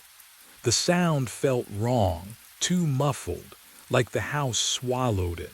Every light inside remained on. No movement behind the windows. No shadows, no flicker of a television, no sign anyone lived there. But the lights blazed as if the house was awake, waiting for me to acknowledge it. I drove on. 3 houses later, my hands were shaking. Not from fear, not yet. From wrongness. From the certainty that something had been added to my route without permission, without warning, without any logical explanation. The Belmont district didn't just sprout houses overnight. There were permits, constructions, crews, months of noise and dust. This house had appeared silently, perfectly, between one heartbeat and the next. I finished the route on autopilot. 73 houses, same porches, same dogs. When I circled back past the lots on my way to the depot, I slowed again. 4:41 a.m., still dark. The streetlight still flickered orange. The house was gone, just dirt, just gravel, just the empty stretch I'd known for 9 years, as if nothing had ever interrupted the space between 3:45 and 3:49. I sat there, engine idling, staring at the vacant lot. My mouth tasted like copper. My newspaper, the one I'd thrown, was nowhere. No paper on a porch that didn't exist. No evidence I'd delivered to a house that hadn't been there. I checked my watch. 4:07 was 17 minutes behind me, but the memory was fresh. The lights, the lawn, the mailbox with no name, the sound of the paper landing, and disappearing into something that pretended to be a home. What I didn't know yet, what I couldn't know, sitting in that truck with my heart knocking against my ribs, was that tomorrow night I'd drive past those lots again at 4:07, and the house would be waiting, not gone, not a hallucination, waiting for me to come inside. 24 hours later, I told myself I'd imagined it, But at 4:07 in the morning, my headlights swept across the same stretch of road. And there it stood. House 347. Same perfect lawn glistening with dew that shouldn't exist in October's brittle cold. Same yellow glow spilling from every window like something alive and waiting. My hands tightened on the steering wheel. The vinyl creaked under my palms. I pulled over, killed the engine. The silence pressed against my eardrums. No distant traffic, no wind, just my own breathing fogging the windshield. I grabbed my phone and opened the GPS history, fingers trembling slightly as I scrolled back through yesterday's route. The timestamp showed 4:07. The coordinates placed me exactly here.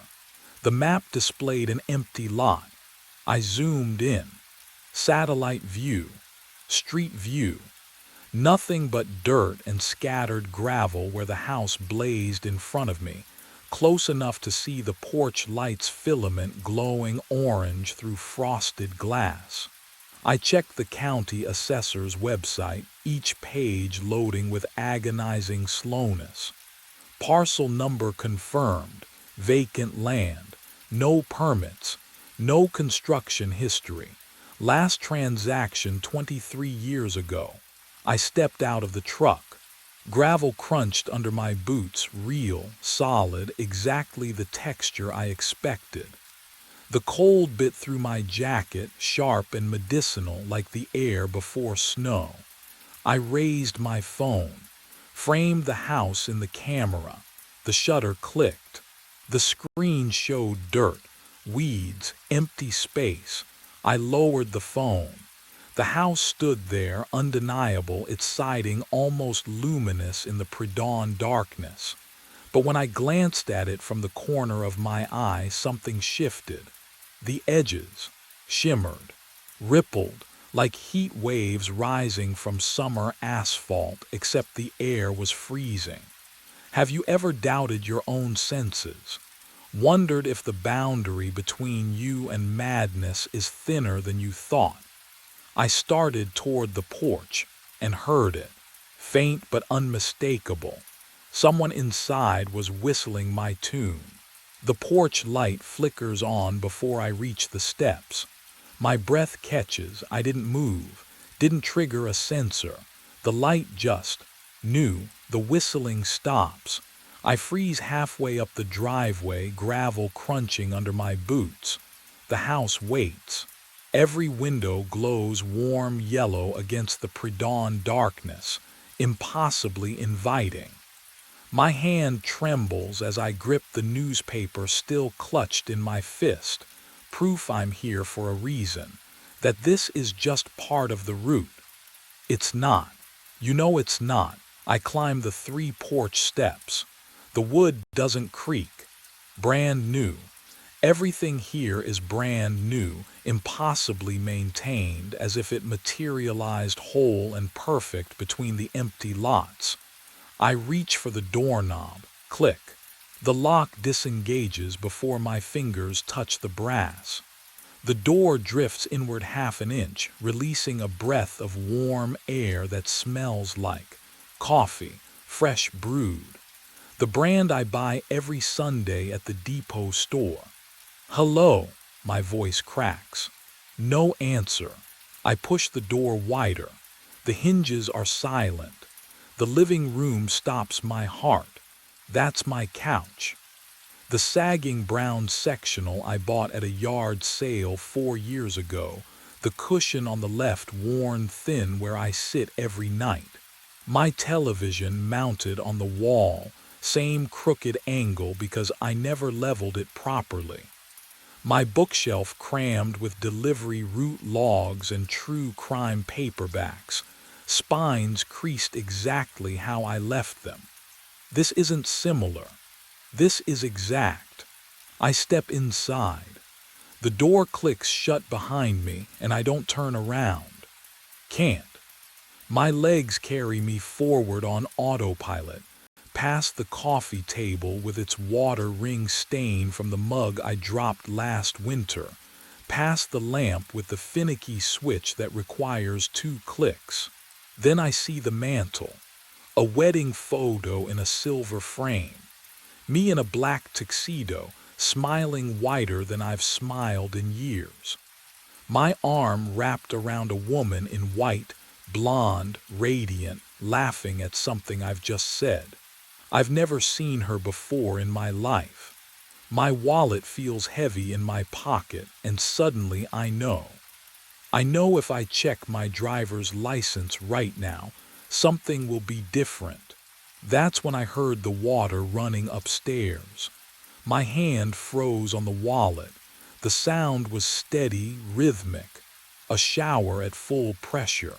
I hadn't touched anything. Hadn't been up there yet. The leather felt slick with sweat as I dropped it back into my pocket. The sound pulled at me, a hook behind my sternum. What would you do? Stand there in that stranger's living room wearing your face, or climb those stairs? I climbed.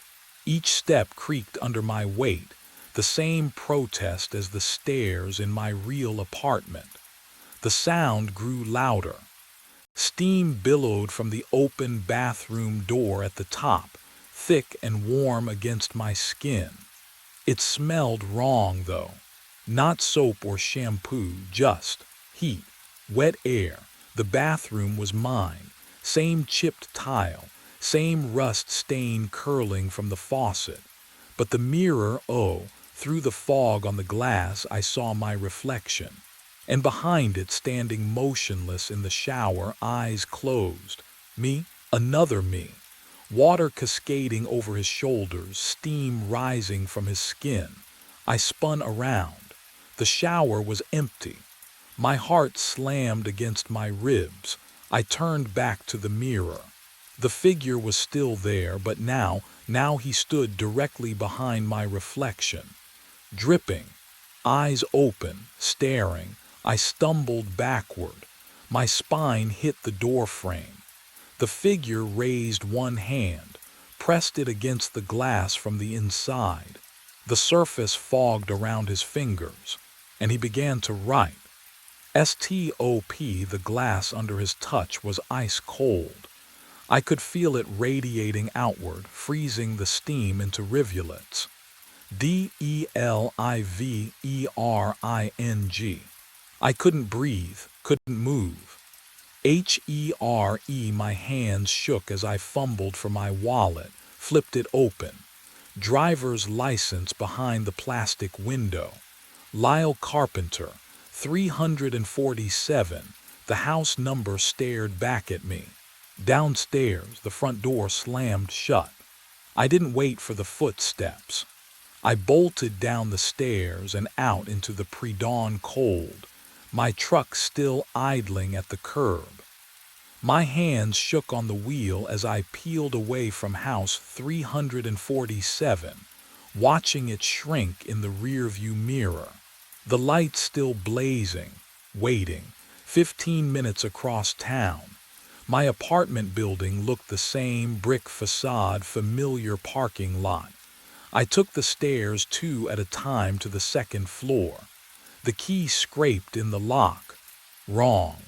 Not broken, just resistant, like the metal didn't quite remember the shape of the pins. Inside, I flipped the light switch and froze. My couch, my coffee table, my life, but the coffee table sat an inch to the left of the carpet indentation.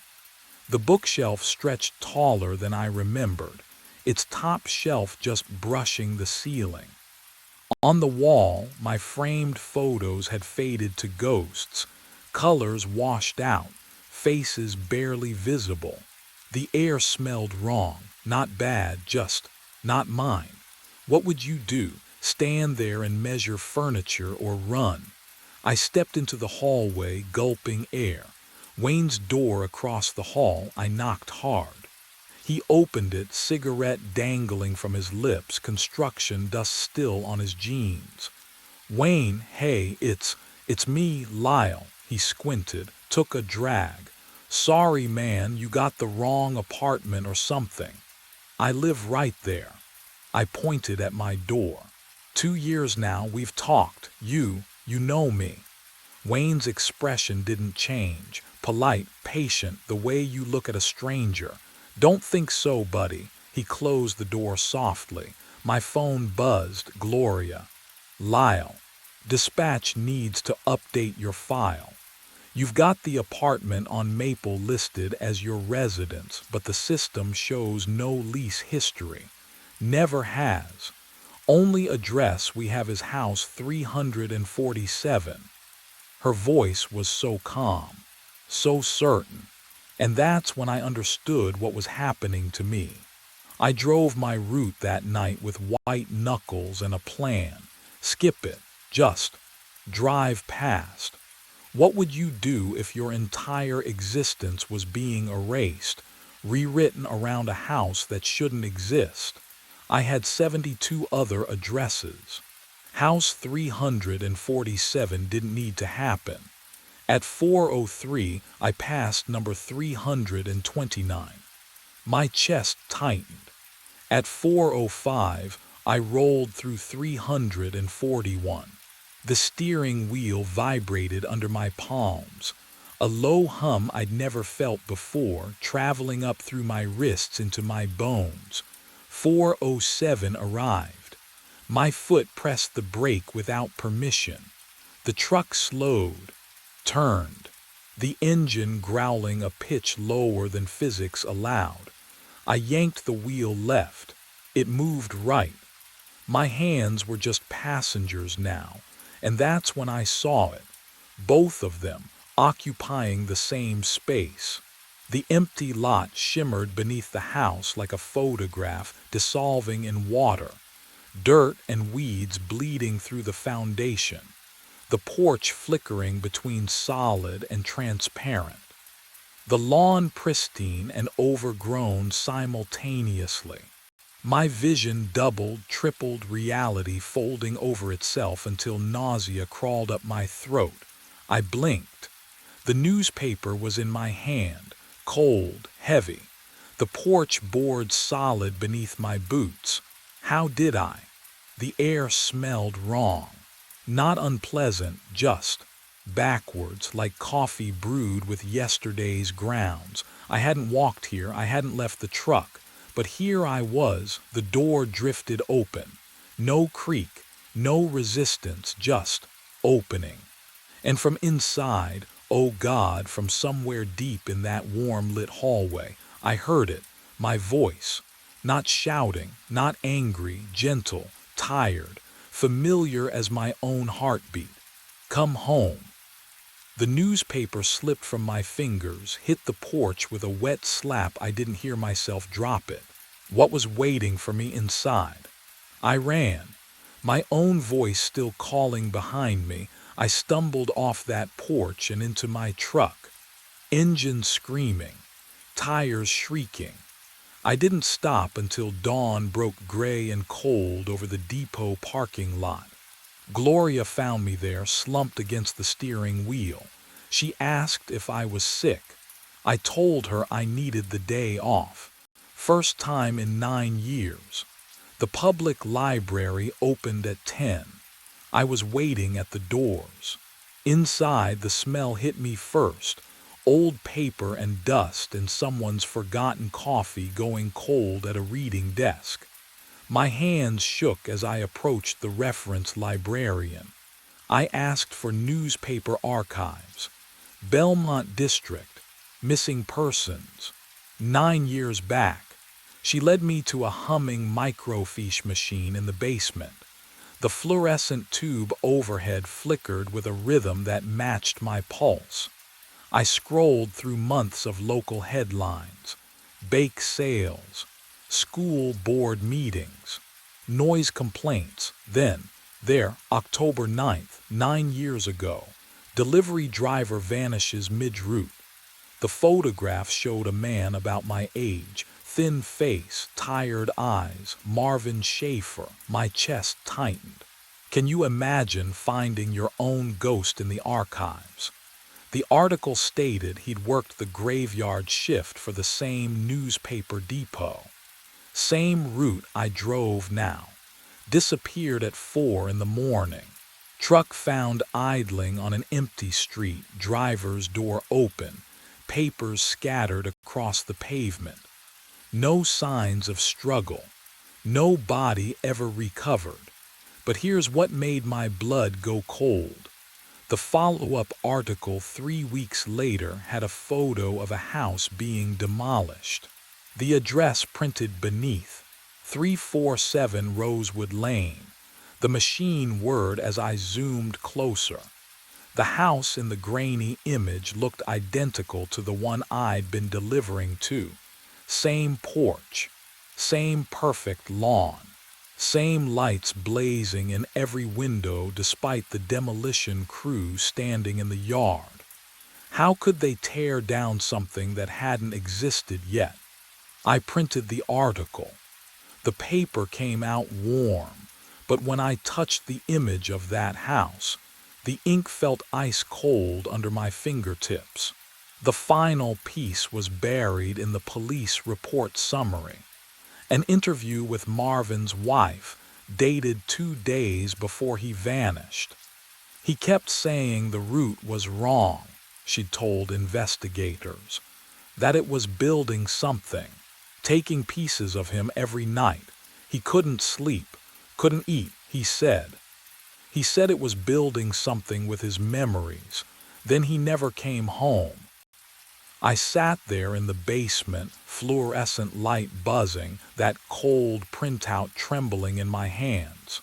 Marvin had driven my route, seen what I was seeing, and whatever lived at house 347 had finished with him, which meant tonight when I went back, they both exist at the same time now. I stand in the middle of the street at 4:07 in the morning, and reality has split down the center. To my left, house 347 glows like a beacon, every window blazing, porch light warm and inviting, the lawn impossibly green even in darkness. To my right, 3 miles across town, but somehow right here, my apartment building sags against the pre-dawn sky. Windows dark, bricks crumbling, the stairwell railing I've gripped for 9 years now rusted through. The air between them smells wrong, copper and static. I can't move, can't choose, my lungs pull in breath, and I hear it echoed back to me. The front door of house 347 opens.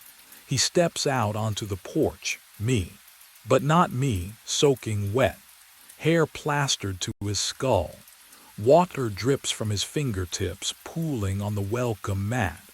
His chest rises and falls in perfect synchronization with mine.